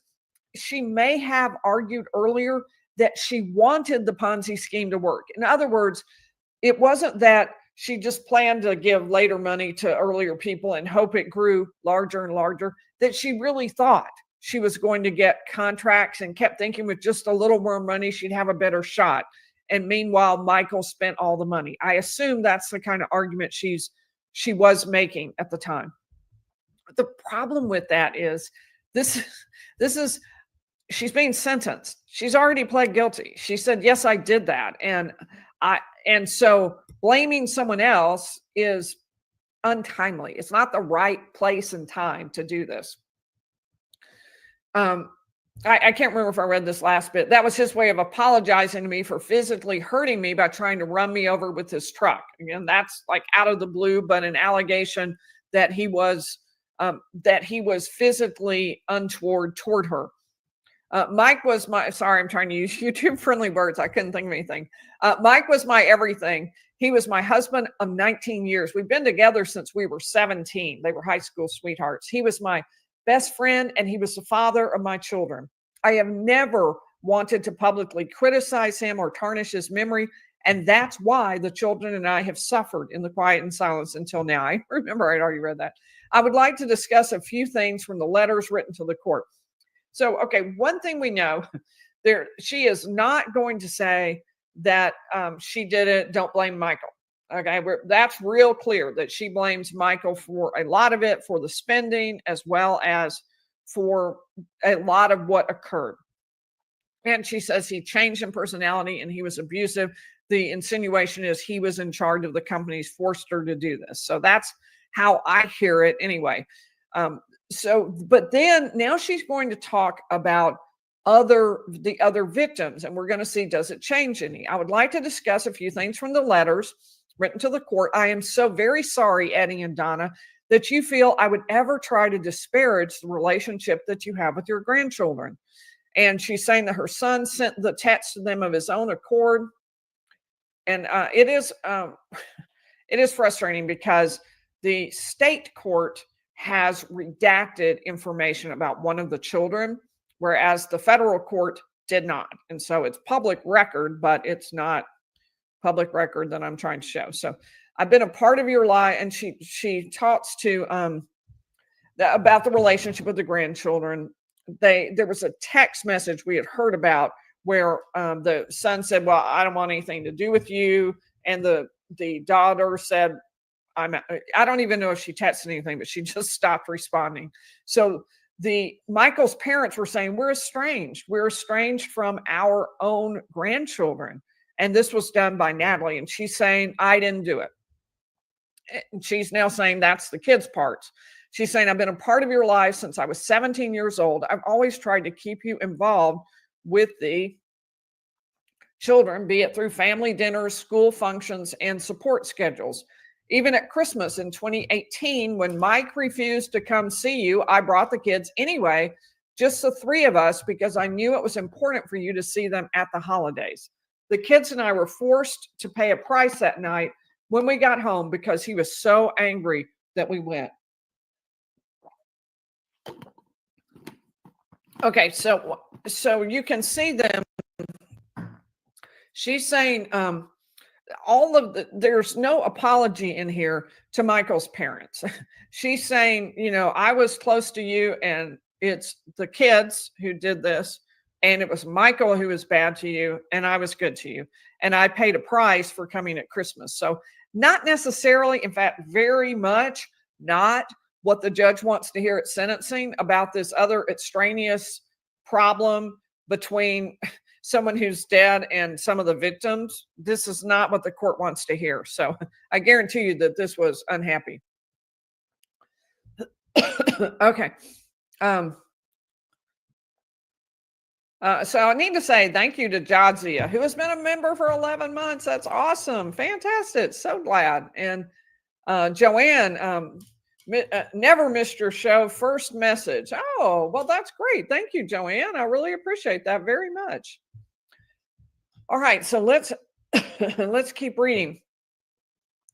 To my sister Wendy, you have known me literally since the first day of my life. I love you. I would die for you.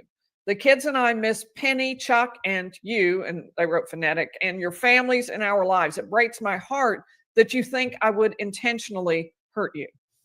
So through this, again, more victims who are close to her, but there's again no apology, and said, it breaks my heart that you would think that I would intentionally hurt you. This is the time for acknowledging that the money was taken. She's pleading guilty to this, that this money was taken, that it wasn't going to be paid back. She obviously is trying to say it wasn't intentional, but this is just, the timing is incorrect for this. To Mr. Miller and Mr. Gray of Hauling Reconstruction, your letter stated that I preyed on individuals I could manipulate. I had never met you or even heard of you until our business lawyer, Mike's best friend, Chris Davis, introduced you into our lives. So, Mr. Miller, Mr. Gray, then she's saying, I'm not just manipulating, preying on individuals I can manipulate. Why, I didn't even know you. And look, I can manipulate you anyway. I guess that's what she's saying. I didn't know you. And yet, look what happened. The same goes with Mr. Vickers of Premier Bank. It was at Chris Davis's suggestion that we use you for the loan because he said he had an in with you. Now, we've heard Chris Davis's name a lot. I'm not really sure what she intends by pulling him in here. He did testify against her at the sentencing hearing as a victim. And I'm sorry, Mr. Vickers, that you felt like I intimidated you at all. That was never my intention. I didn't even know that you felt that way, because at the last game you came over and you patted me on the back and said that my child was one of the best players on the team. So you can see how through here there's never a point at which she says, I want you to know my heart is broken. I am so deeply sorry that I took your money. When you said, Michael's parents, that you couldn't pay for a car, my heart is broken. I cannot wait to get out to earn money in order to be able to pay you back, because I can't have you in that situation. I'm so sorry. That didn't happen. So you can see through here, each time it's a situation where she talks, there's a different route she takes. Mike and I were paying Chris legal fees into a private account that Chris set up on the side to handle our legal matters. So the fact that he talked today when he was actually on our side too was a complete shock.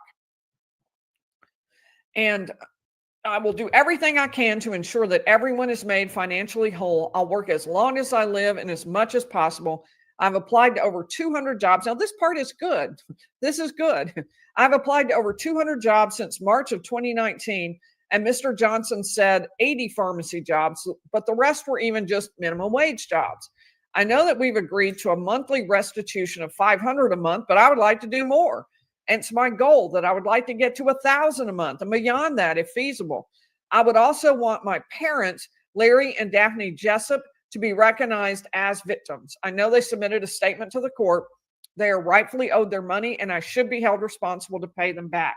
So now what is that about, you might be wondering?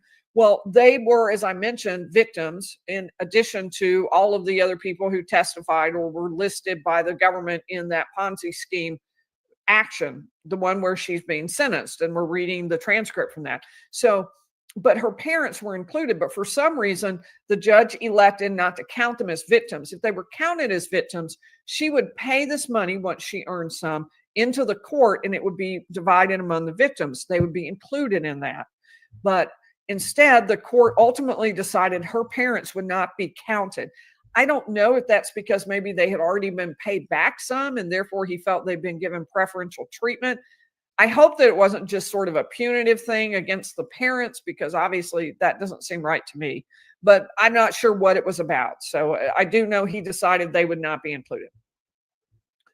I love my family and friends and am mortified that any of them and their loved ones were hurt or have ill will towards me. Much better, much better. Most of you in this room have known me for decades. You know the person I've always been prior to this. I've never even had a speeding ticket. In fact, my best friend, Chris's wife, Jennifer Davis, once told the Register Herald I was their guardian angel. I would give anything for any of you. Since I was 15, I've worked hard. I've had 3 jobs in college at one time.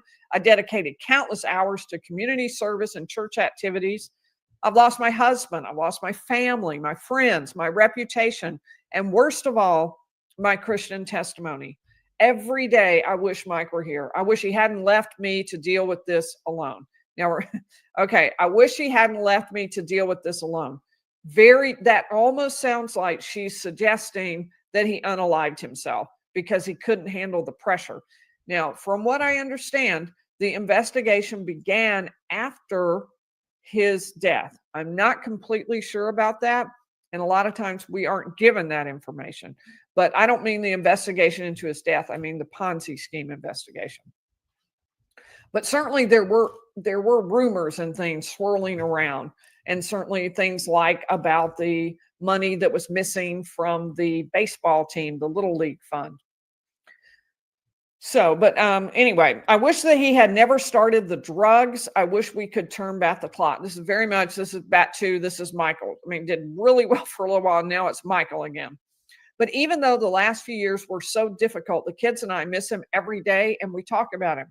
We would give anything to have him back. We focus on the good memories, and I try to impress upon them that the man he became was just the drugs and that he never stopped loving them. I pray every day that I can rebuild the relationships, went a little too far, with my family, my friends, and community, and that everyone involved in the events of the last 3 years would be blessed beyond measure. I take full accountability for the crimes I am pleading to, and I do not wish to put the blame on anyone else. And yet, I have to say, there's a lot of blame going around there.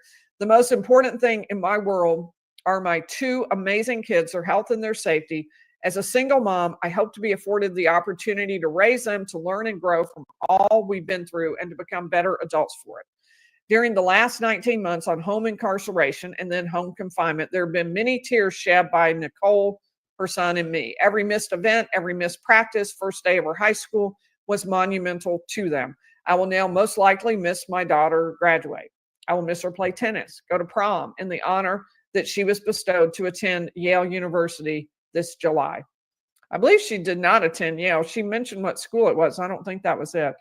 I will miss my son in his high school sports career, learning to drive and getting his first job. Just the thought of one day without them is torture. It's been the 3 of us for so long sticking together. We're so close as a family, and they're the only reason that I'm still standing today. I can't even voice the words to apologize to them because I don't know how to say goodbye to them without falling apart. I ask that you have mercy on me and to allow me to spend as much time with my kids as possible. We only have each other, and now they have no one to wipe away their tears, celebrate their victories, mourn their defeats, and plan their futures. I thank you for listening to me and for taking all of this into consideration. All right. So I would like to know, what is your opinion? Well, we'll pull out of that. That's the end of her allocution, her statement at the sentencing for the Ponzi scheme in federal court. So I would like your opinion. What do you think about it? Does she sound contrite and sorry? Do you think she's blaming Michael? What's your opinion about that and about what you heard in that? Did you feel sympathy for her, or did you feel like she was failing to accept responsibility? So let me know in the chat or in the comments. I'd be really curious.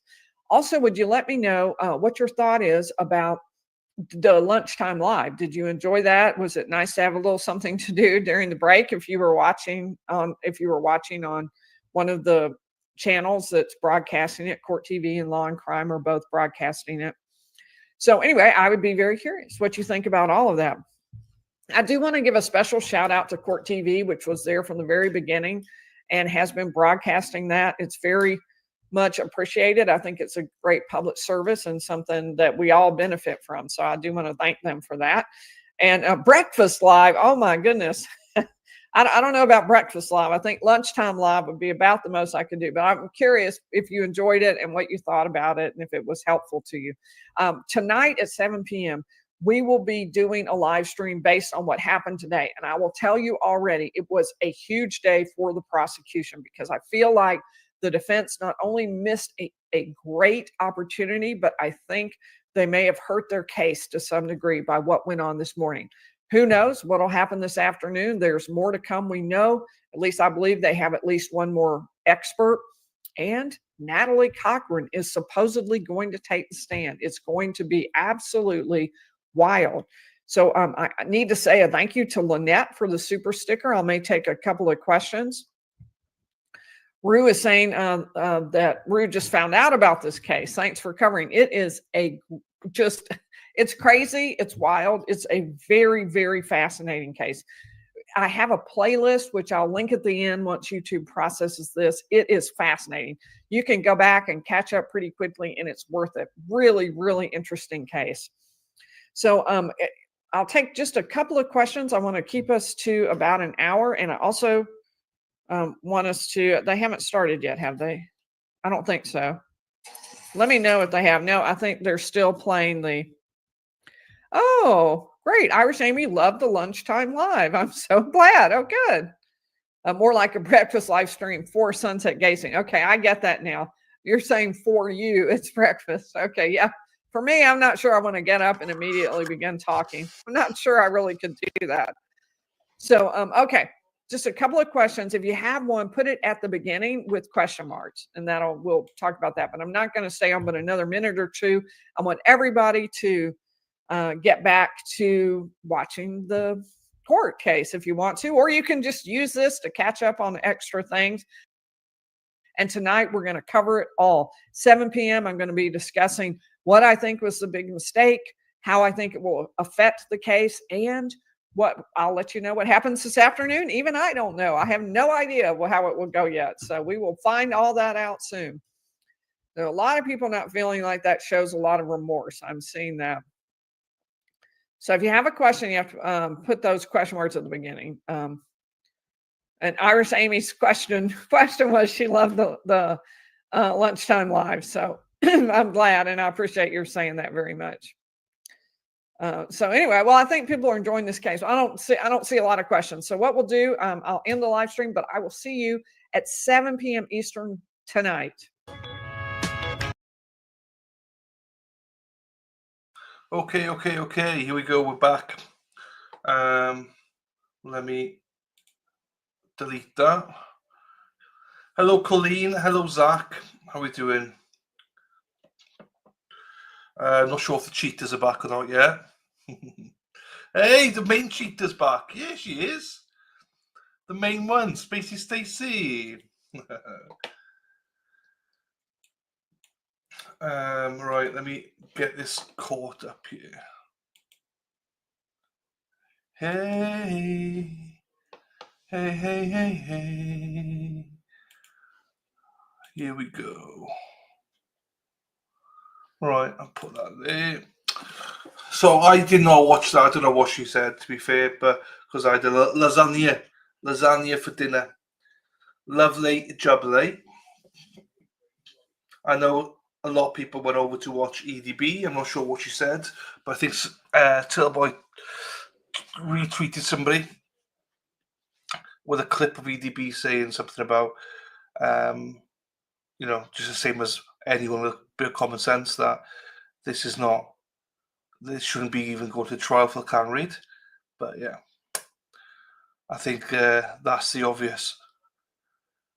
But yeah, it's probably about lunchtime for a lot of you now, I think. Or maybe not. I don't know. 20+1, is it? For most of you? Yeah, it's a nice beef lasagna. Homemade. Gorgeous. So, those incoming, we have now got closing arguments. Well, jury instructions first, then closing arguments. I don't know if he's put a time on it or not. I don't know if he's put a time on. I hope he has. I hope he does, I should say. Because that slow guy is, he'll go on for hours. So, and if the Polish guy Penguin does it, fucking hell, he can go on as well. I start shouting and stuff, so I'm not sure which one should do it. It's all good, Deb. Hope you've had a nice little break. Yeah, if they can restrict them to an hour each, that would be perfect for me. Thank you very much. I think every closing argument should be no more than an hour. Tops. And in a lot of cases, it can be a lot less, like 20 minutes or something, for those that are not. I think if it's not a murder trial, I think it should be like half an hour, 45 minutes tops. And for a murder case, it should be an hour tops. That would be quite interesting. That'd be the best way, I think, because juries, they lose attention. Attention spans are so low. You've lost them if you go on too long. And anything more than an hour, I think you lose them. So it doesn't matter what you say, really.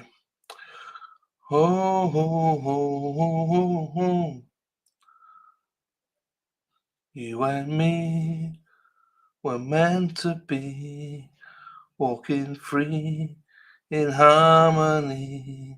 One fine day we fly away. Don't you know the Rome wasn't built in a day? Hey, hey, hey. So yes, here we are. I'm stuffed now. I'm a little bit tired now after that food. But we're still here going strong. 4.5 hours, just over 4.5 hours in. Court is always late to starting, always by about 5-10 minutes. So we've probably got a few minutes to wait. He told the jury to be back for 1:30. Told the attorneys to be back for 1:15. They just got some slight tweaks to be done for the jury instructions, which hopefully we can then do, and then jury instructions are read out, which hopefully won't be long either. But there's quite a few pages, if I remember correctly. I do hope that they don't make it confusing. Like, people like to make things confusing. But yeah. And then closing.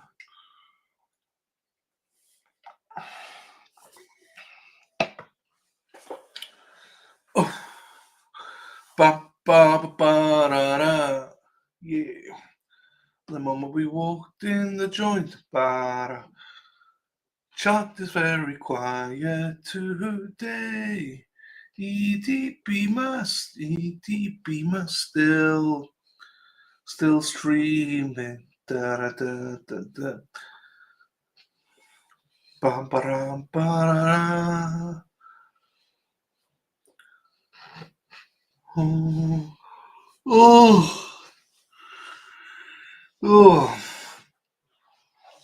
This is one of the worst part of the trials, the lunch break when you're waiting for them to come back, because I've just had lunch at dinner, so I'm on a lull. And when there's nothing happening in chat, it's the worst feeling in the world, because you're chatting to nothing. Boop, boop, boop, boop, boop, boop. Boop, boop, boop, boop, boop. Para pa para pa para pa pa. Para para para pa. Da para para pa pa. Para pa pa para pa pa. Para pa pa para pa para pa para pa para pa para. Ba ba. That's a bit of tune. My voice is going.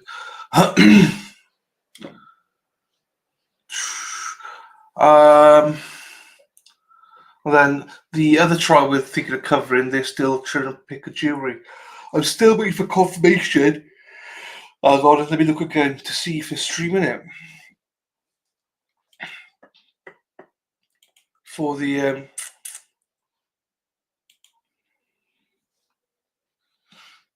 hang on.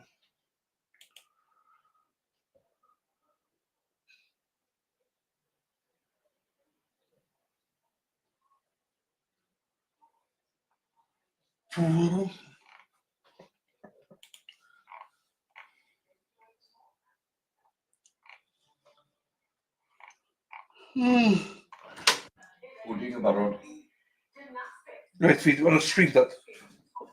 It's stream on.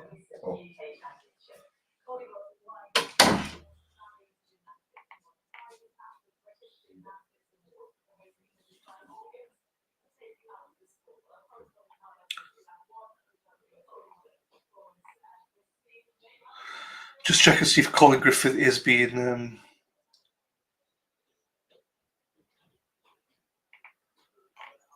Court TV might be streaming it. They've not confirmed or not.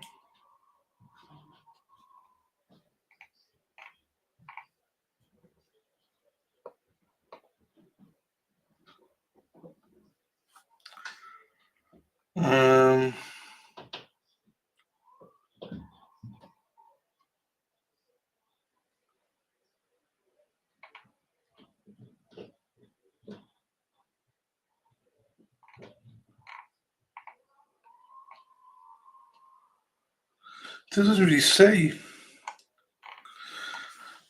No site says if they're streaming the Colin Griffith trial or not. I hope they are.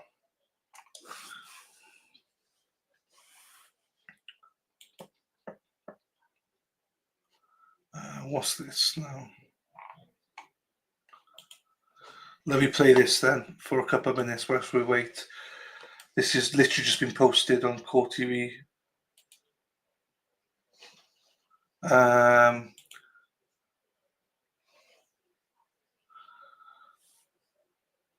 Don't you worry,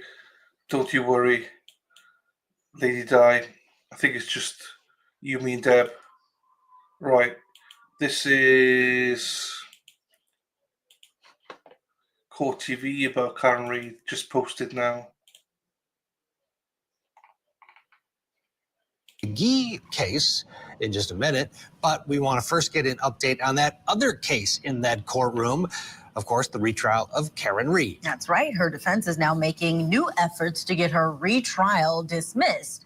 You saw right here on Court TV when the judge declared a mistrial for this case back in July, and that new trial is set to begin in April. So, hey, Robin. Let's bring in Court TV crime and justice correspondent Matt Johnson, who always has all of the latest. Matt, break it down for us. What's in this new defense motion? A lot to talk about here, Ted, Julia. The defense planning to file a motion to dismiss the case against Karen Reid entirely because they say the Commonwealth had misconduct centered around missing video of Karen Reid's SUV at the Canton PD Sallyport after a defense expert was invited to analyze the video by prosecutors, including the new special prosecutor, Brennan. Well, just last week, the defense filed a motion to have the expert's travel expenses of more than $12,000 reimbursed by the state, calling his trip out of state futile for their defense. And adding a footnote in their filing, hinting of a motion to dismiss, quote, a motion to dismiss for extraordinary governmental misconduct based on the destruction of this, meaning the video, and other exculpatory evidence is forthcoming. The defense seeking the video because they claim that it would show the condition of the taillight intact, as they hinted at in their cross-examination during the trial. This video, Sergeant, you will agree, if that 42-minute period existed, that would have been the only video that would establish the actual condition of the taillight the moment the SUV arrived in police custody in that sally point, correct? Objection. You can ask that differently. Is there any other video other than this one that would show the exact condition of that taillight as it pulled in to the driveway and then to the sally point? Or is this the only one? From that location, Correct. that is the video that captures that time frame. Okay, so on the stand right there, that was lead investigator, Trooper Michael Proctor, who has since been relieved of his duties and suspended without pay. He is facing a police trial board for misconduct happening right now connected to this case. He's due back in court on February 10th for the second half of his hearing. We still don't even know if he's going to be called as a witness for the retrial. I bet the defense is going to raise his name in the retrial at some level.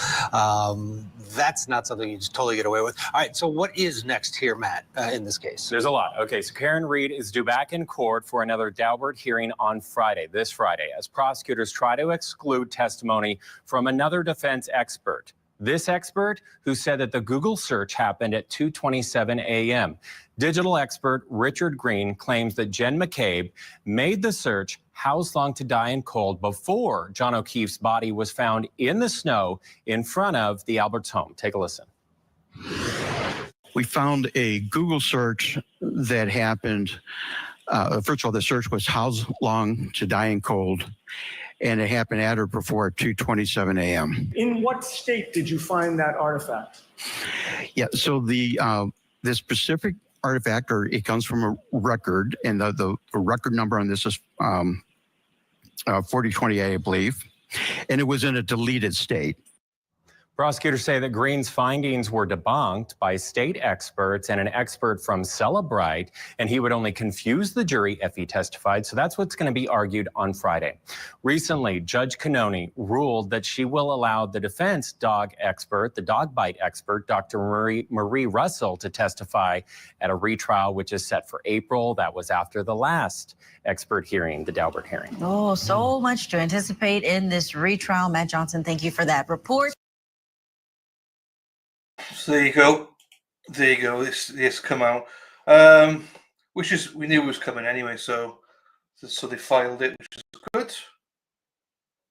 It's just to say that they filed the motion to dismiss, which we knew were coming anyway. So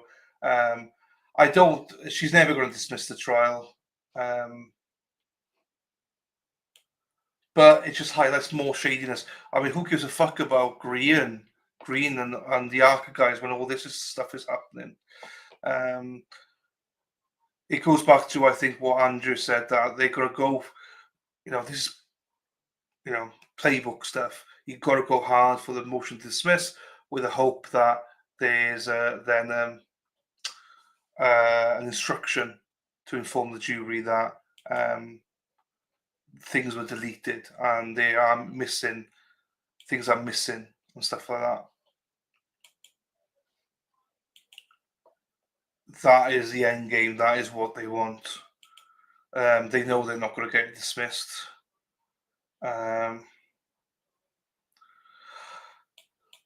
So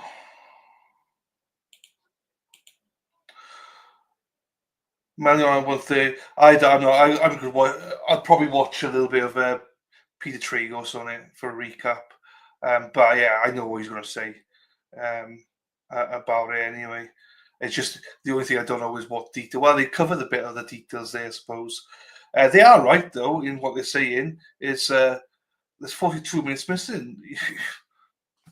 Where is it? And why was all the other stuff withheld? It's ridiculous. Um,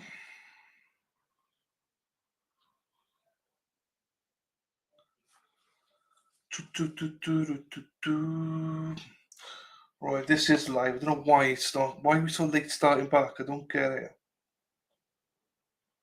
We should not be this late in getting back.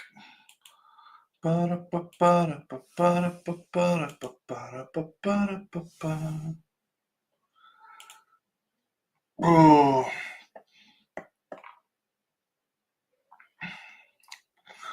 I know a good person to follow on it as well is Richard. I don't remember his name now. What's his name? Richard something. He breaks them down. He'll be going through the docs as well on Twitter. He's actually very good, I think, in making it understandable for those that need to know. Oh, I don't remember his name now. He's a Boston attorney.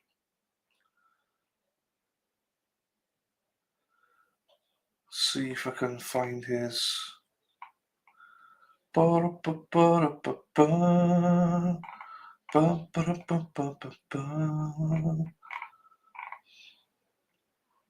Nah, I can't find it.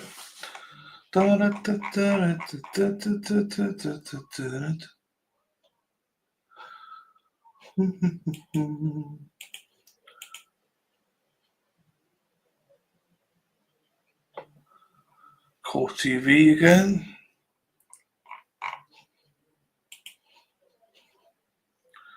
No, not Andrew Myers. I'm trying to look at it.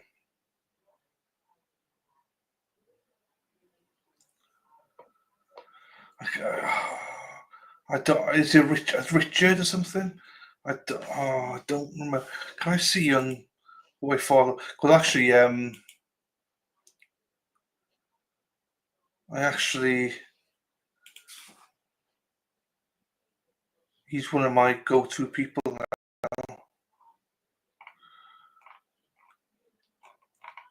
Where can you see about who you follow?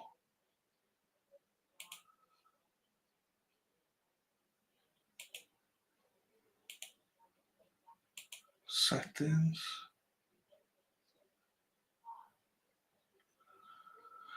No, I don't know. I think not notifications. That's weird.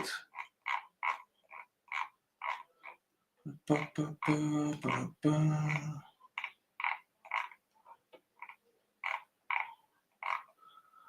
just go down and see if I can find his last notification.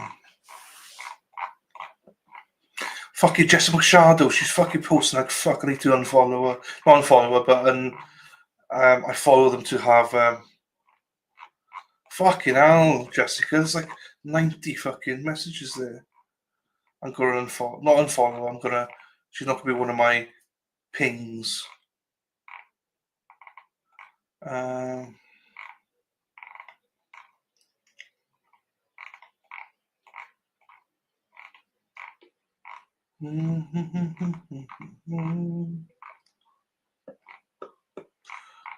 Where can we see this?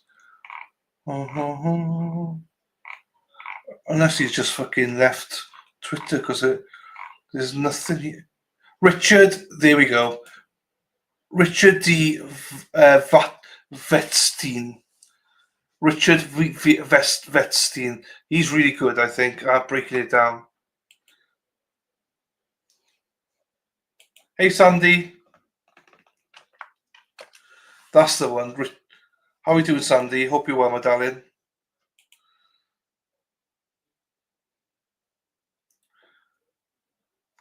He's great, Lady Di. He's you won't like his political views, but put that aside. He breaks it all down. He's an attorney in Boston, and he's always on the can read stuff.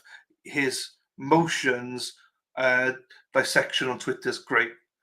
It's great. Everyone that asks him questions and stuff. I'd say he's the second go-to after what's his name? Mark Bedrow on Twitter. He's definitely a good person to look at for breakdown. It's just so easy. He just goes through it, breaks it down, and tells you what it means. Not just what it means, but the impact it can have and stuff. I like that. I don't like, I just want to go boom, boom, boom. Like you're similar to me, so just want to go bam, bam, bam, bam. Yeah, but he does mention it now and again. But yeah, he's very, yeah. But his Karen Reid coverage is good.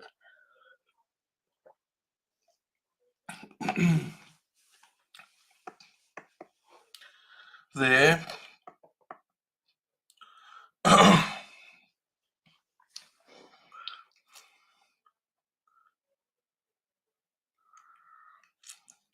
Do.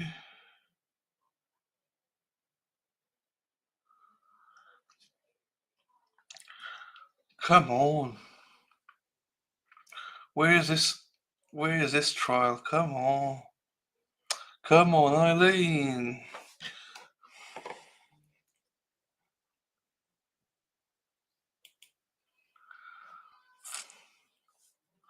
Right, let me go back to Jessica Machado and what do you call it? I don't even remember what you call it. It's one of those people you follow and you get her tweets instantly or their tweets instantly. She's just posted too much now. I'll still follow her, obviously, but it's just too many. I like Jessica a lot, but I don't even know if she's going to be posting. Yeah, notifications. There you go. Anymore. So about can't read, but no, I don't mean unfollow. Unnotify is what I meant. Ba, ba, ba, da, da.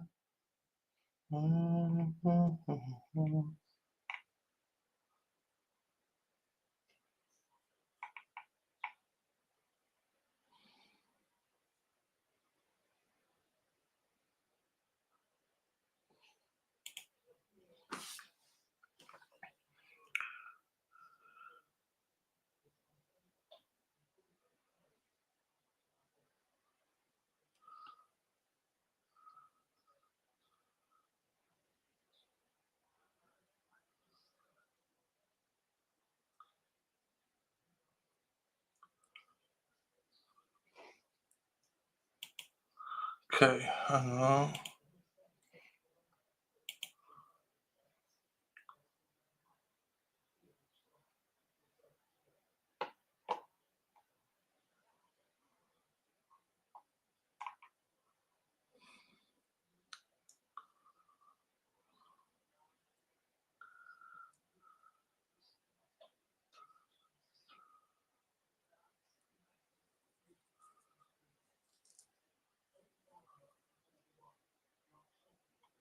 Okay.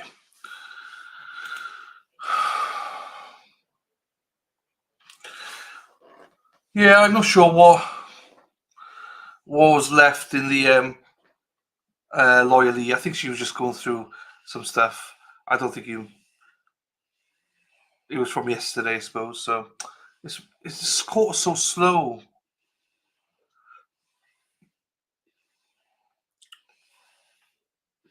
You got time out, yeah.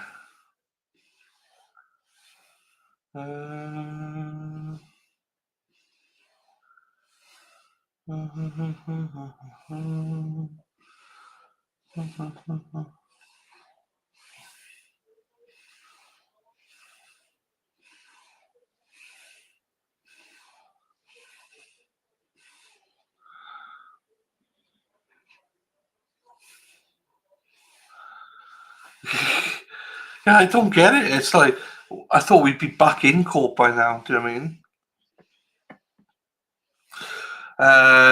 The only other thing, Josie, I think the defence are on the way or will be submitting or have submitted a motion to dismiss and can't read as we predicted.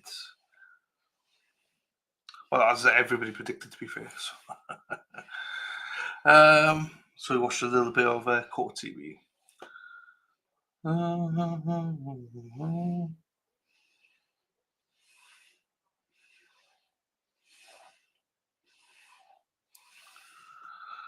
Come on, Irene.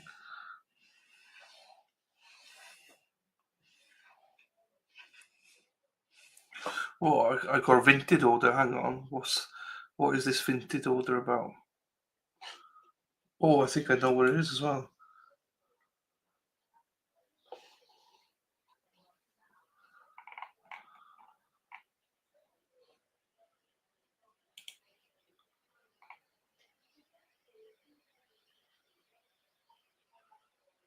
No, vinted. There we go. Every other week just received. Okay, they got that.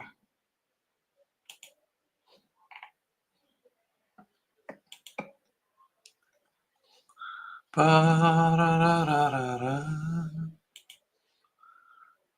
No, okay. That's fine. I got that.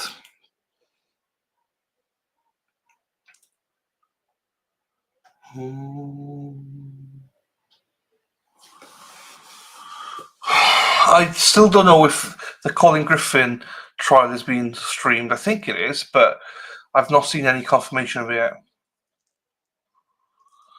I have not seen any confirmation as of yet.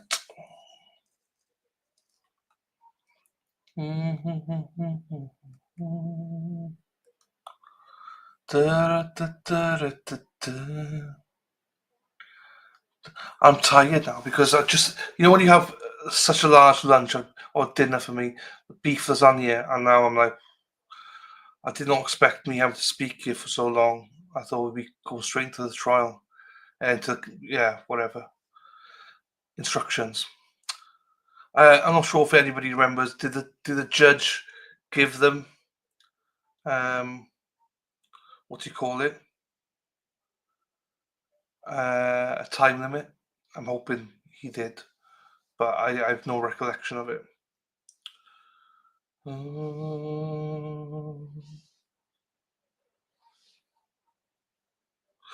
Carbs too. It was nice lasagna. It was homemade lasagna. It was lovely.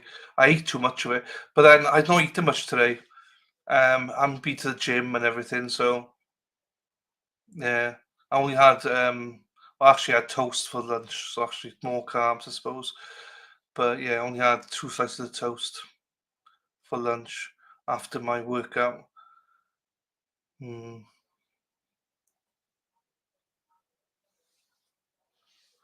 Hack is sleepy with chocolates. Garfield likes lasagna. Hey! Erin's taco between my legs. Erin, your taco's between my legs.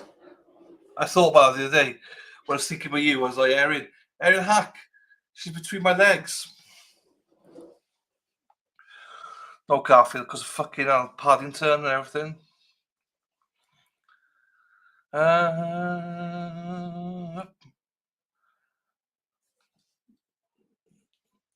Oh, for fuck's sakes.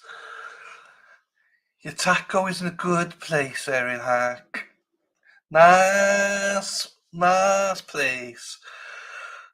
My hands are all over it. Oh, jeepers. Right. I sent off an order to the Sweeneys for my hey Raoul. How are we doing, Raoul?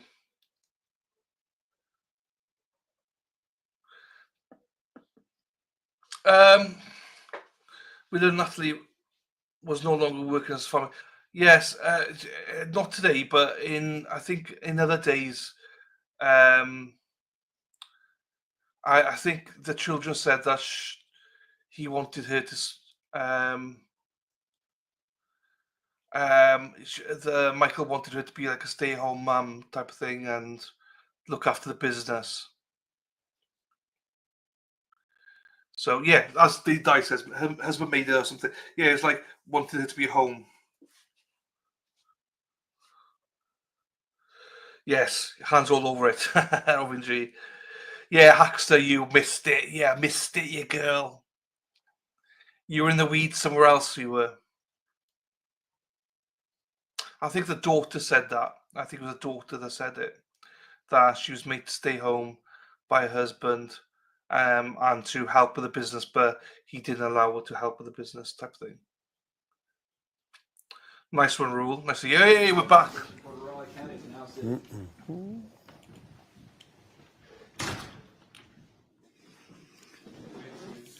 All right. Have you received a copy of the court's charge? Here it is.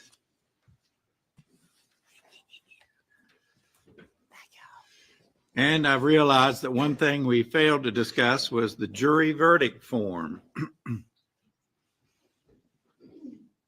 We have one, but I don't know that it's been approved by the other side. They had it. Corrections on it, but I don't have it in front. It's pretty simple and straightforward.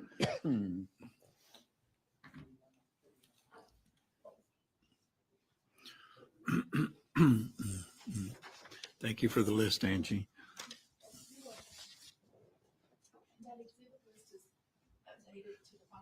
Thank you so much.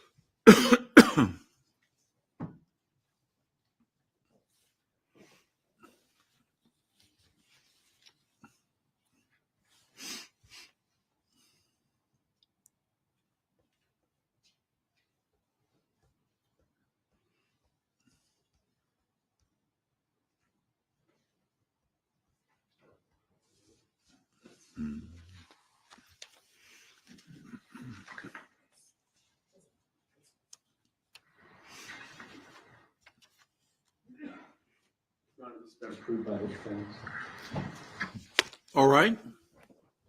Is this the same version you submitted earlier, or is it a revised version?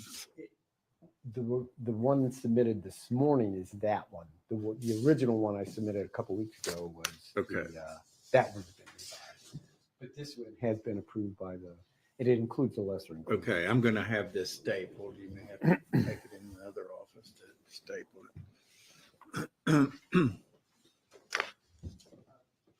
Your Honor, Yes. I have a minor point to discuss. May we approach? Well, since the jury isn't here. Not here. I was looking over the identification of the state's exhibits and the defendant's exhibits. And I believe might be a little confusion or clerical error in item number 10 and item 16. It reads an empty vial of methylprednisolone acetate injection. It's not the injection itself. It should read empty vial of injectable methylprednisolone acetate. Okay. I took that right off the label. She said she took it right off the label. Fine, it's a minor point anyway. Okay. All right. Can the defense approve the court's charge? Final stages. Okay.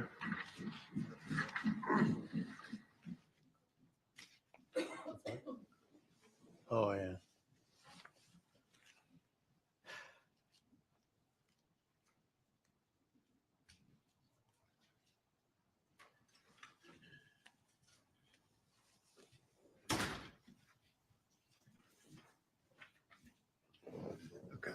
Take this. I think this is an older version.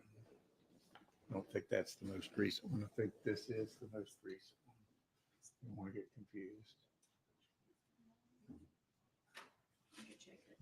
Okay.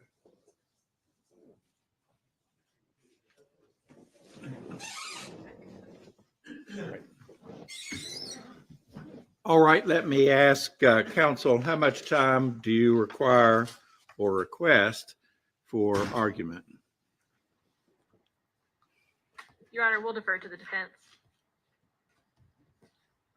I don't know. The state has the burden of proof. Maybe the state can. 20 minutes? Half an hour? Half an hour? What do you guys need? No, I don't do it. You would stand. You said 40 minutes. Okay, want to do that 45 Okay, minutes? 45 minutes. 45 minutes? Yes, Your Honor. Okay. Happy fucking Will days. you be doing the closing, Ms. Ackert? Yes, I will, Your Honor. Okay, how do you want to divide your time?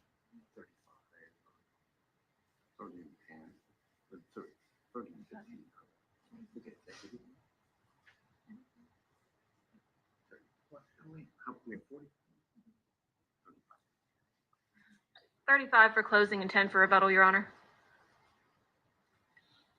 Do you want a discrete 1-minute warning I would appreciate that, Your Honor. Thank you. on both ends? Please.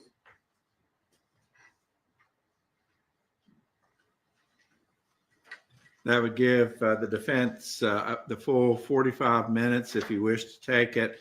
Do you wish a 1-minute warning, 2 minutes, or what? 2-minute warning is fine. Pardon? 2-minute warning is 2 fine. Your minutes. Honor. Yeah, closings, 45 minutes each.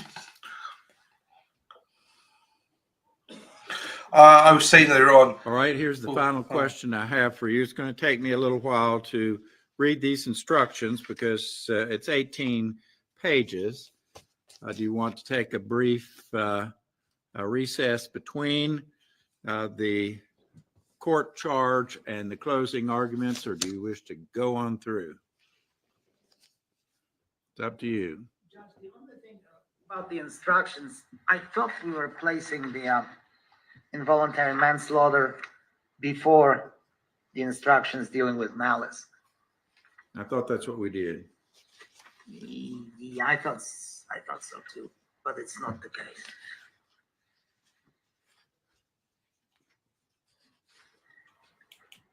Judge, I think that is what we Proposed. Okay. It'd just be a matter of cutting and pasting page 10, where it starts with the definition, and moving it before the discussion of malice on page 9. Okay. I'm going to ask you two to go with Ms. Brown Bailey and assist her so that you can set it forth appropriately.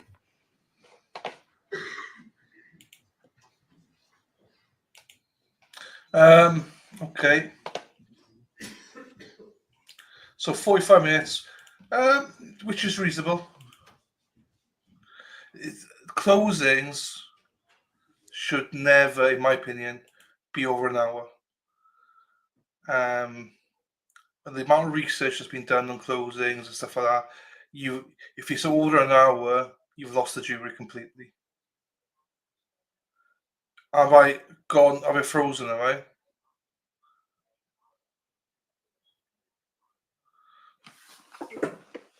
Oh shit, if I've frozen. I don't know, I'll still speak, Erin. I don't know if I've frozen or not. But yeah, I mean, I think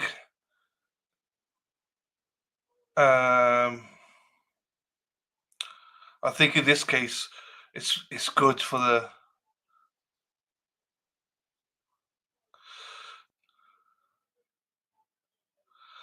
No, even if it was a 10-week case with notes, I think it should be still a maximum of an hour. Even more so, to be quite honest with you, because people, thank you, Robin, people just switch off. And if you've got a prosecution team that's going to go on for 2 hours, then by the time the defense come up, they've switched off. They don't want to know anymore. They're like, I'm done. I'm spent. And I agree with that. Shorter the better. The jury already know what they're doing. Peter Trigo says it all the time. People remember the openings rather than the closings. The openings are more important than the closings in a lot of ways. Jackson didn't need more. Jackson himself admits that he blew the closing arguments. He should have done. I think Eden was on the cover. He concentrated too much on public opinion rather than the jury. I think we'll have a very different closing this time. And he had every opportunity in an hour. I thought the opening by Yannetti was fantastic. The closing wasn't the best, but he had plenty of time in an hour. Absolute plenty of time. again, just my opinion, I think any more than an hour, you've lost the jury completely. They just want to go and deliberate now. If you talk to jurors, they're just like, yeah, we know how we're voting. We know how we voted. We just want to go and deliberate. So the more you carry on, especially when the judge says you cannot use this as part of your discussions, they're done with it. Especially in Dedham, where everyone said people just would fall asleep. They've fallen asleep in the jury were because it's so hot. You just wanted to get out of there. Again, I'm just going by what researcher says. I'm personal preference. If you're happy to stay there for 3 hours, that's great. But I couldn't do it. I think you've lost the jury if that's the case. And also, by this point, every juror knows how they voted. They know exactly how they voted right now.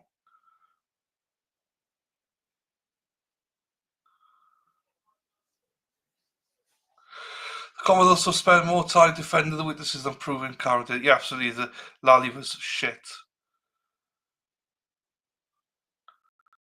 as well. But yeah, I was not impressed with Jackson's closing one bit. I think you'd find a very different closing this time. If he is closing this time. Yeah, he will be closing. I think he was disappointed himself. Can I watch Peg O'Keefe shaking her head behind the lawyers? Oh, I know. And Brian Alba and all them there. Yeah. Do you know what, Robin? I thought that for a second as well. When she said that I had to do a double take on screen. Is that Peggy?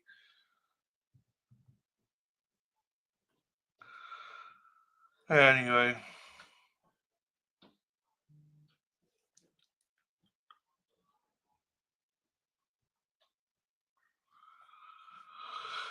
Oh.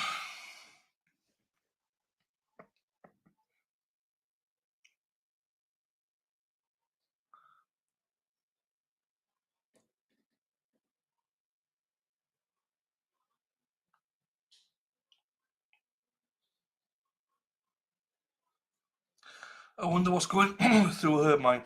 This is Florida, by the way, so they can deliberate till whenever they want.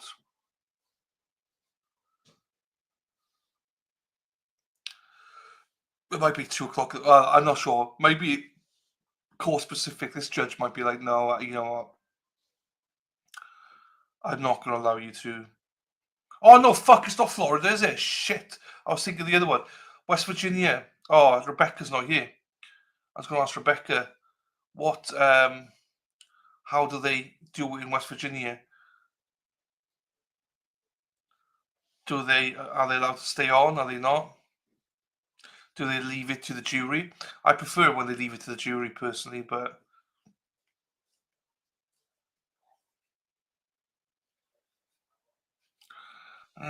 who said that? I don't remember.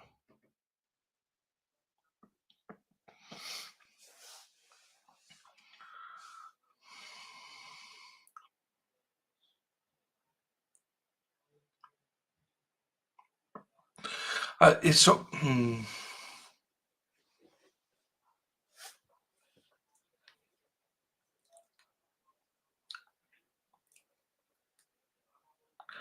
I don't know what's going.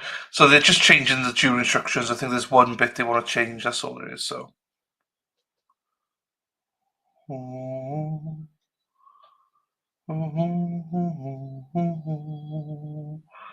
Oh yeah, yeah, yeah, yeah, yeah, yeah, yeah, yeah.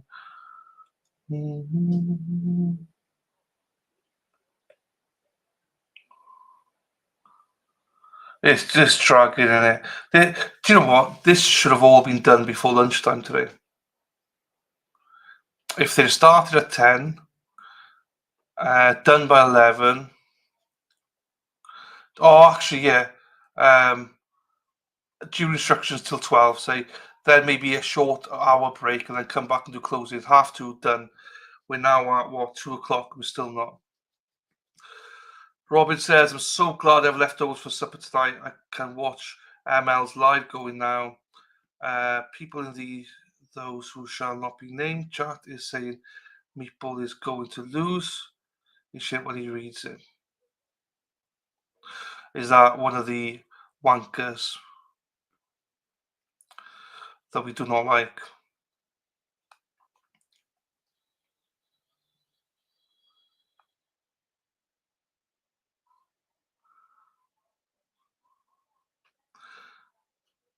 Until he starts making copies.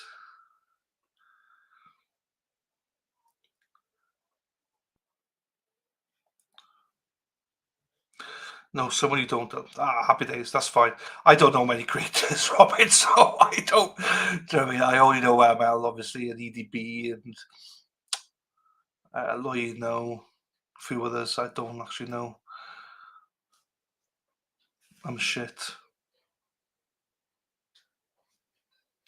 It is a new motion from defense. A motion to dismiss.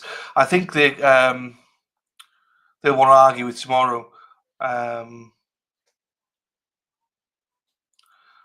It's not tomorrow, Friday. Sorry. I think they want to probably dismiss the.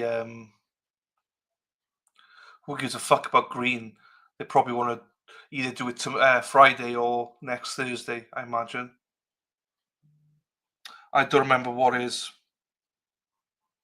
Thank you, Robin. Thank you, Medallion. I got you. Thank you, Medallion.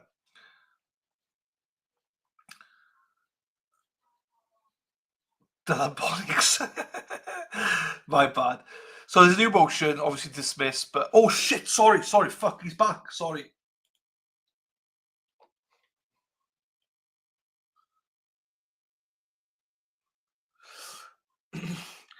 Richard Green, when's he testify? Is it Friday he's testifying? Because I imagine they will be like, fuck Richard Green, we want to go through this motion to dismiss.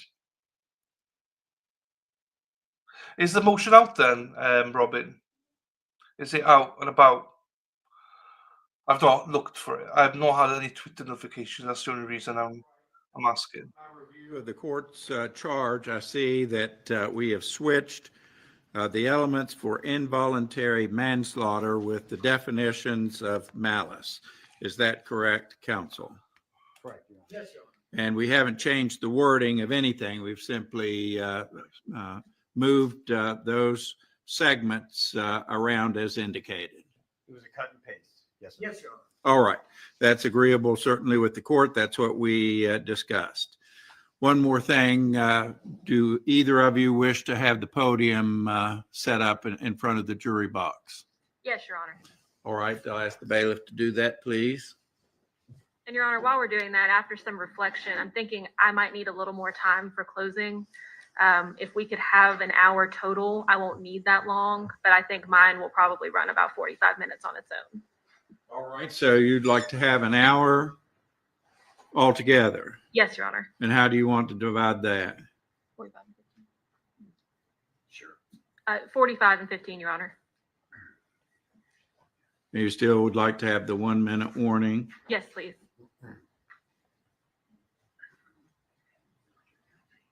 And that would afford to Mr. Victor a full 60 minutes. Is that agreeable? Yes, sir. With the 2 minute warning? Yes, sir.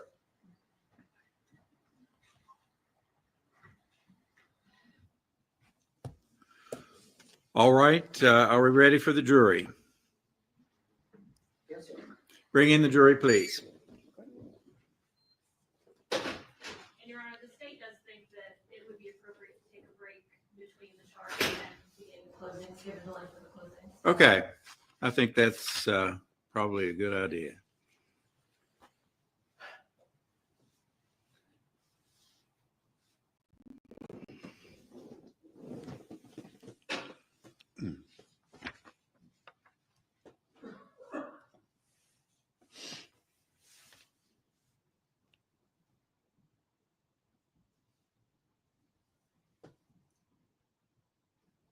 Thank you, Robin. It's on the Facebook Justice page. Thank you. I've not seen it. Title defenders. Perfect. Thank you, Medallion. Thank you. Perfect.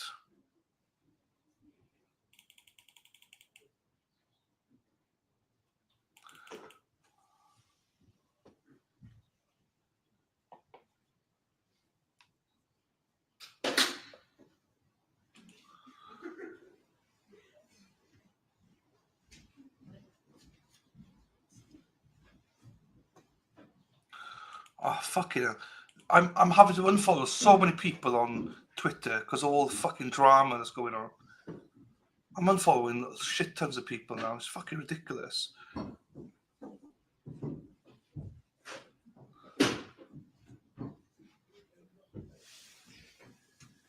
Oh, fuck. Members of the jury, the next phase or stage of this case, as I touched on earlier, is the instruction of the law by the court.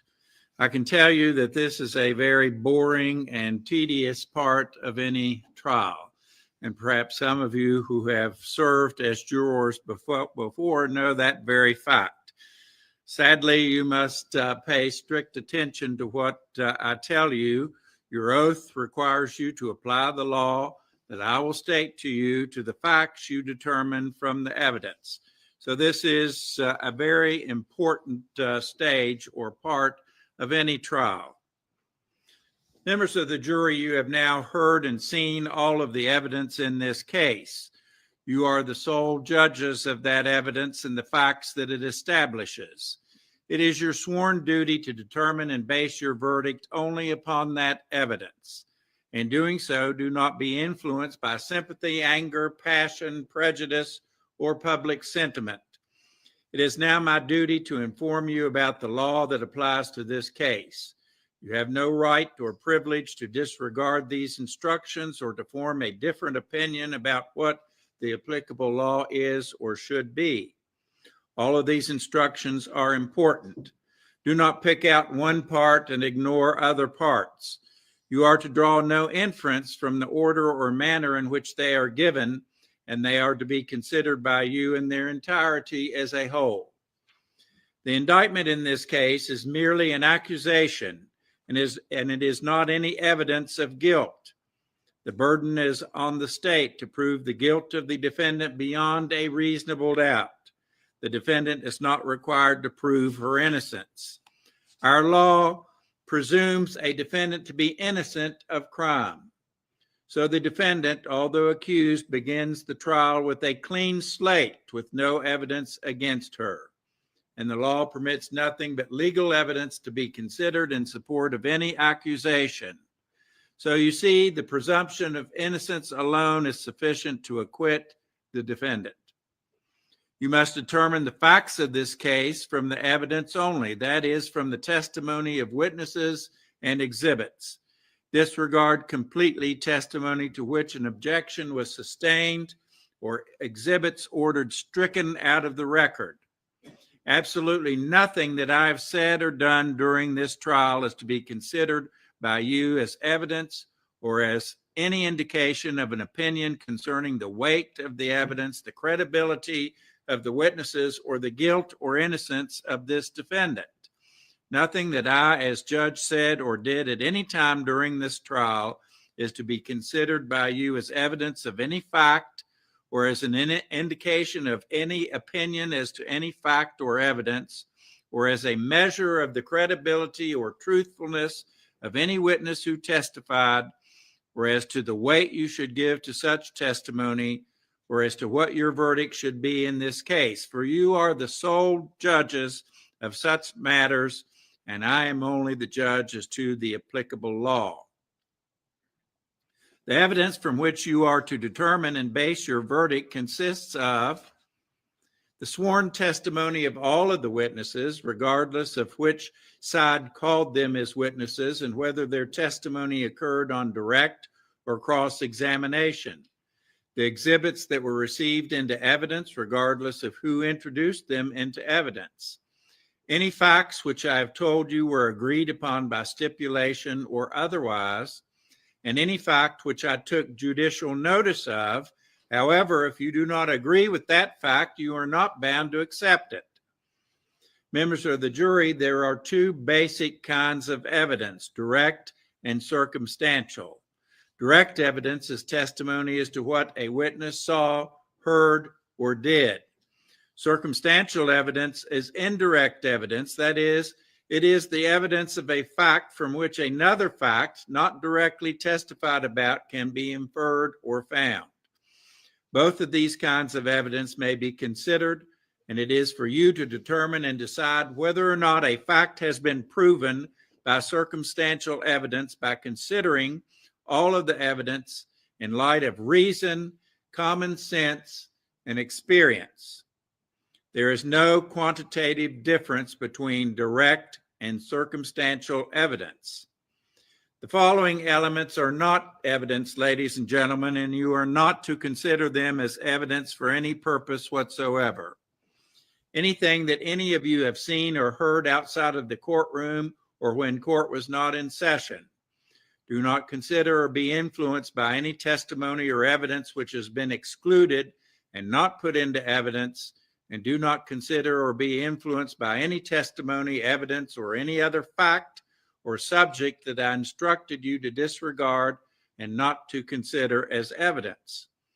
If during the trial I instructed you to consider certain testimony, evidence, or facts only for a particular or limited purpose, you are to continue to do so and must consider such matters only in that manner and for that limited purpose.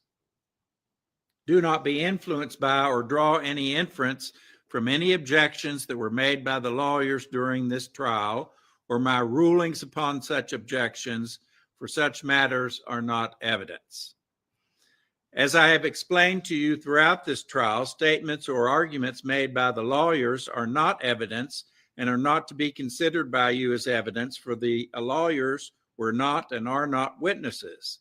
What they said to you in their opening statements or what they will say to you in their final closing arguments or at other times were and are made to aid you in following, determining, and interpreting the evidence as it relates to the issues before you and their respective sides of this case. While you must carefully consider the testimony of each and every witness and not disregard or overlook any testimony, witness, or evidence, the jury is the final judge of the credibility of the witnesses and the weight of the evidence. The number of witnesses testifying on one side or the other of an issue is not the only test of weight and credibility. If you feel that the evidence justifies it, you may believe one witness over a number of witnesses testifying differently. The test is how truthful is the witness and how convincing is the testimony in light of all of the evidence and circumstances shown. As jurors, you are also entitled to draw reasonable inferences and make reasonable deductions from any of the testimony or other evidence as you come to believe are justified in the light of reason, common sense, and experience. If you come to believe that any witness did not tell the truth about any material fact after carefully weighing and considering such testimony, you may disregard it or any part of it, or give to it or to any part of it such weight and credit you determine it deserves. In weighing and crediting the testimony of any witness, you may consider the good or bad memory of the witness, the interest of the witness in the outcome of the trial, the relationship of the witness to the parties involved in the case or to other witnesses, the attitude and manner of testifying of the witness, the opportunity and means or the lack of opportunity and means of the witness to learn and to have knowledge of the matters about which he or she have testified, the reasonableness or unreasonableness of the testimony of the witness, the intelligence of the witness, the appearance of bias or hostility or friendliness or unfriendliness of the witness to the parties involved in the case or to any other witness, and any contradictory acts or statements of any witness that you determine were done or made that served to contradict the testimony of such witness in court. From all such factors and considerations that appear from all the evidence and circumstances shown in the case, you are to evaluate the testimony of all of the witnesses and the weight to be given to their testimony and determine the credit you believe it is entitled to receive. In this case, you have heard testimony by witnesses who are presented as experts, who by knowledge, skill, experience, training, or education had acquired scientific, technical, or specialized knowledge in the field or area about which he or she has testified. As an expert, he or she is therefore entitled to express an opinion upon matters within his or her field or specialized knowledge and to state the reasons for an opinion. Expert testimony is to be considered and evaluated as you would the testimony of any other witness. You may accept or reject it in whole or in part, or give to it or any part of it such credit and weight you come to believe it deserves. In evaluating expert testimony, you should consider the knowledge, skill, experience, training, and education of the expert and the basis and reasons given for his or her opinion in light of all other testimony and evidence in this case. The court instructs the jury that evidence of other crimes, wrongs, or of acts by the accused is not to be considered to prove her character in order to show that she acted in conformity therewith. However, the jury may consider such evidence for other purposes, such as proof of motive, opportunity, intent, preparation, plan, identity, and absence of mistake or accident as to the crimes charged. This court has taken judicial notice of court documents generated by the United States District Court, Southern District of West Virginia. That is, the court has taken as fact that the litigation in the United States District Court, Southern District of West Virginia, occurred based upon the determination of sources whose accuracy cannot reasonably be questioned. You are instructed, however, that you may or may not accept that fact as conclusive. The offense charged in the indictment in this case is murder of the first degree. You may return one of two verdicts pertaining to murder of the first degree under the indictment. They are 1, guilty, and 2, not guilty.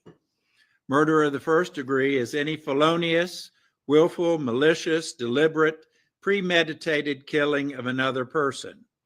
Murder of the first degree consists of an intentional, deliberate, and premeditated killing, which means that the killing is done after a period of time for prior consideration. The duration of that period cannot be arbitrarily fixed.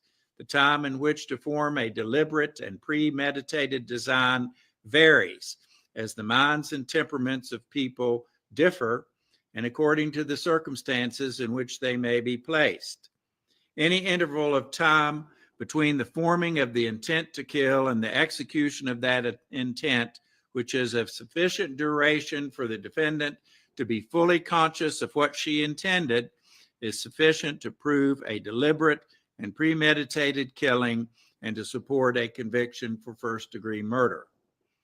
Before the defendant can be convicted of murder of the first degree, the state of West Virginia must prove to the satisfaction of the jury beyond a reasonable doubt that 1, the defendant Natalie Page Cochran, 2, in Raleigh County, West Virginia, 3, on or about the 11th day of February 2019, 4, feloniously, willfully, maliciously, deliberately, and unlawfully and premeditatedly slayed, killed, and murdered 5, Michael Cochran. After impartially considering, weighing, and comparing all of the evidence, if the jury and each member of the jury is convinced beyond a reasonable doubt of the truth of the charge as to each of these elements of murder of the first degree, you may find Natalie Page Cochran guilty of murder of the first degree as charged in the indictment. If the jury and each member of the jury has a reasonable doubt of the truth of the charge as to any one or more of the elements of murder of the first degree, you shall find the defendant Natalie Page Cochran not guilty.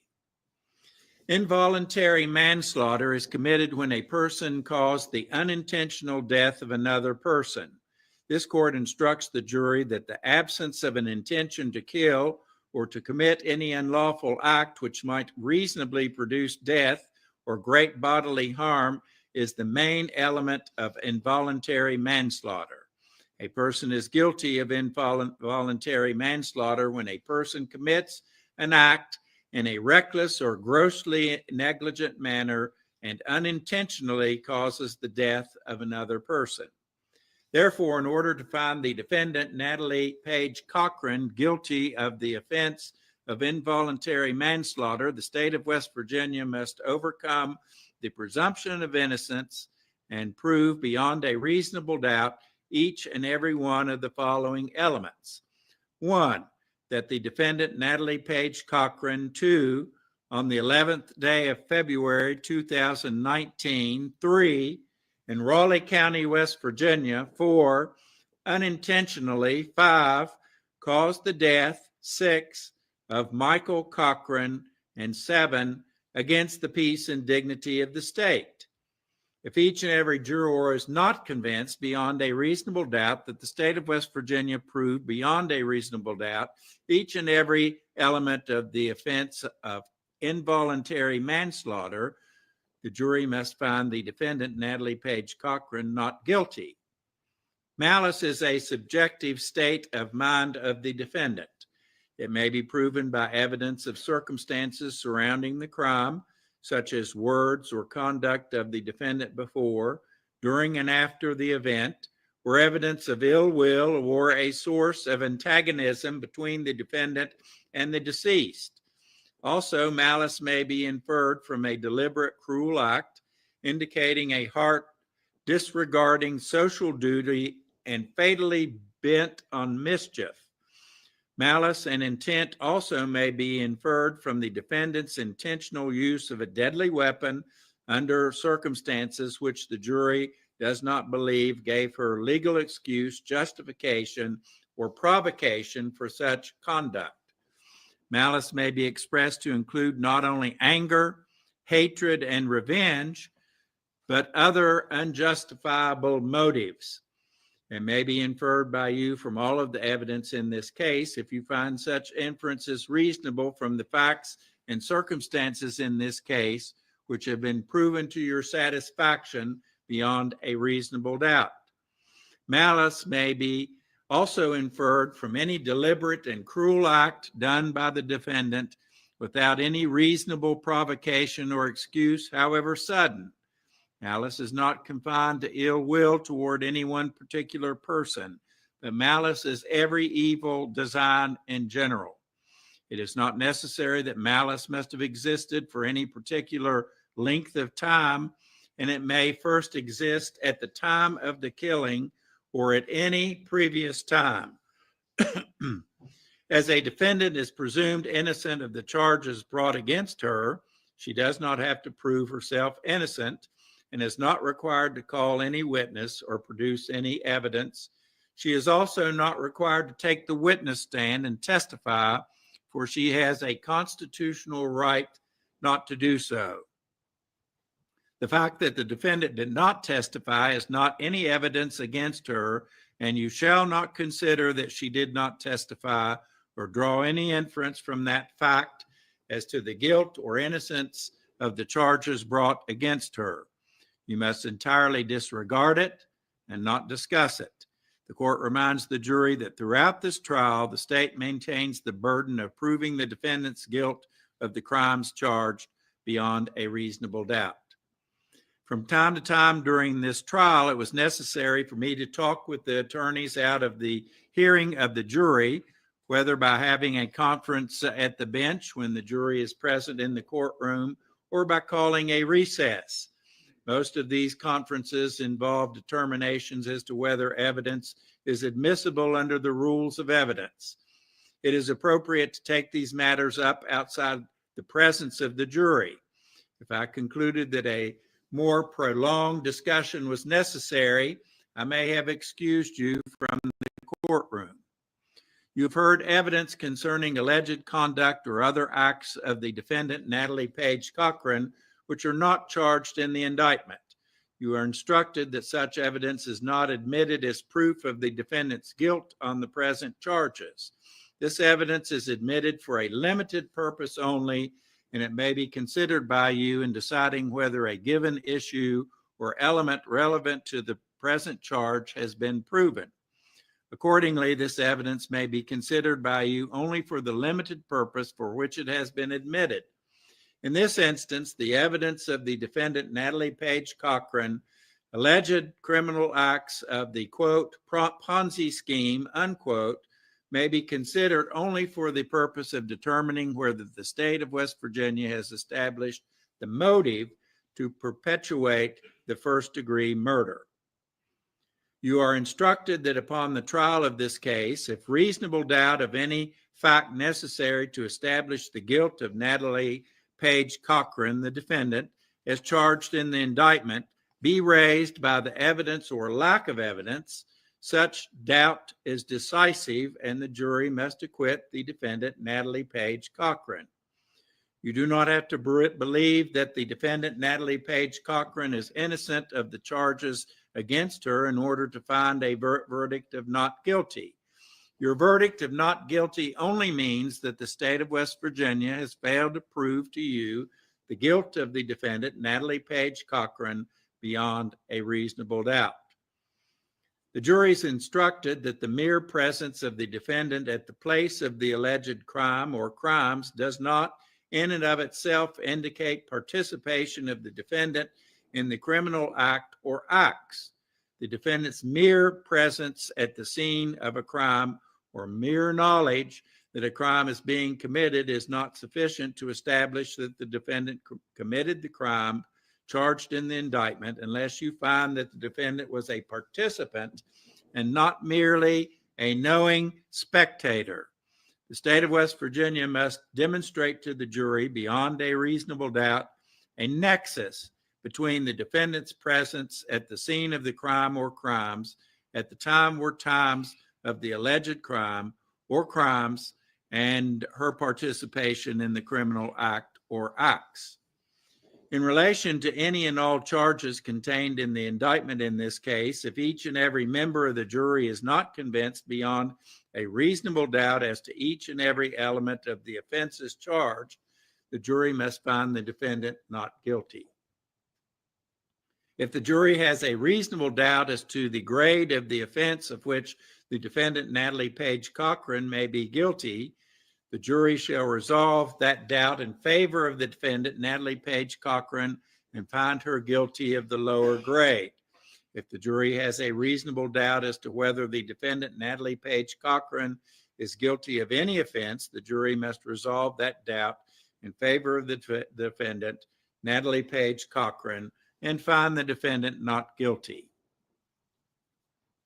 Evidence relating to any statement alleged to have been made by the defendant, Natalie Page Cochran, outside the court and after a crime has been committed should be considered by the jury with caution and weighed with great care. All such statements should be disregarded entirely unless the other evidence in the case convinces the jury beyond a reasonable doubt that the statement was made knowingly and voluntarily. In determining whether any alleged statement alleged to have been made by the defendant, Natalie Page Cochran, outside of court after a crime has been committed was knowingly and voluntarily made, the jury should consider the age, training, education, occupation, and physical and mental condition of the defendant, Natalie Page Cochran, and all other circumstances surrounding the making of the alleged statement. The jury may give the statement such weight as the jury finds it deserves under the circumstances. The test for the burden of proof in a criminal case is beyond a reasonable doubt. This means that after considering all of the evidence, if you have a reasonable doubt of the accused's guilt, then you must find her not guilty. You must always remember there is no burden upon an accused to prove anything. It is the state who has the burden to prove the accused's guilt. One never has to prove one's innocence. You must give an accused person the benefit of any reasonable doubt you may have from the evidence or from the lack of evidence, but remember the doubt must be a reasonable one. This means that it must be founded on reason and should be explainable, not a dreamed up or fancied one with no basis. The test is not beyond a shadow of a doubt, nor beyond all possible doubt. It is beyond reasonable doubt. After hearing and considering all of the evidence, you are satisfied that based upon the evidence you have in your heart an abiding conviction of the truth of the charge, then you are convinced beyond a reasonable doubt. It is your duty in this case to apply the law as given to you as a whole in the form of these instructions to all of the evidence in this case. In that regard, the court has instructed you on your role in determining the credibility of a witness and the weight of the evidence. The court has instructed you on the difference between direct evidence of a fact to be proven and circumstantial evidence of a fact to be proven. You must never convict a person unless the facts justify it, but you should not shirk your duty when the facts do justify a conviction. You must require that the state meet its burden of proof, but you must not make the state's burden an impossible one. The burden is always on the state to prove guilt beyond a reasonable doubt. This burden never shifts to the defendant, for the law never imposes upon a defendant in a criminal case the duty of calling any witnesses or producing any evidence. A defendant is never to be convicted upon mere suspicion or conjecture. To convict, you must be satisfied beyond a reasonable doubt of the defendant's guilt after careful and impartial consideration of all the evidence in the case. So if the jury has, after a careful and impartial consideration of all of the evidence, a reasonable doubt that the defendant is guilty of the charges, it must acquit. If the jury views the evidence in the case as reasonably permitting either of two conclusions, one of innocence and the other of guilt, the jury should, of course, adopt the conclusion of innocence. In the trial of a criminal case by a jury, the law contemplates the concurrence of 12 minds and any verdict returned, whether guilty or not guilty. Each individual juror must be satisfied beyond a reasonable doubt of the defendant's guilt before he or she can consent to a verdict of guilty. If each and every individual juror has a reasonable doubt of the defendant's guilt, you must return a verdict of not guilty. The jury is no place for unreasonable pride of opinion or for stubbornness. While no juror should yield a conscientious opinion deliberately formed after a full and fair investigation of the case, nevertheless, it is the duty of every juror to consider all of the evidence of the case, the instructions of the court, the arguments of counsel, and to discuss the evidence with the other jurors with an open mind and to give careful consideration of the views of fellow jurors, and if it can be done without sacrificing conscientious conviction, agree upon a verdict. Ladies and gentlemen, that concludes the reading to you of the court's charge or the instructions of the law. We're going to take a very brief recess so that the attorneys can collect their thoughts, and you will hear shortly from them in terms of their closing remarks or closing argument. I warn you, we are not yet to the deliberation phase of this case. After the lawyers deliver their closing arguments, you'll be able to fully and fairly deliberate on this case. But at this juncture, you cannot discuss the case among yourselves or with anyone else. I contemplate perhaps a 5-minute break, and you will return to the courtroom and we will proceed with closing remarks. You may go with the bailiff now briefly to your jury room.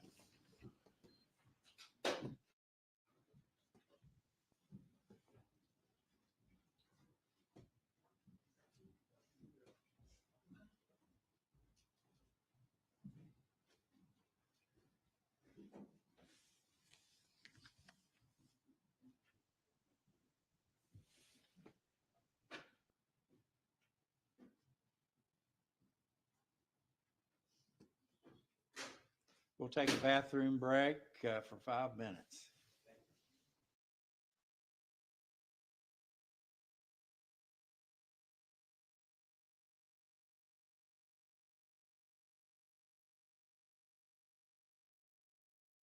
I was muted. Here we go. KD, hello. Right. First of all, thank you again so much to Robin G, riding through the glen, and to Lady Di too. Pain in the ass too.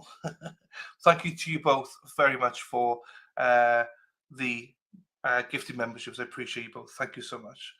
I'm not sure what's going on here now.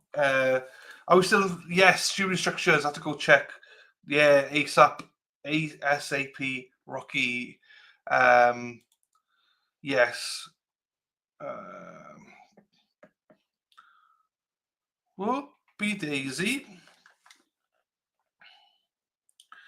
Itchy there. Heather Taylor, Potty Mouth, if you're still here, I just sent you a message. Just for other people, I've sent her a screenshot. There's nothing dirty, just a screenshot on Twitter because I found a post with all this drama going on. And who was in the middle of it? Heather fucking Taylor. She was there. So that's quite funny. So I just messaged Heather on that. Right. Here we go now. We got an hour each now for closings, and we'll see what's going on from here. So another 2 hours. No one's here from West Virginia. So Rebecca, where are you, Rebecca? I don't know what the rules are for the court. Will they start deliberating tonight? Will they not? Will they, Robin, if he was the other guy, jeepers, it'd be 10 minutes worth of speech in an hour. Oh, did she? I just saw it. It was funny. Hey, Rebecca! Rebecca's in the house. Hey, Rebecca. Hey, I was wondering, Rebecca, what happens in West Virginia? Is there a standard? Do they allow jurors to like Florida? Do they allow jurors to deliberate all night, or will they? Do they stop at a certain time and say no more tonight? How does it normally work in West Virginia? I'm not holding you to it. It's just, is there a blanket way that you do jury deliberations in West Virginia? Yeah, Heather Taylor, you're right amongst it. You are. I don't even know. I've said to Charlie, I'm just muted. Not muted. I'm unfollowing everybody. That's creating drama. I don't care if you. I'm not interested in it. I don't care who. Anyway, it doesn't. I don't need to go into it because that means I'm covering drama. But yeah, Sandy, I would say not guilty. However, I don't have a good feeling about it. I don't think that she's all innocent or anything. I do think she's probably dodgy. I just don't think the state proved it. So that's why, Sandy. I would be sat there thinking, how can you convict her? She's a bitch, mind. I don't like her as a woman. She is a horrible woman, but I couldn't convict her on this without more evidence. I've waited on Saturday for Saturday. So this could go either way. Thank you for answers, Rebecca. Up to the jury. I think it goes either way. Either we get a very quick verdict, we're like, yeah, there's nothing here, let's go home, or you're going to have, because, we've had some people in chat think that she's guilty, or some people in chat going 50-50, not sure, because you will have people that think, if not her, then who? It doesn't quite sit right with me, and because unfortunately, juries don't know what burden of proof is normally. So they just normally just go, they normally lean towards the prosecution normally. So hopefully that's not the case here, but today LNC seems better than Court TV. And for those of you waiting, I think that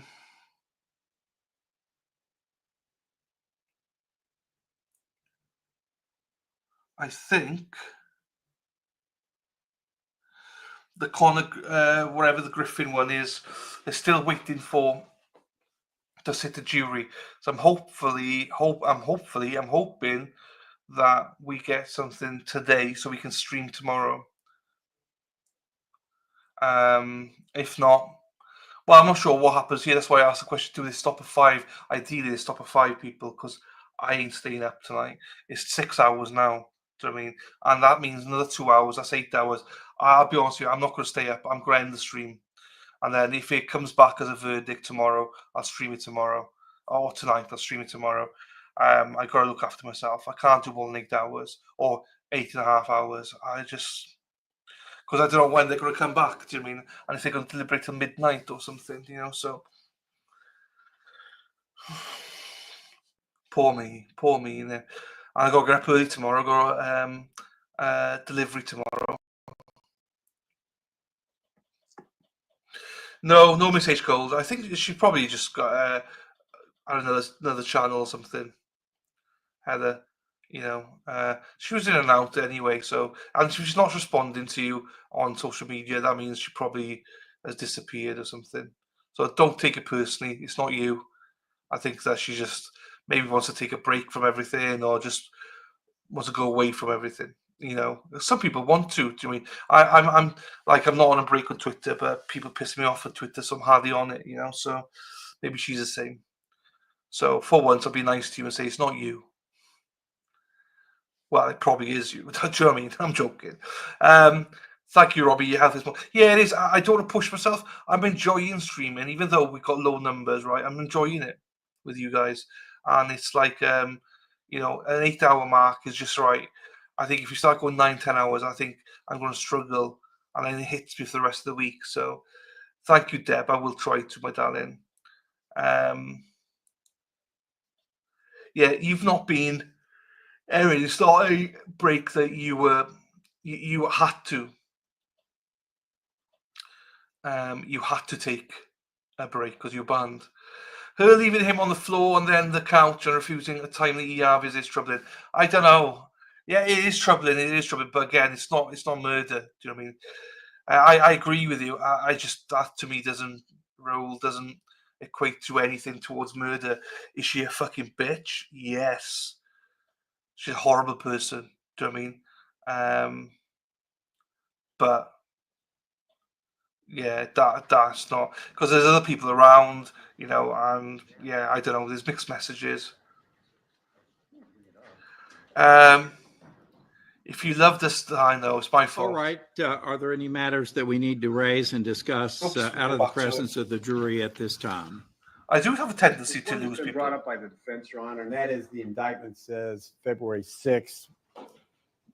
The indictment actually says February the 11th. That's what I thought it said too, but I was told by the defendant and I didn't have a copy.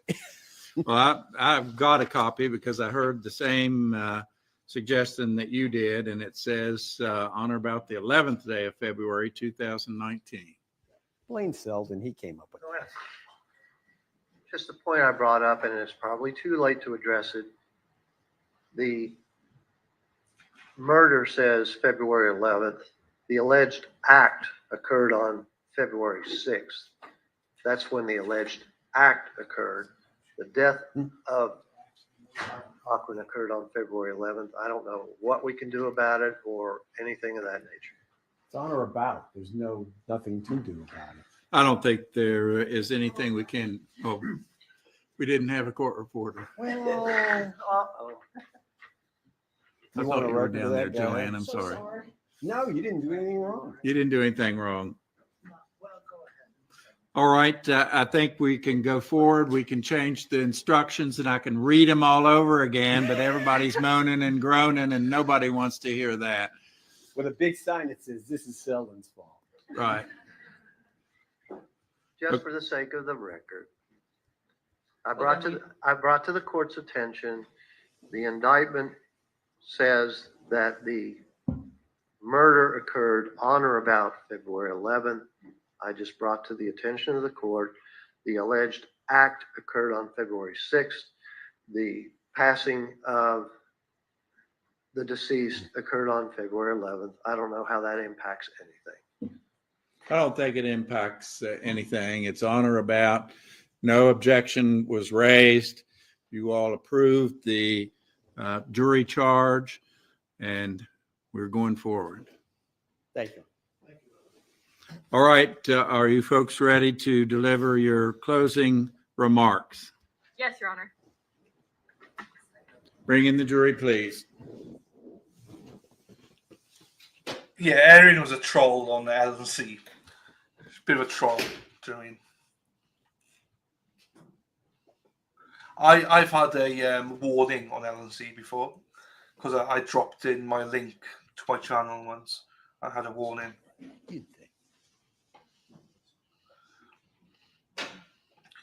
Oh, something about penises. Erin Hack, you and penises. Erin Hack, hack, hack.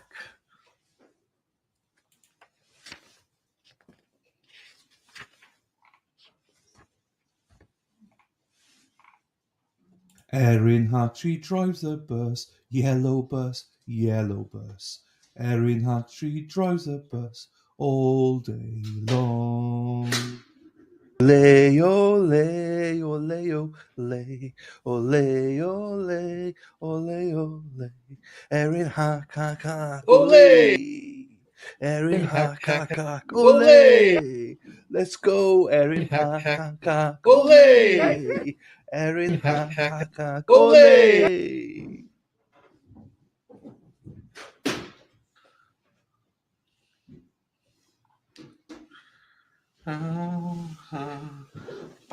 All right, ladies and gentlemen of the jury, as I have alluded to, the next stage or part of this case is the final argument of counsel. You will hear from each side, and the attorneys will argue the issues and the evidence presented, giving you their own interpretation of that evidence. As I've said over and over, their remarks would not be evidence themselves, but all of these attorneys have worked very hard in presenting this case before you, and I ask you to please give them due consideration. We will follow the same order that we have established in this case. As you know, the state does have the burden of proof, and we'll go forward first. Then the defense will present their entire argument, and the state has a brief period to rebut. All right, Ms. Acord, you may proceed.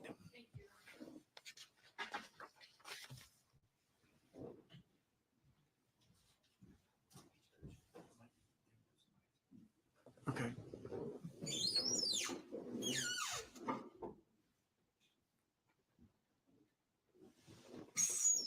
Good afternoon, ladies and gentlemen of the jury. As you know by now, my name is Ashley Acord. I am an assistant prosecuting attorney here in Raleigh County. I've been presenting this case to you with Tom Truman, who is our current prosecuting attorney. We're here in the matter of State of West Virginia versus Natalie Cochran. And if you all will bear with me, I will have to do some reading as we go. There's a lot of ground to cover here. So the first thing I want to do is thank you for being here. Just very briefly, I know everyone does this, but this has been a long couple of weeks and we've had a lot of evidence come in this case. So just thank you all for sitting through it with us. Thank you for being here and thank you for deciding this case.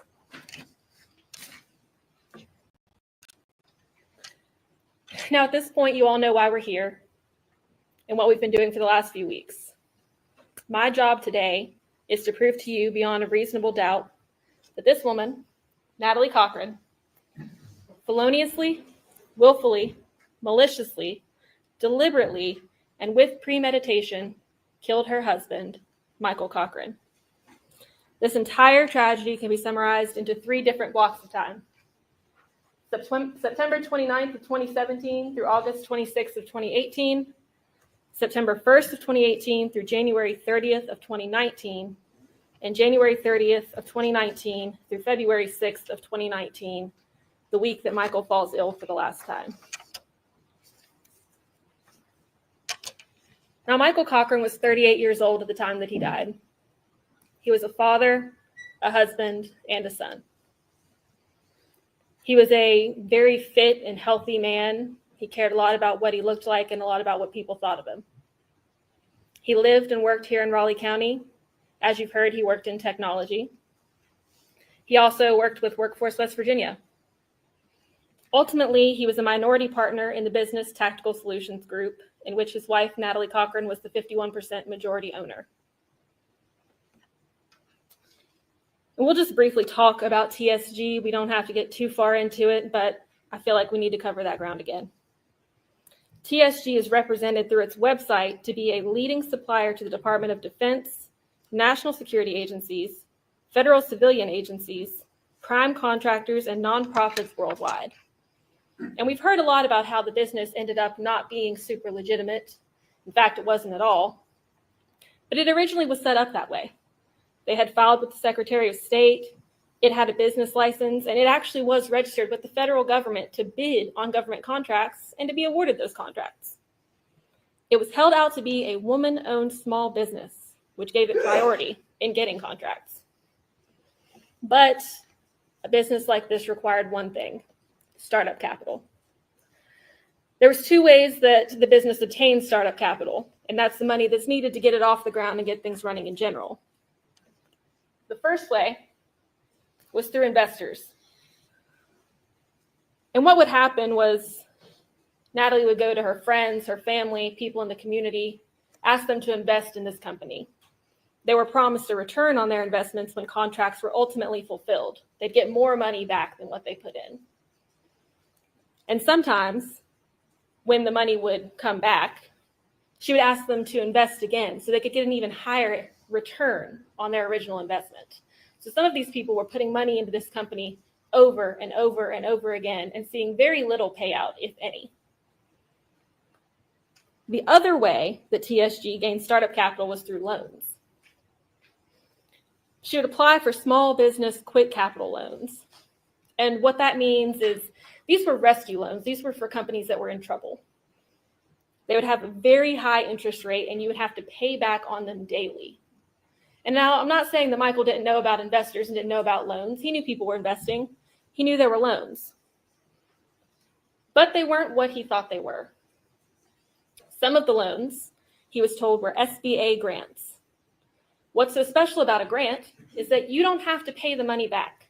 That money is given to you for a specific purpose. Otherwise, he thought they were getting government bonds. Specifically, Natalie held out the loan companies to be factoring companies. And what factoring companies do is they buy all of these accounts receivable that you have, and they'll pay you for a portion of them, and then they'll collect the money later. So that's what she told him was going on. So what happens next is about August 26th of 2018, Michael really discovers the extent of family investors and investments.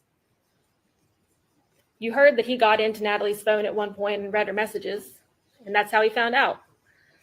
He was completely unaware of the lucrative returns and profits that were being promised to people. He was quoted as saying she was giving away our money. On August 27th of 2018, Natalie sent a message to a few family members, which we've put in evidence and you all have seen. Hey guys, after the contracts that are out pay off, I will have to stop subcontracting. I wasn't as transparent with Michael as I should have been. After this, Michael and Natalie made rounds to family members, trying to pay some checks, trying to pay some people back. But ultimately, Michael realizes that the amount of money that they owed people is a lot more than he knew. So now he wants to be more involved and understand how everything works. On August 27th of 2018, Natalie sends Michael this message, this series of messages.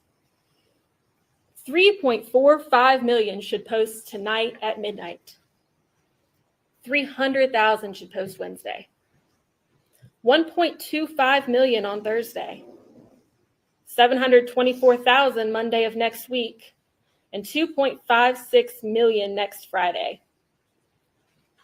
You've heard that Michael was spending money. This is why.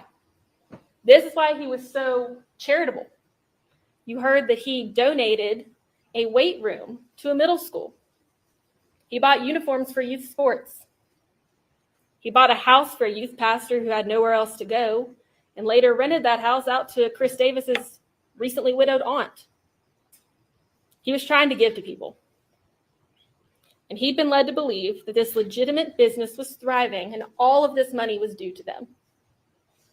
She set a prize date, though, when she did this. All their hard work was going to start paying off at midnight. So what did this ultimately do? It created a big problem. It created a bunch of promises that Natalie couldn't fulfill. And those promises totaled, at this time, $247,499,232.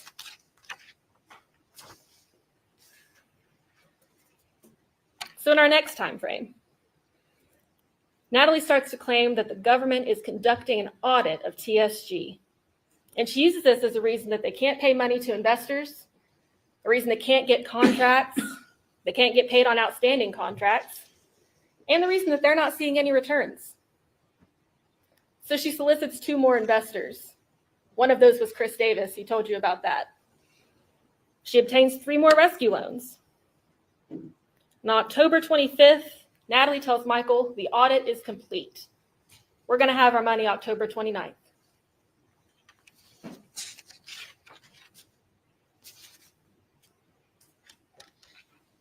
So what happens right around that time?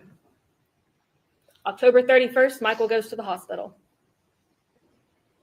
He's expecting $248 million on October 29th. The money isn't produced. On October 31st, he's sick. He goes to the hospital and he gets discharged, but he's not well. He's not better. And the defense would have you believe that Michael was incredibly sick all the time, that he left the hospital, went back to the hospital because he got sick all over again. No, he was sick one time. He just didn't get better. It happens. It happens all the time, all over the world. When Michael went back to the hospital on November 2nd, Natalie reported that he had had a seizure. That was never confirmed. You heard experts testify that the seizure activity in the records was reported by the defendant. Everyone else who testified said they had never seen him have a seizure. At that time, he had his friend Chris Davis take him to the hospital because he wanted to be treated. Nobody wants to feel the way that Michael felt. But other than this, he was healthy. You would think that he was sick, though, because he was stressed out of his mind, because he was waiting for $248 million that had been promised to him that he hasn't seen. But it still isn't coming. And there's a whole lot happening during this time. A phrase that we've been throwing around a lot on our team is that Natalie Cochran involved everyone and included no one. So on December 4th, BB&T is closing the Cochrans' accounts. Michael goes to BB&T, and you've heard about that. He is irate. In fact, his friend Chris Davis is called to come down to the bank because Michael is causing such a scene that there is fear the police are going to be called. He's angry because he thinks these accounts closing is why he's not seeing any money. So ask yourselves, if Michael was involved in a felony level financial crime involving hundreds of thousands, at this point, hundreds of millions of dollars, why would he go cause a scene at a bank and potentially get the police called on him? He didn't know what was going on. And this is where Natalie gets lucky for the first time. On December 6th, the government's already partially shut down and is only funding certain departments. I'm sure we all remember the government shutdown because it was a really big deal and a lot of people had a really hard time because of it. On December 22nd, the entire federal government shuts down. So we've gone from an audit to a federal government shutdown, buying her more and more time. And the shutdown becomes the reason that they're not getting paid. Now, Natalie has told Michael and all the investors that the money's frozen because of an audit. Now, the government's shut down. Next, she tells people she has cancer, chronic lymphocytic leukemia, which we talked about that a little.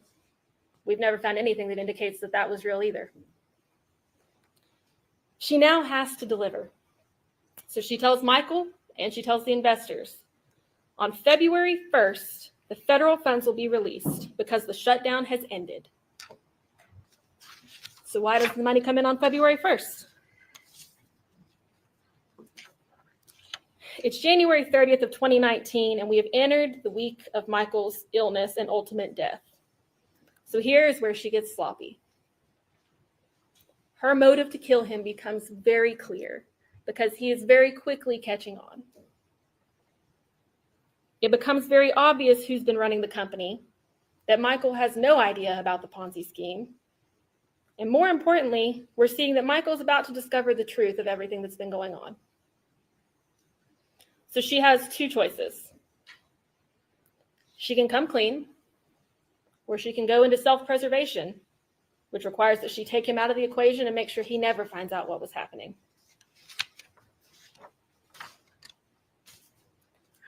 January 31st of 2019. Natalie says, I'm on the phone with Bank of America. Michael says, are we 1,000%? Yes, she's sending them with tracking. Money is supposed to hit tomorrow.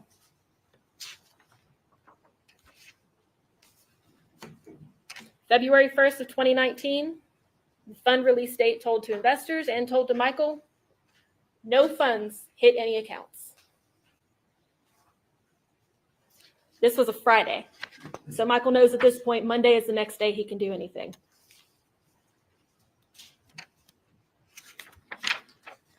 So on Monday, money isn't in there. More excuses. Michael is getting increasingly concerned. Later that same day, she says that she spoke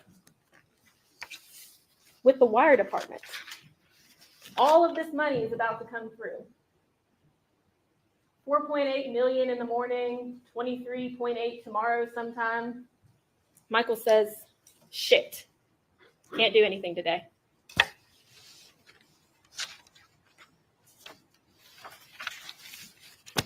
Michael was just like the rest of us, as you can see. Doesn't make any sense. I certainly don't think it makes any sense, ladies and gentlemen. And that's because nothing he was told was true. So let's get into Michael's murder. February 4th of 2019, Natalie sends Michael a text message. I'm at the pharmacy. Need anything? Now, if you'll recall from Dr. Halsey's testimony yesterday, on February 4th of 2019, Natalie was picking up her prescription for Xanax, which Dr. Halsey also testified is a benzodiazepine. Michael is allergic to benzodiazepines, as you've all heard. On February 5th of 2019, Natalie goes to Access Health and sees Dr. Halsey with flu-like symptoms. She says she's vomiting. She reports a fever. She's negative for the flu and strep. She got a steroid shot and labs that day. Now you'll note that this is the doctor who, she said, put her on such a high dose of steroids. That was her words, high dose of steroids. As we'll later see her tell Jennifer Davis. But he didn't give her a prescription for insulin. And you heard his testimony yesterday that he didn't instruct her to get insulin. On this day, she also requested methylprednisolone from Stephanie Hamilton. Now, we all know that is Solumedrol. And if you'll recall, a vial of methylprednisolone was later recovered from the Cochran residence when the search warrant was executed. FBI analysis told us that that bottle had never been used.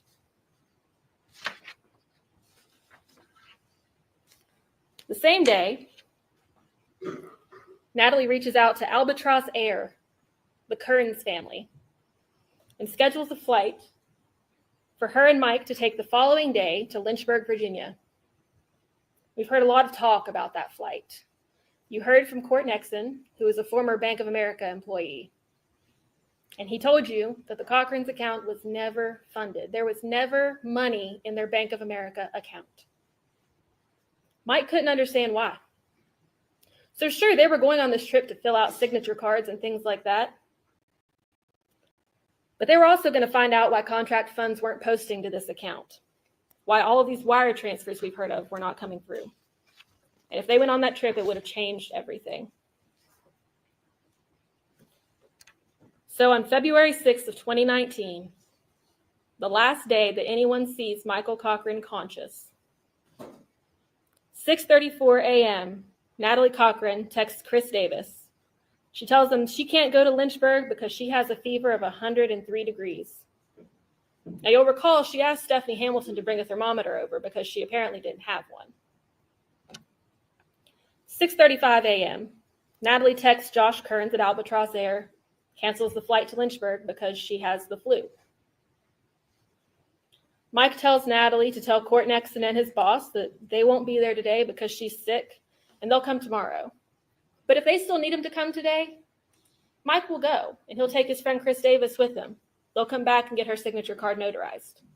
Mike very much wanted to take this trip. 6:37 a.m., Mike tells Natalie to get Court Nixon to wire them $5,000 to $10,000 from their account.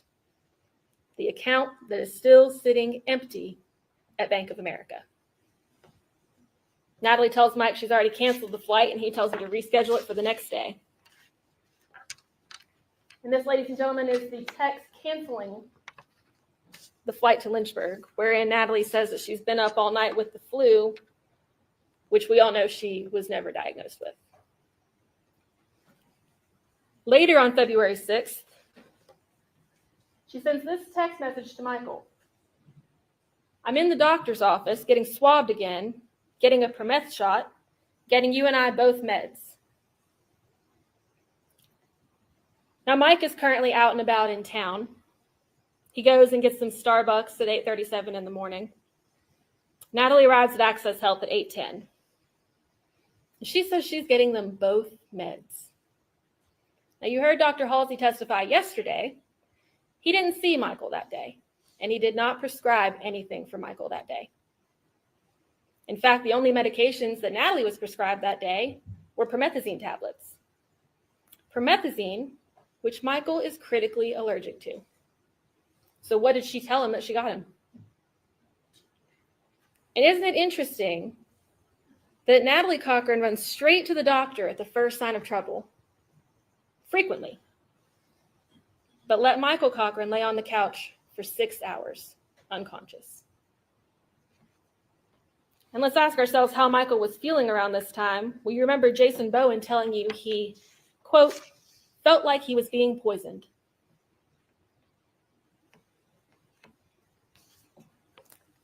She later texts Jennifer Davis, we are both sick.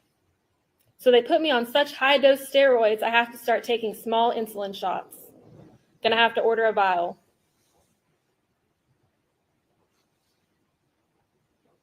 Again, there's no records that support any of this. There's nothing that indicates that she needed insulin for any reason at all. And if Mike was really keeping insulin in the house for his bodybuilding that everyone keeps talking about, why couldn't she use that? Why would she need to get it somewhere else? And I'll also add, the last text between Michael and Natalie Cochran is at 8:51 a.m. on February 6th. Following that was a 15-second call at 8:52 a.m. And this is the last time we know of that they spoke with each other. Later on, as we all know, Jennifer Davis offers up a vial of insulin because she's a good friend. She's worried about Natalie. She thinks her friend has cancer. She thinks that she's dying.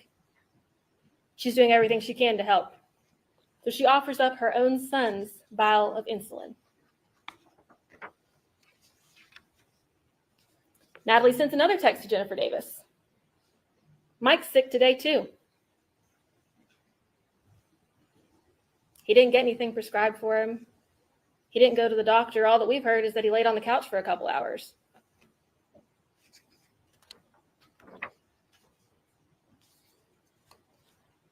Chris Davis shows up a little while later, and as we all know, drops off a bag, which he testified that he never looked in. His wife, Jennifer, told us exactly what was in the bag.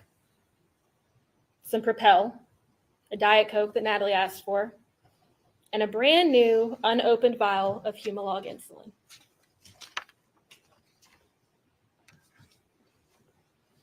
Jennifer says, "You're welcome, but that's nothing. I sure wish I could do more for you." And Natalie's words are, "That was perfect." And I bet it was. Another message she sends Jennifer Davis.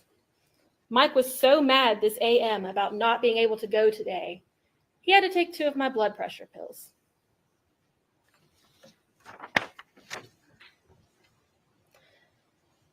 Now, the last documented communications from Mike's phone, 11:15 a.m., John Hamilton told you he called and didn't get Mike. He leaves a voicemail message. 1:39 p.m., which you heard testimony today, we believe Michael was unconscious at that time. A text goes from Michael's phone to Matt McCormick. "Should be good, buddy. I'm available all weekend too. Whatever works best."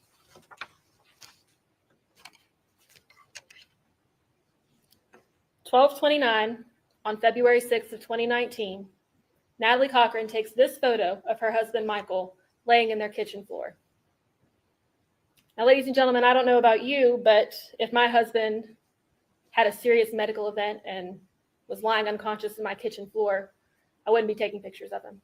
I'd be getting help." The first person she sends it to is her sister Penny, who testified that her reaction was, "Well, what does she want me to do about it?" And I think we all know the answer to that question. Next, she reaches out to John Hamilton, who you heard testify a few days ago. She tells him, "Mike is sick like last time. Last time when he asked to be taken to the hospital. Last time when he wasn't left unconscious in his kitchen floor." John heads that way, and Natalie then calls her private contractors, Jason Bowen and Jonathan Miller, to come to the residence and help. You heard Jason testify that they were at Lowe's at the time. The story he was given was that Michael threw up in the sink and then used the kitchen cabinets to lower himself to the floor. Jason and Jonathan arrive, and they move Michael to the couch, and Natalie begins reading them vital signs that they can't see. That includes his blood sugar. Why would you check the blood sugar of someone who doesn't have diabetes or any known problems with regulating his blood sugar? Ladies and gentlemen, I'll posit to you that if he were just sleeping it off like she wanted him to do, he would have felt that finger stick. I've had 100 finger sticks. I know what they feel like. You're not going to sleep through that. At that point, she reports that his blood glucose is 145, and this is at 1:06 p.m. John Hamilton shows up shortly after that, maybe 20 minutes after she contacted him the first time. He told you that Michael was already laying on the couch when he got there.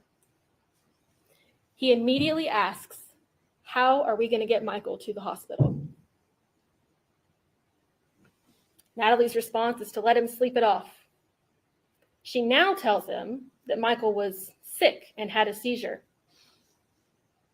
John noted that he had never seen Michael have a seizure. John then contacts his wife, Stephanie, who is a physician assistant, as you all heard. He asks her to come over and, quote, "get her to take him to the hospital." So Stephanie arrives a little later and takes Michael's temperature. She made it a point not to startle him and even warned him that she was going to be taking his temperature. But he doesn't wake up. Stephanie also tells Natalie that Michael needs to be evaluated. Natalie again declines and says Michael wouldn't want to wake up in a hospital. Stephanie even gave her an out. She said, "He can blame me." Also, at some point during the day, Natalie and Mike's kids come home from school, and Natalie's sister, Penny Lowry, arrives. Penny told you that Michael had an accident, and she held a blanket up while Natalie changed him into dry clothing that was retrieved by Natalie and Michael's daughter, Nicole. Thomas Treadway shows up later. When asked if he believed Michael needed to go to the hospital, he told you he's not a medical professional. Natalie's text messages indicate otherwise. They indicate that he believed Michael was getting worse and that he needed to be checked out. So you decide. At 4:34 p.m., Natalie reports that Michael's blood glucose is 115. She tells others that Stephanie Hamilton took that reading, but Stephanie Hamilton took the stand and told you that was not true. Lastly, Chris Davis, Michael's best friend by all accounts, arrives at the residence. He told you how he ran his thumb up the sole of Michael's foot to see if he could startle him awake. He told you that he tried a sternal rub. Nothing. His words to you were, "He is going to the hospital, and I'm going to take him." At that point, he and Thomas Treadway load Michael into the back of the Cochran's car, where Natalie rides with him as Chris drives him from 4H Lake Road to Raleigh General Hospital.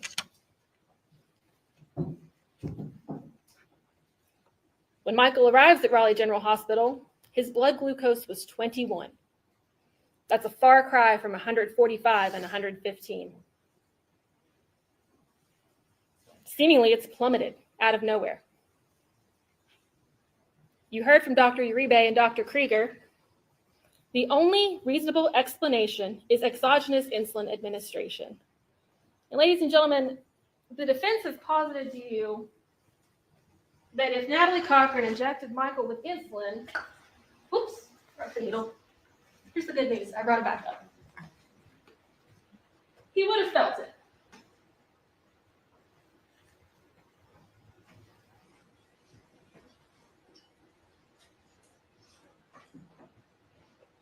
Now, this is an insulin needle. Your Honor, I'm going to object to this demonstration. This is bringing outside the evidence before the jury. This is a demonstrative exhibit, Your Honor. Overall, it is a demonstrative exhibit used in closing arguments. Members of the jury, you are the judges of the evidence. This is a demonstrative exhibit. I want you to rely upon your recollections and your memories of what the evidence has been in making your decision. There's a certain rough and tumble that we allow and some latitude in terms of closing remarks.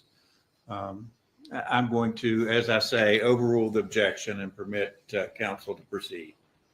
Thank you, Your Honor. Ladies and gentlemen, I want you to see the size of an insulin needle.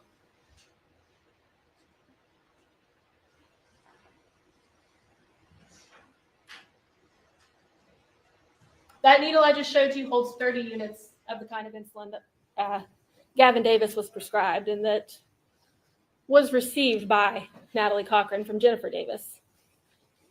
Dr. Krieger told you how small a unit of insulin is, and you can see it for yourself. Extremely small. I would also say, we made it pretty clear yesterday that the defense experts did not have the full picture.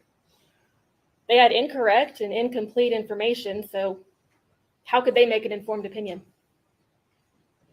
And when Michael arrived at Raleigh General, as I said, his blood glucose was 21. He was immediately intubated, and he never woke up. February 7th through 11th of 2019, Michael was transferred to Charleston Area Medical Center, CAMC. His MRI there, as you've heard, showed diffuse hypoglycemic encephalopathy, brain swelling caused by low blood sugar.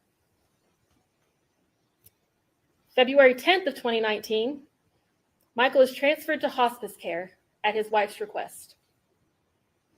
He spends 5 hours there before he dies. Now, you'll recall during Thomas Treadway's testimony that he advised... I have to stop it for a second, right? Sorry, I have to stop this for a second. Have you seen this? The new trial in Norfolk County. A woman, what's her name? Hang on, what's her name? Penelope McKee is accused of causing her husband's January 2020 death after getting into a fight with him. She's elected a for a bench trial with Judge Bev. It starts, I think, starts today, the trial, and Judge Bev.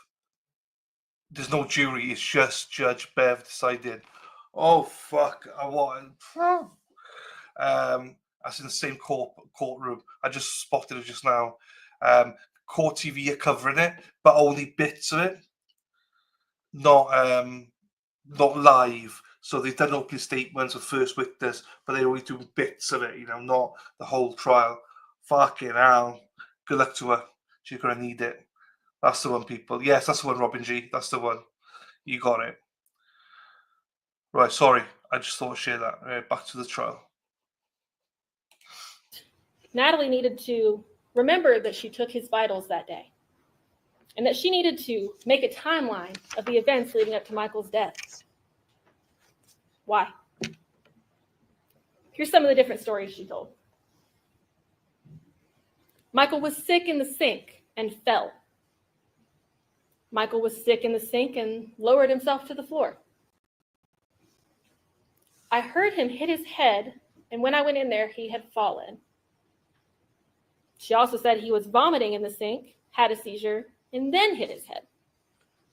And that's just a few of the stories we heard. Now, a search warrant of the Cochran residence was executed on June 25th of 2019. And I would note that TSG has continued business up to this point, even getting additional investors after Michael's death, including the Hamiltons. During this time frame, Natalie also pled guilty to the charges that you heard about in federal court, the wire fraud and unlawful monetary transactions.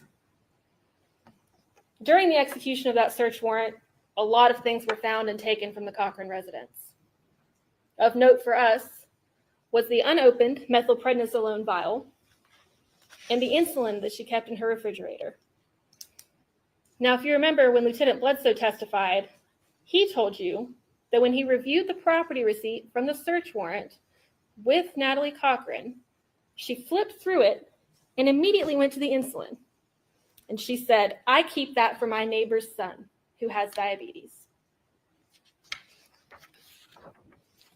Ladies and gentlemen, as I stated previously, the elements of first-degree murder are a felonious, willful, malicious, deliberate, and premeditated killing. Felonious is simple. Murder is a felony, and it's against the laws of the state of West Virginia. Willful or deliberate would mean that someone took an overt action in furtherance of an anticipated result. She injected Michael with insulin. Dr. Krieger and Dr. Uribe testified that there was no alternative reasonable explanation for Michael's blood sugar to be 21 other than outside insulin administration. She also let him lay on the couch for 6 hours.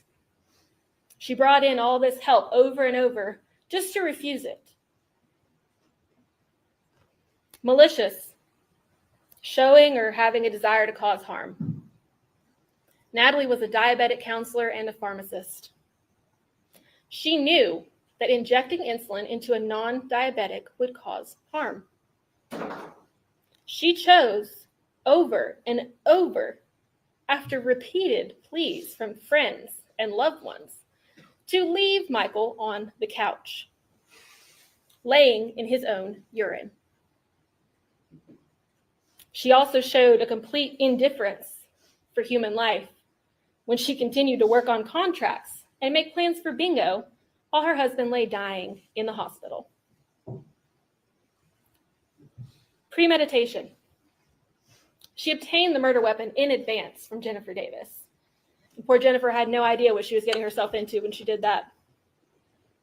She had a clear motive, and you saw that leading up to this date, Michael was about to find out what she was doing to people.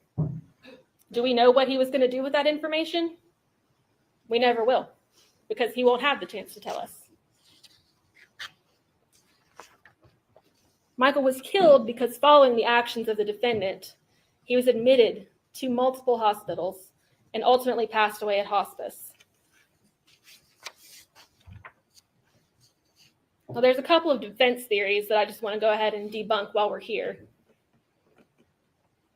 The first being, Natalie was a pharmacist and could have gotten undetectable drugs to kill Michael. Those were defense counsel's words. She did, just not as a pharmacist. She hadn't worked in pharmacy for 2 years at that point. Insulin can be bought over the counter. Stephanie Hamilton debunked this one. She testified that Humalog, the kind of insulin that was used to kill Michael, cannot be bought over the counter and has to be obtained via a prescription, which neither Natalie nor Michael had. Michael was a, quote, ticking time bomb. Michael's previous illnesses can only be verified by Natalie. No one else ever saw him have a seizure. Sure, he went to the hospital, but they were never actually able to verify that seizure activity occurred, only that it was reported at home. By her own words, Mike was doing the best he had ever done in his life. You heard testimony that he forgot where he parked his car. Ladies and gentlemen, I don't know about you, but I forget where I park my car all the time. It's very common. He participated in tough man competitions and Jeep pulling competitions. It doesn't sound like a sick man to me. You also heard that Michael was on steroids. Chris Davis testified that Natalie told him that she was in charge of all of his supplements and vitamins. No steroids were recovered from the Cochran residence when the search warrant was executed. The Mexican supplement that we've heard about turned out to be a female fertility drug that came from Florida. You know who had communication with that company? Natalie Cochran. Ladies and gentlemen, in closing, Natalie Cochran had the means, knowledge, and opportunity to commit this crime. She dosed Michael Cochran with insulin that he was not prescribed and that he did not need. You may not have done the math, but I have. Next Thursday will make 6 years to the day since she injected Michael Cochran with insulin in his home. 5 days after that will be 6 years since Michael Cochran left this earth. 6 years since 2 children lost their father.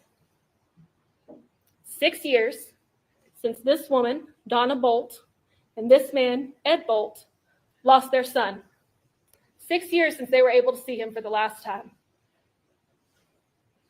Michael and the people that loved him deserve to have the most thorough investigation that we could conduct. And we've done that. We've done everything we could to show you what really happened to Michael. These people have waited long enough for justice. Michael has waited long enough for justice. Ladies and gentlemen, I'm asking you at this time to deliver that justice and to find his wife, Natalie Cochran, guilty of the first-degree murder of Michael Cochran. Thank you.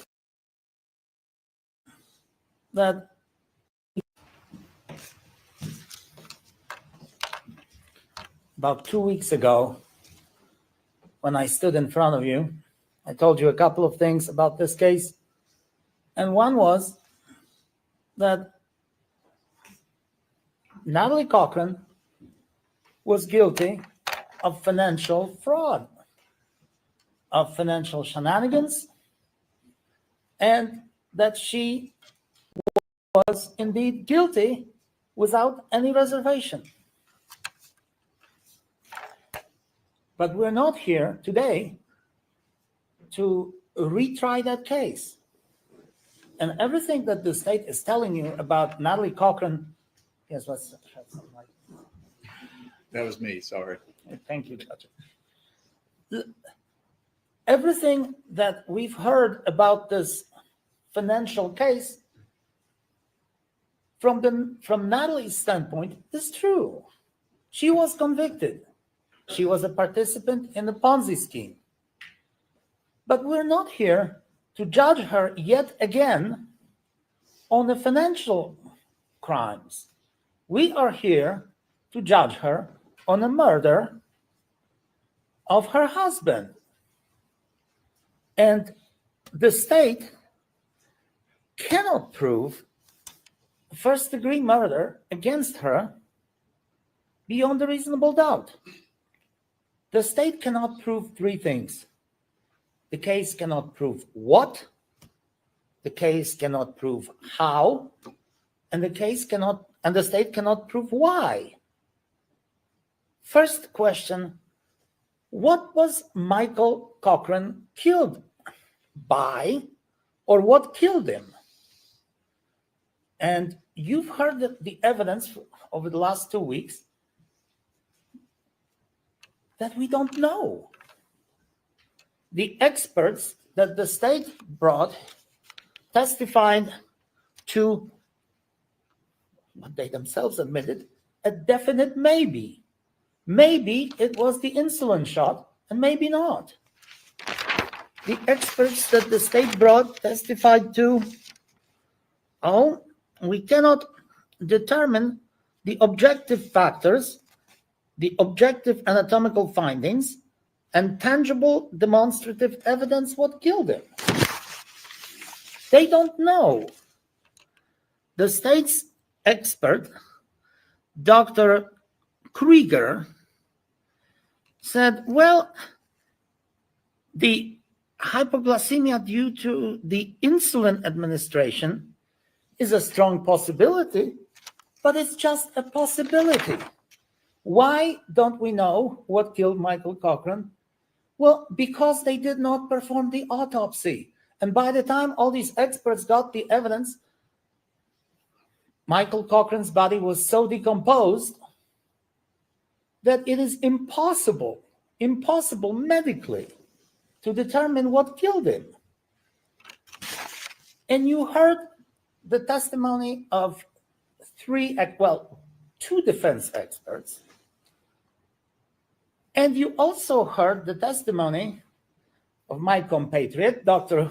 Piotr Kubitschek, who is the medical examiner who performs autopsies on a daily basis and who is, I would submit to you, a little bit like Matlock. He is the medical detective trying to detect what is the crime that led to the death of that particular individual. All these experts said the same thing. The cause of Michael's death is undetermined. We don't know. No. The state cannot answer or prove beyond a reasonable doubt the how. How did that happen? How did this murder happen? I'm not particularly good with syringes, but, well, we'll come to that. The state wants you to believe that there was an insulin shot injected into Michael that killed him.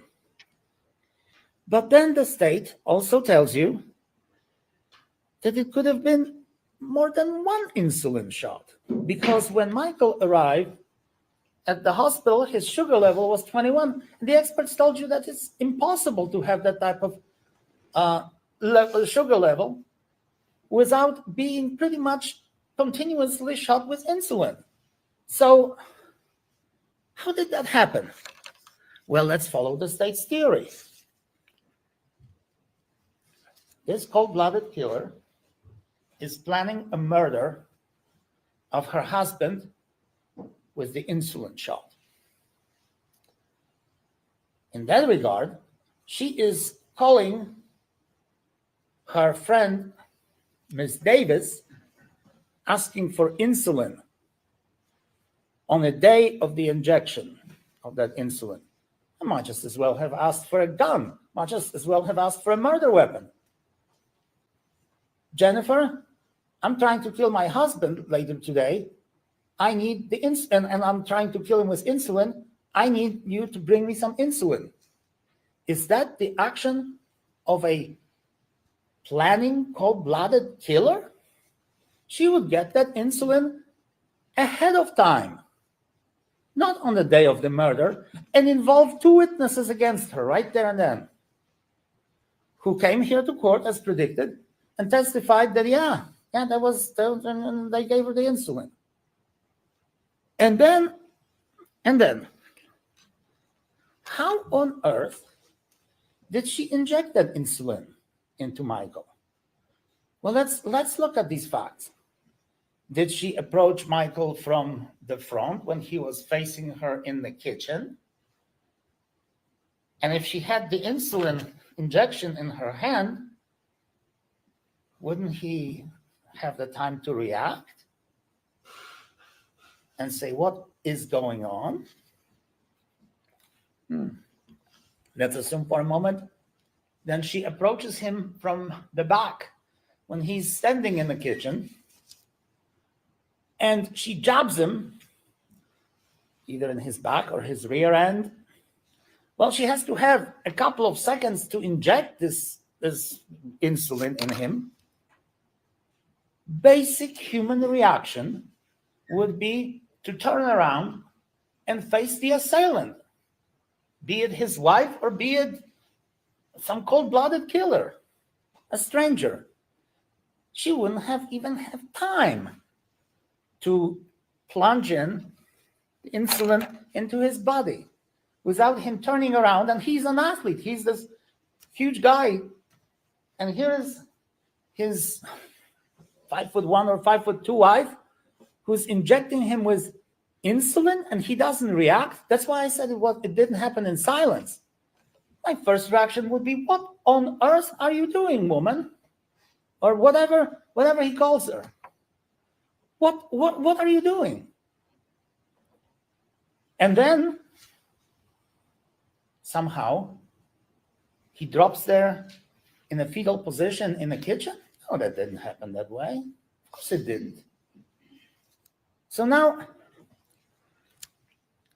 you heard the evidence from at least 4 or 5 witnesses that this type of insulin acts in a delayed way.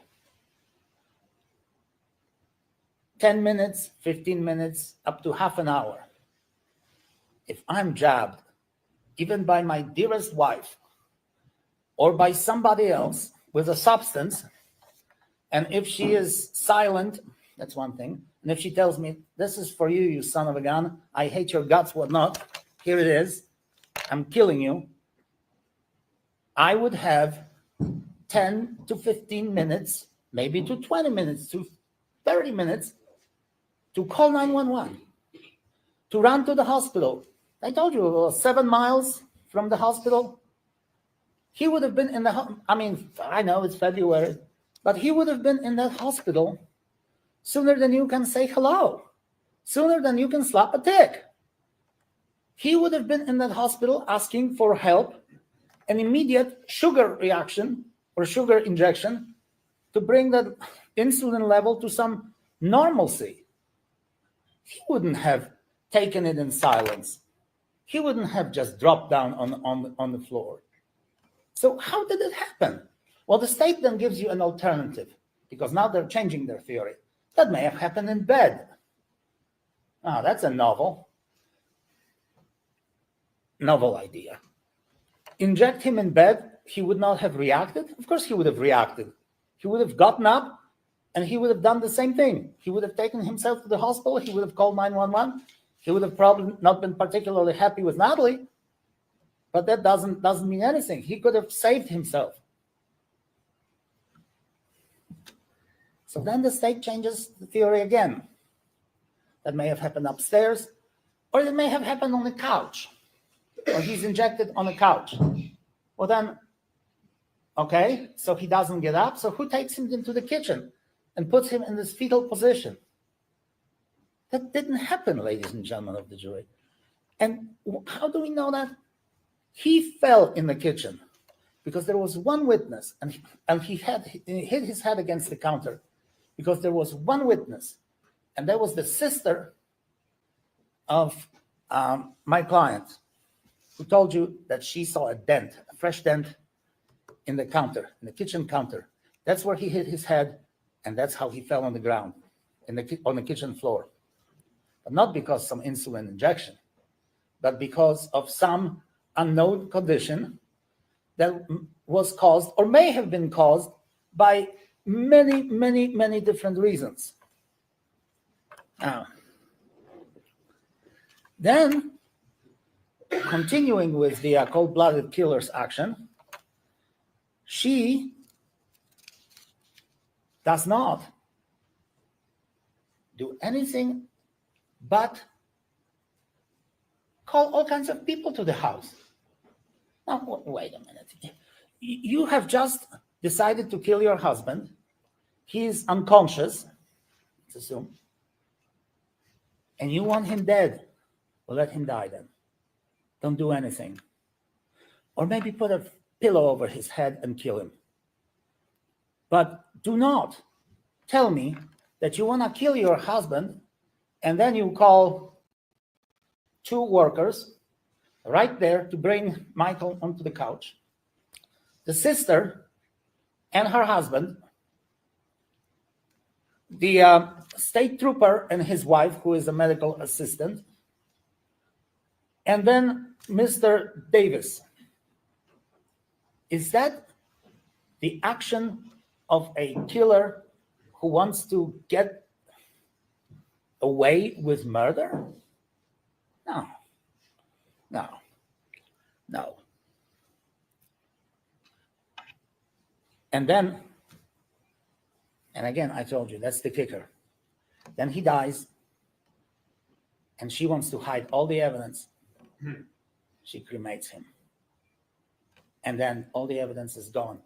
All these Dr. Kubitscheks and everybody else can look at all that evidence. No, they can't, because he's cremated. That's how you, I guess, kill somebody the way the state believed it happened. But it didn't happen that way. And then the ultimate question, and the question is why? Throughout this case, the leitmotif, the state's main motif in this case was Michael didn't know anything about this business. Didn't know anything about Natalie's shenanigans, financial, the fraud, the deception, the lies. He didn't know anything about it. Well, I think that from the very first day, ladies and gentlemen of the jury, you've realized that this is not the case. But let's assume for a moment that Michael is indeed blind and doesn't know anything about millions of dollars, hundreds and thousands of dollars.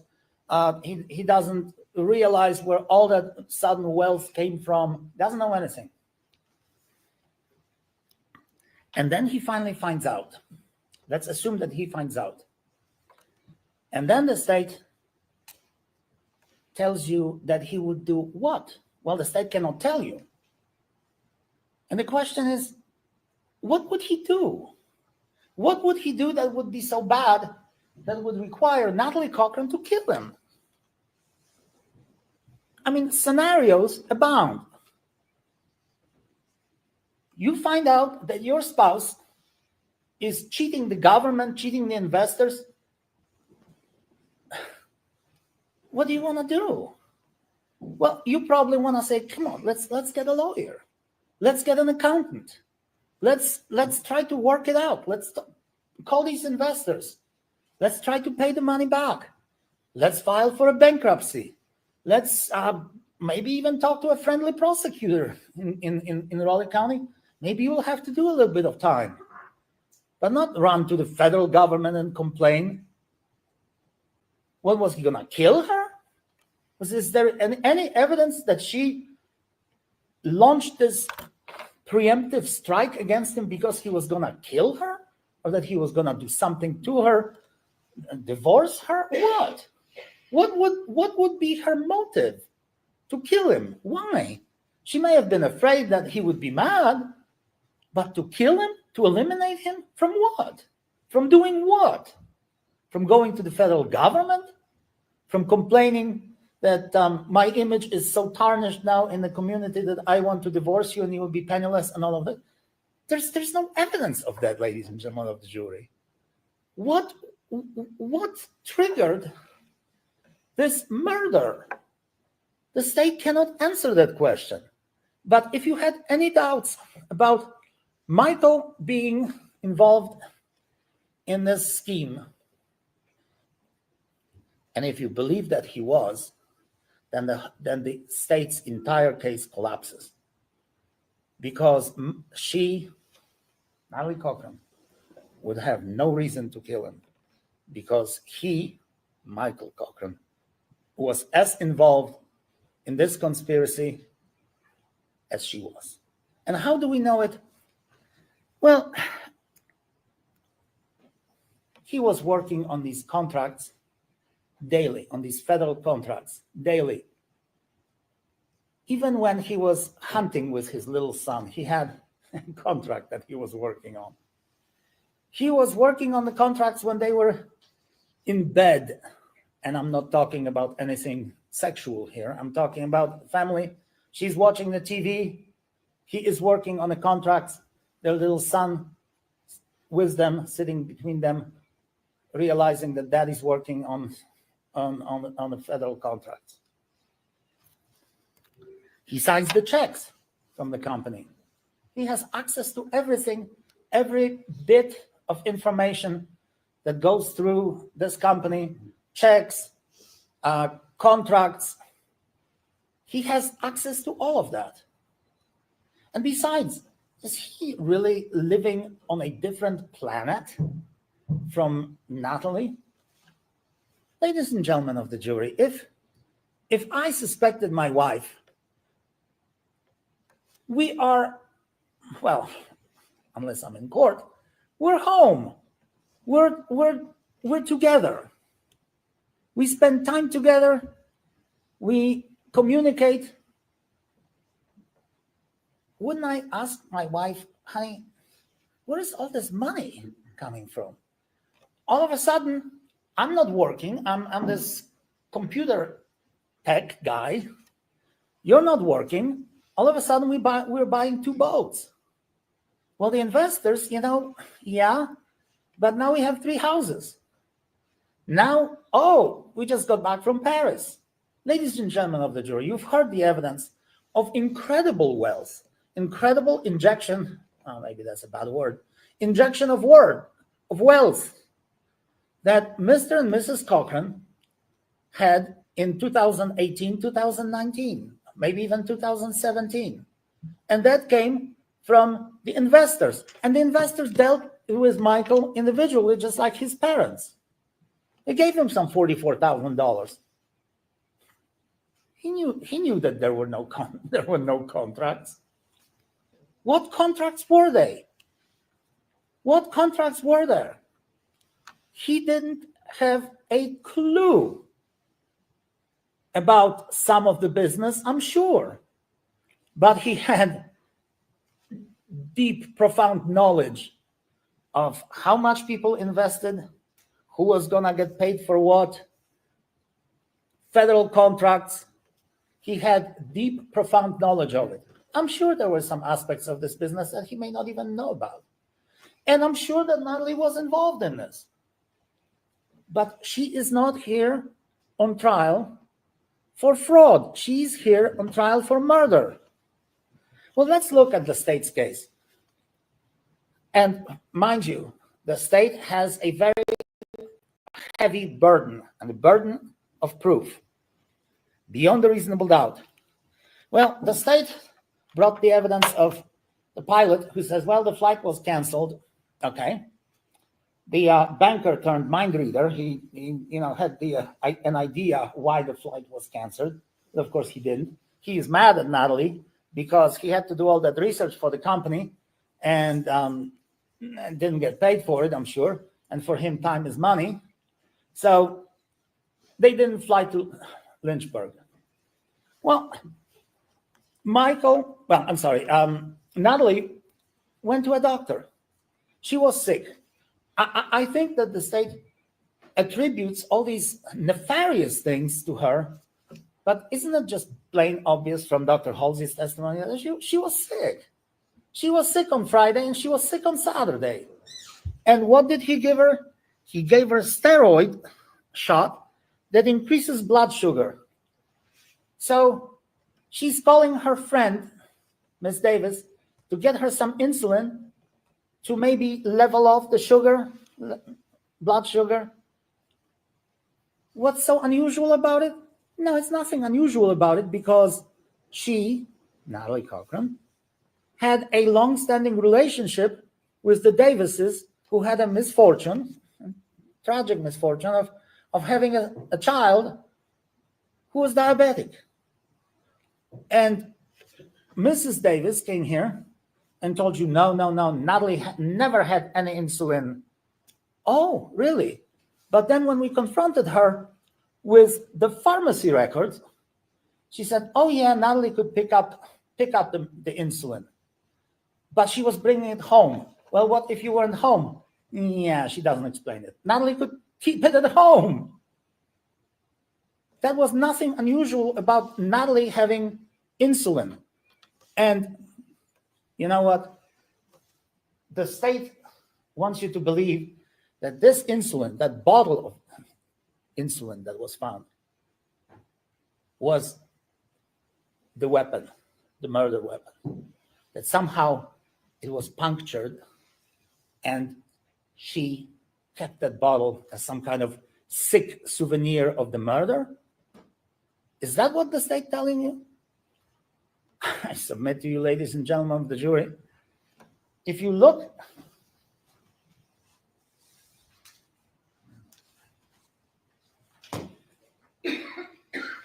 all you need to look at is this humolog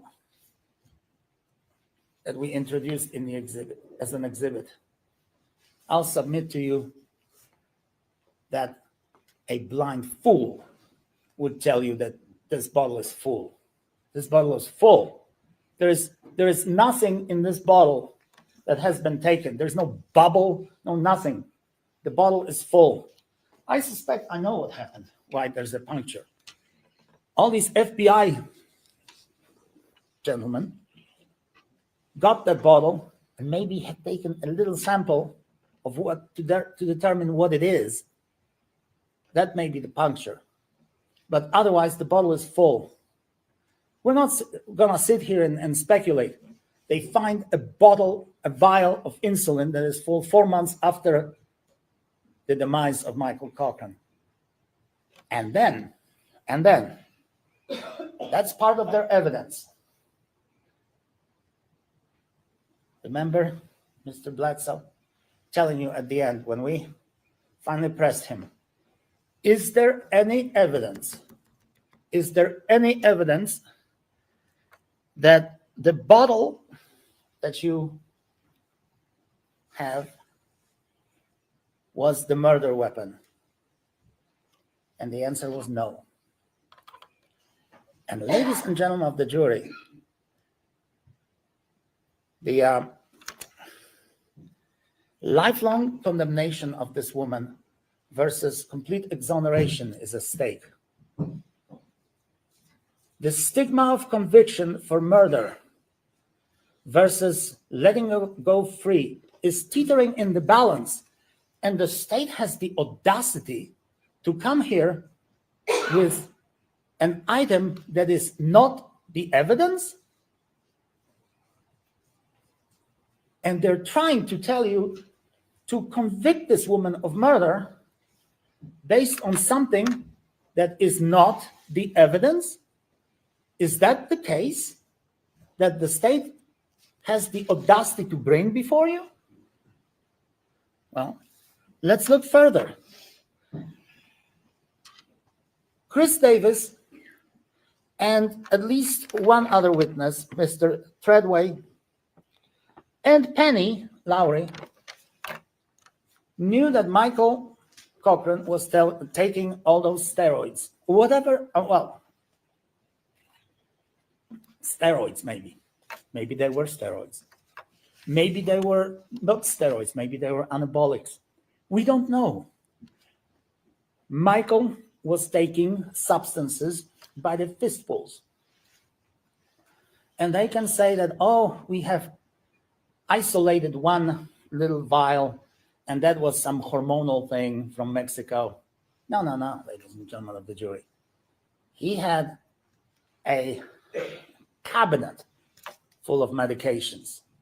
He had a cabinet full of that away from the family, away from the cabinet or a place where the family stored the medication. He was getting this stuff online. He had the United States Postal Service box where he would get all that stuff. And I submit to you that this was not some one deal Mexico thing. And there's nothing wrong about Mexico. This was, however, the problem. He was getting substances that were not approved by the American government, by the, the Food and Drug Administration. He was getting substances that were going to increase his physique, his appearance. But my God, they could have done some serious damage and probably did some serious damage. One of them was not even for human consumption, as the children told you. There was just a sample of what Michael Cochran was taking. And what he was not taking was the medication that was prescribed to him by the physicians. And yes, he had all kinds of conditions for which he had the medications. He had Keppra, he had all kinds of serious medications which he didn't take because he believed that all the doctors were quacks. He believed that they were not the people to be trusted. Chris Davis and Mr. Treadway and Penny Lowry tell him, you have to stop this stuff. You really cannot do this. And what does he tell Penny Lowry? She testifies. He said, "Oh, retarded Penny. What do you know? I'm gonna do whatever I want to."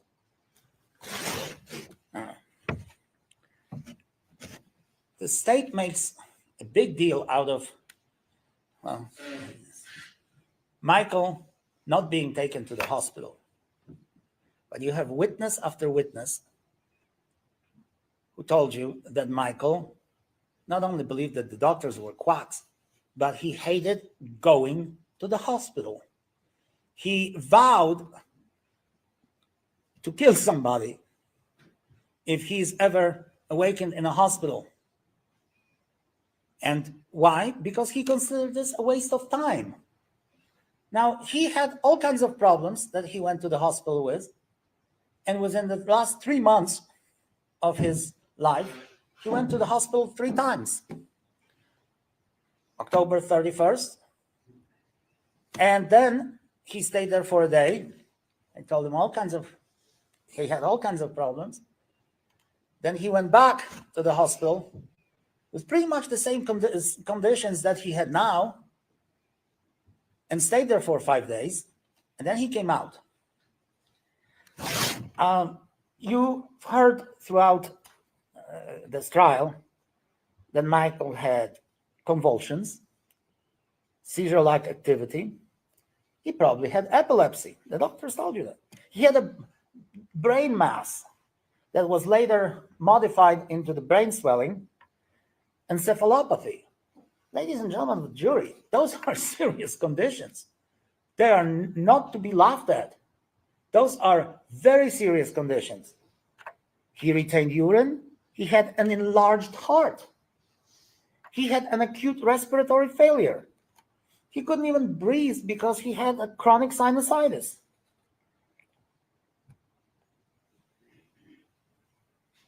Nobody is here to desecrate or dishonor his life. He died much too prematurely. He died at the age of 38 years.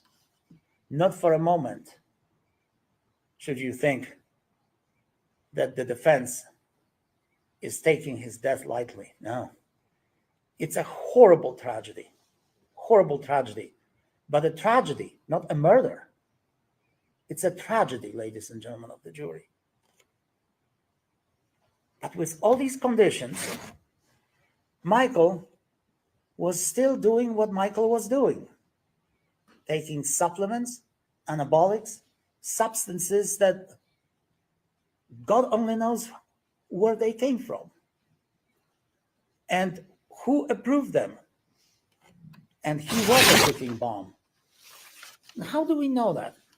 Well, after his second stay in a hospital, at least 3 witnesses told us that Michael's health has deteriorated to the point where Michael was not the same guy. When he was Michael at his best,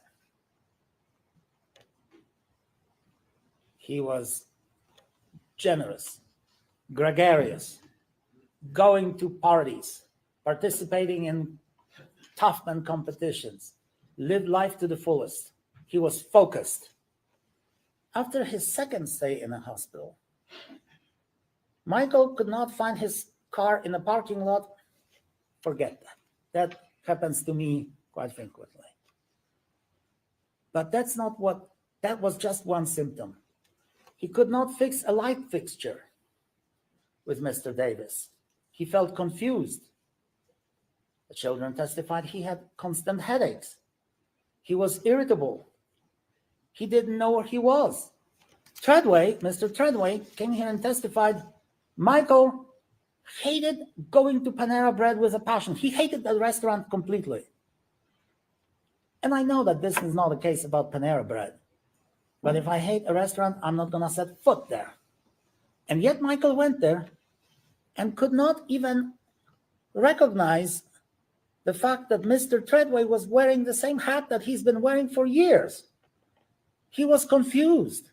There was something going on in his head that made him go where he would never go, and that made him forget who his friend was, really. Now, the state brought before you those 2 FBI agents who, again, could not contribute anything scientific except for that bottle. And the state closed the case with 2 law enforcement officers who are here today. Have you ever seen a more shoddy investigation that took place in this case? They never talked to the children. And I know that the state will say, oh, this was not that important. It was important. The children's testimony was riveting in this case, and I'll come back to that in a second. They did not even check what kind of medication this man was using. And for that matter, they have no clue about Natalie Cochran's medication. And, they tried to convict her in part because she lied about her cancer. Oh, that's a low blow. First of all, we have absolutely no evidence that she did not have cancer. We have the evidence that she was going to seek help from the Cleveland Clinic, from Duke, from the doctors, wherever she could. And knowing our medical system in this country, it's not that you're going to walk into the Cleveland Clinic and you get treatment the same day. You have to have insurance. You have to have all kinds of, you have to go through all kinds of hoops to be seen by a specialist. And maybe when she told somebody, yeah, I have cancer, leave me alone, because she maybe didn't want to discuss her health with somebody, Maybe in reality, she was checking out whether she had cancer and went to all kinds of doctors and clinics to obtain that health. And the state believes, oh, she lied because she told you that she had cancer.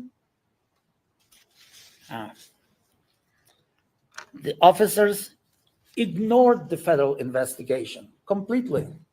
And in the federal investigation, in the indictment, in the forfeiture proceedings, in the federal case, it's the Cochrans who were responsible for the Ponzi scheme. But the indictment didn't come until September of 2019, and Michael was dead. I submit to you that the federal government was investigating them both. They can come here and say, well, I saw some cases where the couples were not investigated together. That's baloney. The federal government investigated them both and would have indicted Michael as quickly as they indicted Natalie for the same offenses, because Michael was involved in this Ponzi scheme up to his eyeballs.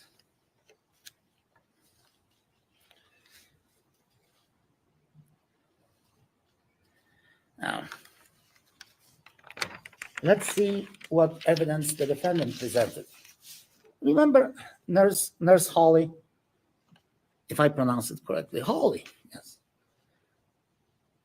who said that she was at hospice. And what did she observe? Natalie Cochran was with her husband for the last 5 days and held his hand when he passed away. There's evidence that Natalie Cochran got into a car with Mr. Davis. Well, the state said, oh no, she didn't drive him to the hospital. Well, she didn't drive him, but she was a passenger in that vehicle driven by Mr. Davis. She didn't drive him because she was too distraught over his condition, but she still got into the car and held his hand. Is that the cold-blooded killer?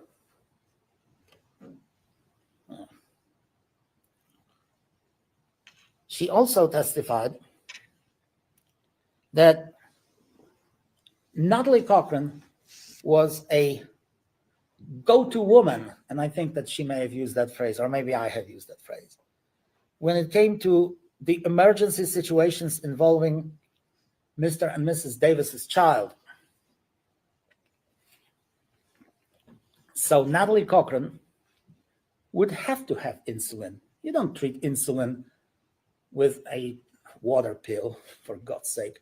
You have to have insulin to treat it. And if she was a go-to woman, she must have had insulin to treat the Davis's child. So there should be no surprise again that she had insulin in her possession.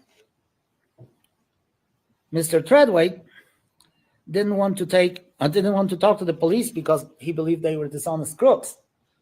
And he somehow, by the way, he got scammed financially. So he had absolutely no reason to be friendly to Natalie Cochran and testify on her behalf. Similarly to all these other witnesses, even her sister got scammed to the tune of about 50 grand. And yet she came and testified for her sister. What did Treadway tell you? Well, Michael was confused. Michael wasn't the same guy that he had been before. And then Penny Lowry, the retarded Penny, as Michael called her. She told you not only about that fresh dent in the kitchen counter, but Michael wanted to pay her back what she owed on the contract. Michael wanted to pay her back. Michael was dealing and wheeling with the money from the investors. He knew about it. She told you, again, the same story, that Michael refused to go to the hospital because he was going to kill somebody if he went back to the hospital and woke up there. And we have all these discussions between 5 or 6 people after Michael collapsed in the kitchen. And then I told you that the children testified in a riveting way. And you're gonna tell us, well, the state probably will tell you they're coached, or they were somehow not truthful. Two tragic figures, two children who were young enough to be taken care of by father and mother and old enough to know what was going on around their house. Nikki testified here unequivocally that her father had headaches, he was confused, had a brain fog, was agitated. In a true, genuine, heartfelt way, she told you that he may not have been as loving towards her as he was towards their son. Michael had a heart-to-heart with her shortly before he died, and her impression was that her father felt it coming. And what was it? It was death, ladies and gentlemen of the jury. Michael felt it coming, and he had this heart-to-heart conversation with her, which she considered heartrending, and which we would consider his farewell to life, because he knew that there was something irreversibly wrong with him. The MAC, their son, testified too. Dad worked on the contracts all the time, even when hunting, even in bed. And he testified about their lifestyle. He testified about the supplements, the injections, the dropper, the stuff from Mexico, as he called it. Stuff that wasn't for human consumption. He remembered it all. He testified about his father's anger, his father's combativeness, his father's confusion. Now, I want to talk to you very briefly about, before I do that, there was also a brief mention of nootropics, a medicine that came from some shady, well, maybe not shady, I shouldn't say that, places that usually would not be available in your local friendly pharmacy. That was the smart drugs that Michael was receiving at his USPS, United States Postal Service box. These were the cognitive enhancers, memory enhancers, stimulants. Michael was perhaps a man's man, and he would not admit to any weakness. He was seeking desperately to look great, to be this, I don't know, alpha male, whatever you call it, to be this great, maybe bodybuilder. The autopsy, the earliest. And with all the help of the state resources, and relatively early in the game, when the body was not perhaps yet decomposed to the point that nobody could recognize the organs anymore, he told you that the cause and manner of death was undetermined. Then there was Dr. Howley, who was not necessarily an expert, but he told you a couple of nice things. One is about, of course, about Natalie being sick, but he also said something about tablets, the pills, and the state jumped on it. And now the state submitted another theory that maybe Michael was killed by Natalie with pills. For that matter, the state is bringing another theory now that maybe she killed him with the benzos. You heard about the benzos. Now the state says maybe there were 2 shots of insulin or maybe more. Now the state tells you she killed him in the kitchen. Now she killed him in the bedroom. Now she killed him with the prednisone, maybe, and then maybe any other substance. And the state will stand up at the end and tell you that whatever I tell you is a bunch of nonsense. But, ladies and gentlemen, you've listened to the evidence. If the state stuck to its theory that there was one insulin shot, I could buy it.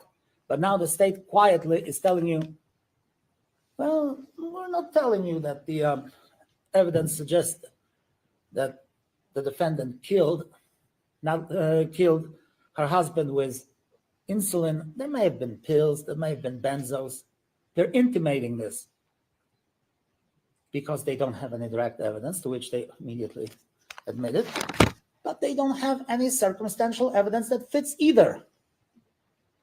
Now, you had Dr. Dragovich who told you maybe one very important thing, and that is that the decomposition of the body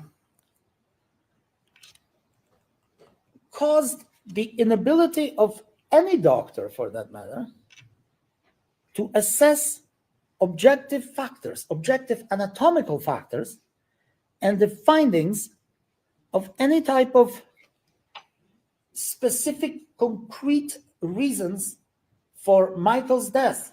That is impossible. Dr. Uribe believed that there was an insulin shot, but this was just an assumption.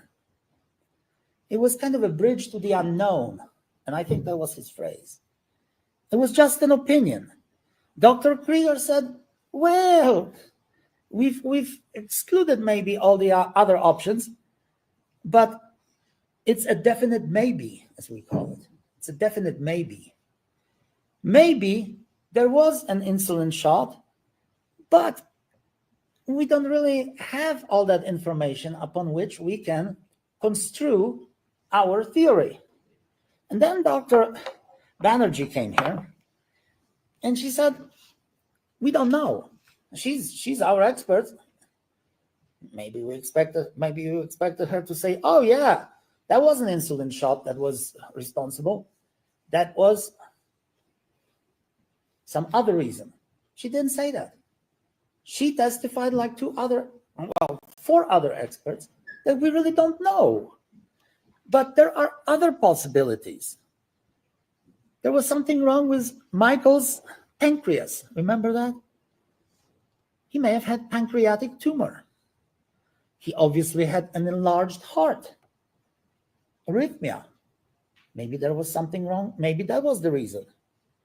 The tests were not done on any C-peptide insulin. No meaningful diagnosis from the sliders that were obtained or that weren't obtained. Could have OD'd on benzos. We don't know. Benzo overdose, maybe poisoning. Hypoglycemia equals death. Well, all of that. And then, of course, there are other reasons. Medication, alcohol, unexplained medications, liver disease, sepsis, surgeries, immune system. All of this could be taken into account in Michael's death, but the state stubbornly believes that Michael's death was caused by that one insulin shot, which they, by the way, changed and modified to maybe 2 or 3 on all these versions. It's impossible. Impossible, ladies and gentlemen of the jury. Now, the state also brings a theory of maybe there's this voluntary manslaughter, that just because she didn't take him to the hospital. Well, I submit to you that not taking Michael to the hospital was not done over the period of days. It was a matter of hours. It was a matter of discussing Michael's preferences and will, whether he was going to go to the hospital, whether he wanted to go to the hospital, and what was necessary. We had several people in that house who could have decided. Finally, it was decided that Michael was going to the hospital because he was not waking up. Yes, it took some time, but there was always the hope that he would wake up in his own home, surrounded by family and friends, and everything would be fine. After several hours, yes, it became necessary to take him to the hospital. But that's all. Now, ladies and gentlemen of the jury, I told you at the very beginning of this case that this is a complex case. This is a case that involves medical, banking, scientific, maybe pharmaceutical, maybe business evidence and information. There are aspects of federal litigation here. And you've heard it all. But distilled to its essence, this case really involves the state's attempt to equate the federal prosecution and conviction for dishonesty and fraud with murder. The state says she is a fraud, therefore she is a murderer.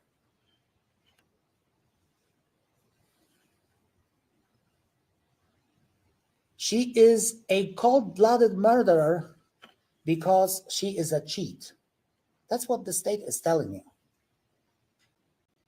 But the state cannot prove, certainly not beyond any reasonable doubt, the what caused Michael's death, the how did that happen, and why it happened. And so at the end of this case, I will tell you that the state's attempt to equate the fraud with murder is like trying to squeeze a square peg into a round hole. And if that one peg didn't fit, then the state switched the theory, and let's see if another peg that is still square will fit into that hole. Oh no, it won't. Well, then we'll switch to another theory. Maybe benzos, maybe two shots of insulin, and it still doesn't fit. Ladies and gentlemen of the jury, the state will have the last word. In the criminal process, I will sit down and I will not address you again. My esteemed colleagues and friends will get up and tell you that whatever I told you is nonsense. They will give you the spin on the facts and tell you that's the way it is. But I heard a statement once that, and of course, when you go to the jury room, since they spoke last, you will have their words in your mind, in your memory more than mine, than my words. But I heard a statement once that it's not the one who speaks last, or trust, not the one who speaks last, but who speaks the truth. We have no reason to come here and hide anything from you, ladies and gentlemen of the jury. Ms. Cochran should not be perhaps invited home for you to have dinner with her on Sunday. I told you that. She is committed crimes of fraud, crimes of mail fraud, crimes of dishonesty, but that doesn't make her a murderer. And if you cannot answer these three questions, what, how, and first of all and foremost, why, then the state fails to prove its case beyond a reasonable doubt. And that's why we're asking you to find her not guilty.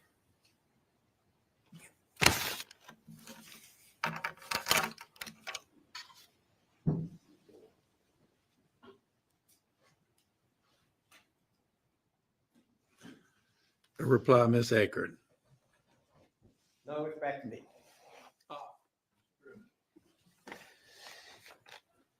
You are so close to listening to all the stuff. Be silent on this side, and then you will take over. On behalf of the prosecutors, excuse me, in fact, of the prosecuting attorney's office, the investigators, we thank you for your time, your effort, your attention, your sacrifice. Without you, this system cannot work.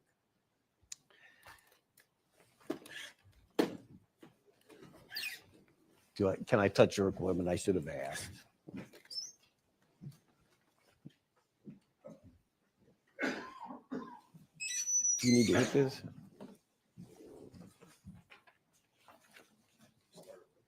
Sure. I can make duck shadows on the wall while we get this going.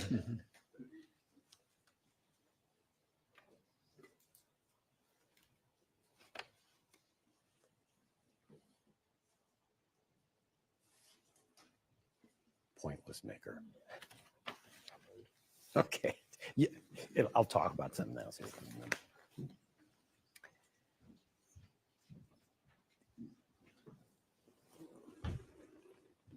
I'd like to talk with you about two numbers. And the first one is this one.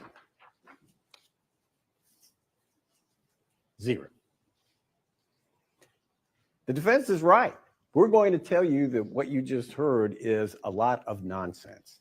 And the reason why it's nonsense is the defense has no credible evidence to back up any of their theories as to why the state is wrong.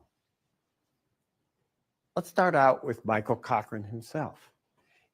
They have a very schizophrenic approach to Michael Cochran.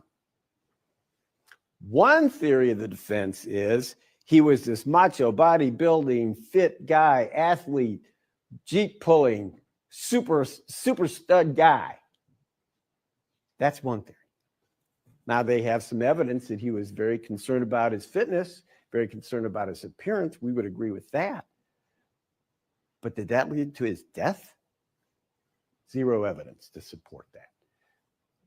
On the other side, oh my gosh, the guy was a ticking time bomb. The defense words, a ticking time bomb. He was so sickly. He was essentially a guy with 1 foot in the grave and 1 foot on a banana peel. They don't really have any evidence of that either. He was just a normal 38-year-old healthy male. And a good guy by all accounts. So the hospitalizations that they've relied upon to tell you how sickly this man was, where did most of the information come from that? Medical records. Who provided histories for that? The defendant. The defendant told the doctors all of these things about Michael Cochran. It didn't come from other reliable sources. It came from a very unreliable source, her. So his suspected brain mass, his suspected convulsions, his suspected all of these problems, there was no diagnosis of any of those things. They were suspected. And they were suspected because she told them to suspect that stuff. But there was never a diagnosis. Even their own experts confirmed that. There are other witnesses. The fact that the Davises talked to a nurse to have Natalie Cochran, their emergency contact, that's not the same thing as authorizing treatment by Natalie Cochran of any child. There's zero evidence of that. There is evidence on the other side. The Davises told you they never gave the defendant insulin for the benefit of their child. Never. Both Davises told you that. As recently as yesterday, the defense was still putting that theory out there for you to consider. There's no evidence to support that. Zero.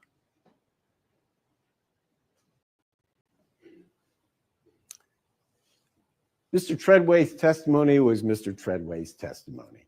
This is a guy that didn't want to help the police. Even though his best friend was dead, he wouldn't talk to him.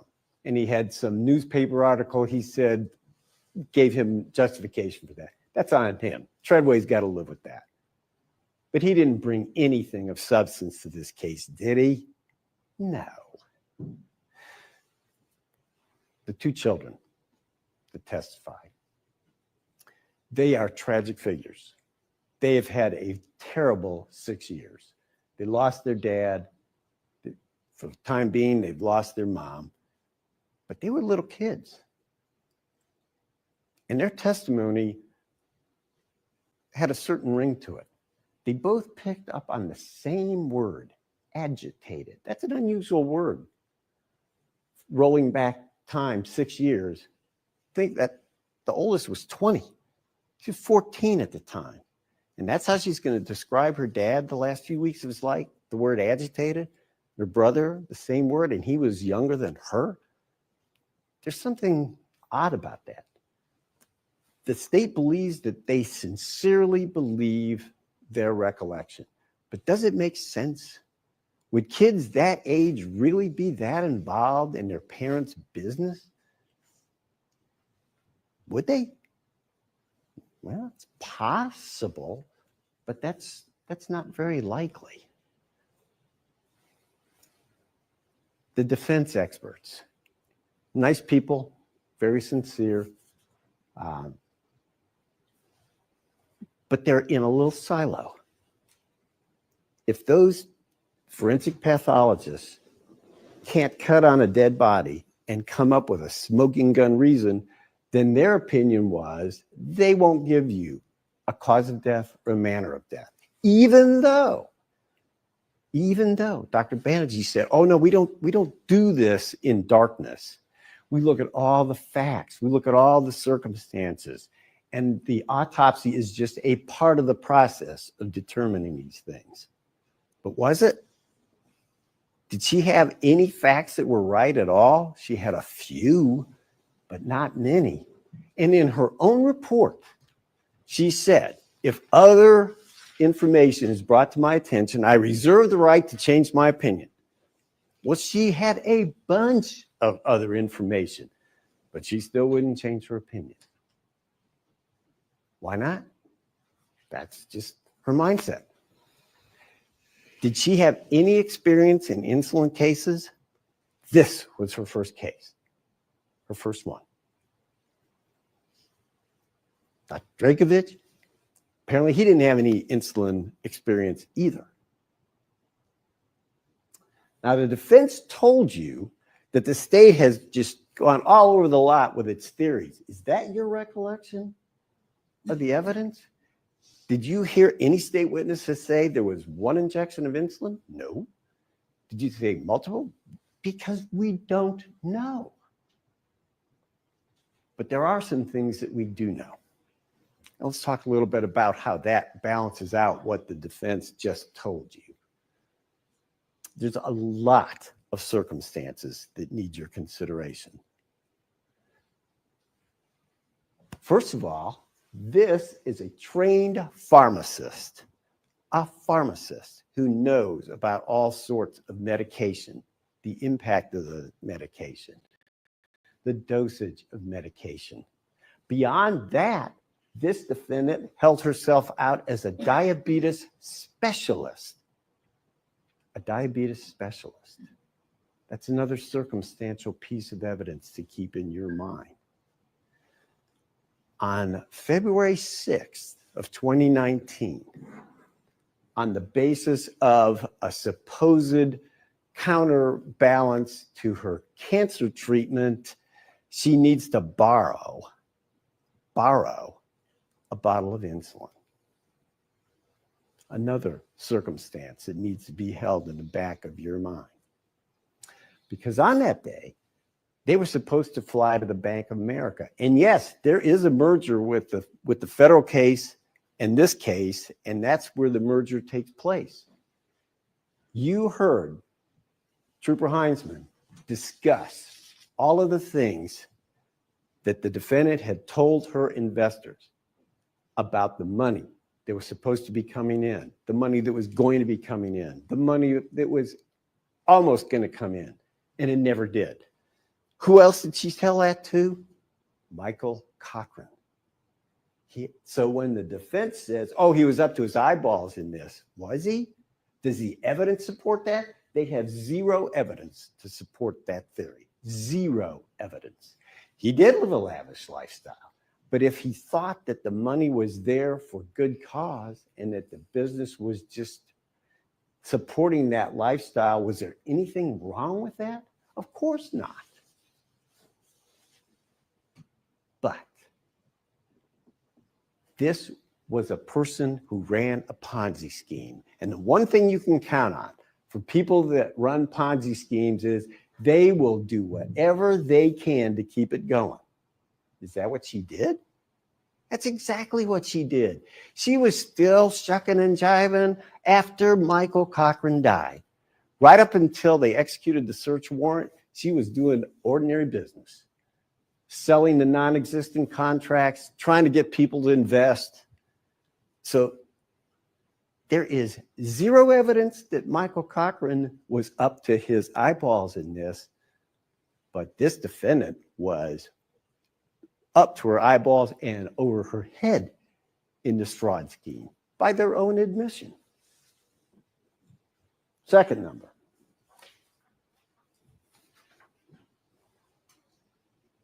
$21. That's a big number. And that's the number we're going to rely on to convince you beyond a reasonable doubt that this defendant killed Michael Cochran. That number was the number of his blood glucose level at Raleigh General Hospital at 8:30, the day of his collapse. Now,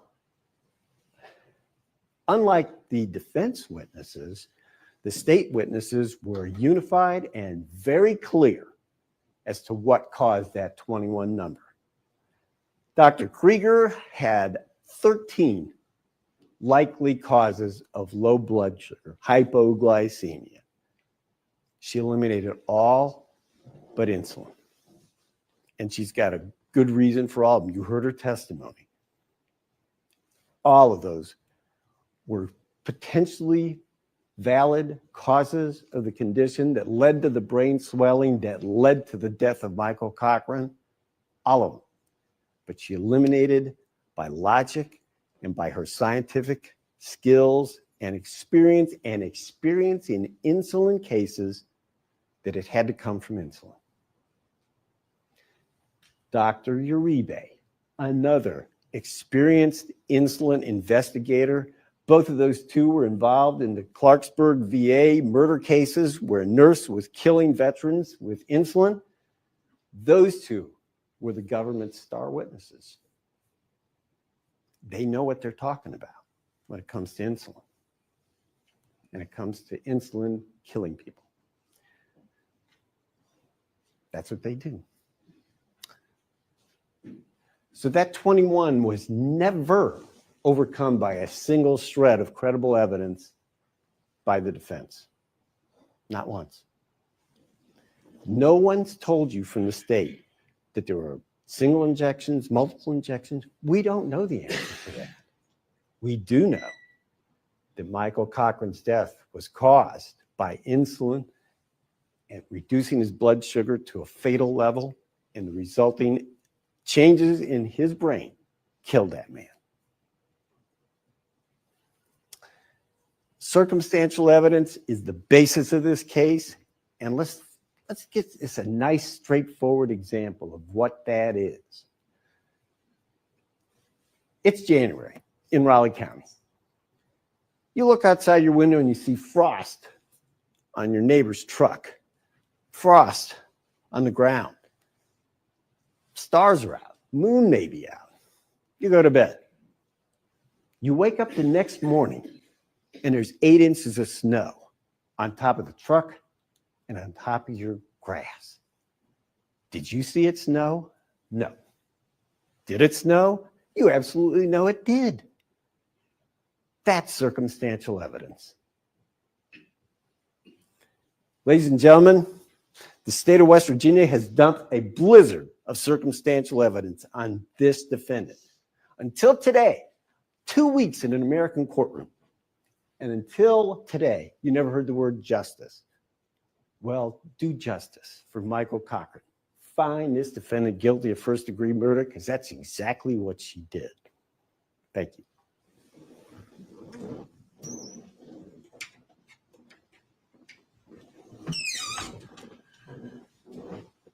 Members of the jury, you have now reached the final stage of the trial.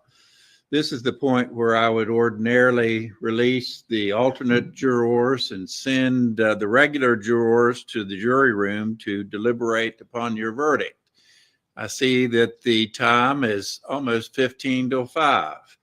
Ordinarily, I would close out the day at this time, as you know, and send you home for a nice dinner and watching TV and then going to bed. However, you folks are in the catbird seats. You are the judges of the facts, and you can tell me at this juncture what you want to do. And if you would like to retire now to deliberate upon the verdict, that would be fine. We will stay here and we will wait until you reach a verdict. However, if you would like to start afresh tomorrow so that you've gotten a good night's sleep and you can think a little more clearly, you can come back at 9 o'clock at the regular time and commence your deliberations then. We have talked among the attorneys about engaging in a powwow among themselves, and I would urge you to engage in a powwow among yourselves and see if you can reach some unanimity on what to do.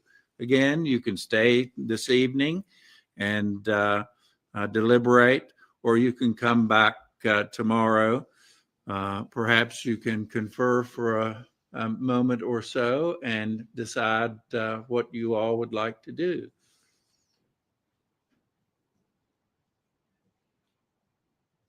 I think that's a good idea, Rebecca. I think they should be sent back and tomorrow. Hearing tomorrow. All right. Okay, tomorrow. That's fine. That's the decision I would make. But again, I'm not you guys.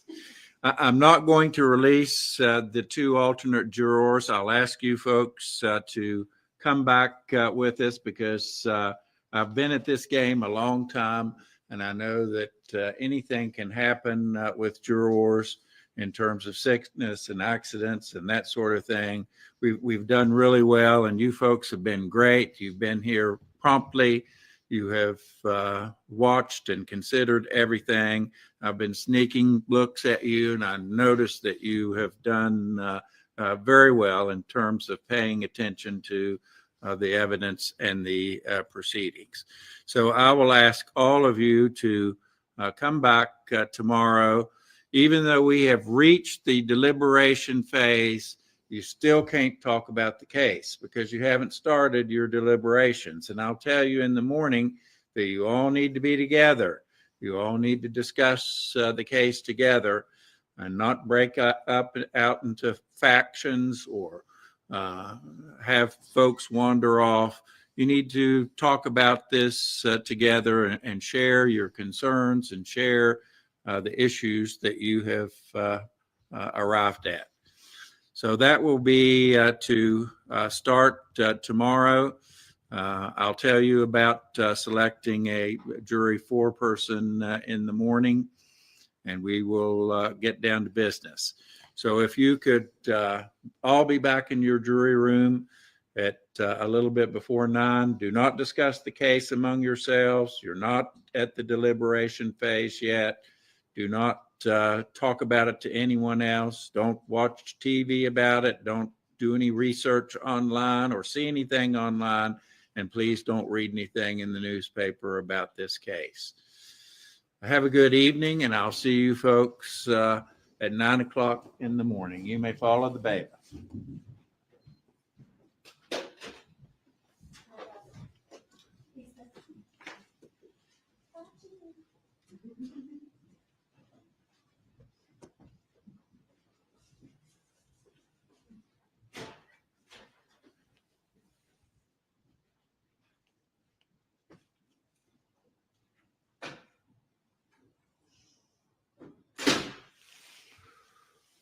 All right, are there any matters we need to discuss at this time out of the presence of the jury?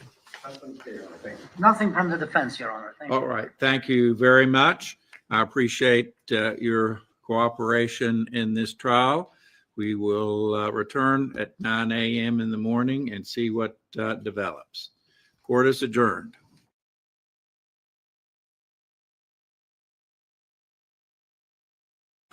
So, yeah, Christine, they're coming back tomorrow. Verdict Watch is tomorrow, Wednesday, Christine, Wednesday. It's one of the reasons I hate long closings, because the prosecution there just lied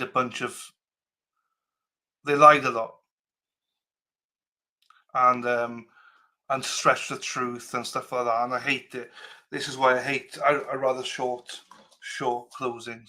I thought the defense closing was fucking shit. I didn't like it at all. Very disappointing. The woman of the prosecution was actually quite good. But the guy, I just fucking hate it. I hate it. Selected foreman, yeah, selected in the morning now. It's the same though, because the role it's interesting because it's the old school places like Alex Murdoch's trial. They chose a foreman between them as a 12 collective, and Judge Newman was like, no. I choose the jurors, not you. A foreman, not you. So the person they chose as foreman, or forewoman as it happens, they have to step back and go, okay. And Judge Newman chose the foreman. I don't like that. I think they should choose themselves. So I don't like that Bev did it, but Newman does it. There are a few that do it. I think it's archaic, very old way of doing it, and I don't like. That's just for me. That's narcissistic in some ways. Just let the jury choose. You're not in charge of the jury. Well, you technically are, but you're there to make sure they have a fair trial, not obviously the trial, not them. So yeah, I don't like that. They pick a jury. I don't like it at all. But it's not just Bev, it's Newman as well, and there's a couple of others. And I think they're old school, old people. I thought she brought it to. I think she came across. I think she came across as likable, Di. If I'm being honest, I think she was the best out of all three. Do I think she's excellent? No, not at all. But for today, I thought she was a better one, and I think she was more convincing than the others. But there you go. Right, so back tomorrow, Verdict Watch, where the potential jurors could, as a lawyer, do the jury selection phase. It was wild jeepers. Yeah, that is that. It's every state's different. I didn't know today is the first time I ever saw a potential rebuttal by the defense. I'd never seen that before. I looked it up, and that is one thing she didn't lie about. The Massachusetts judges picked it for, and they do. Yeah, I think everyone straight away went to look.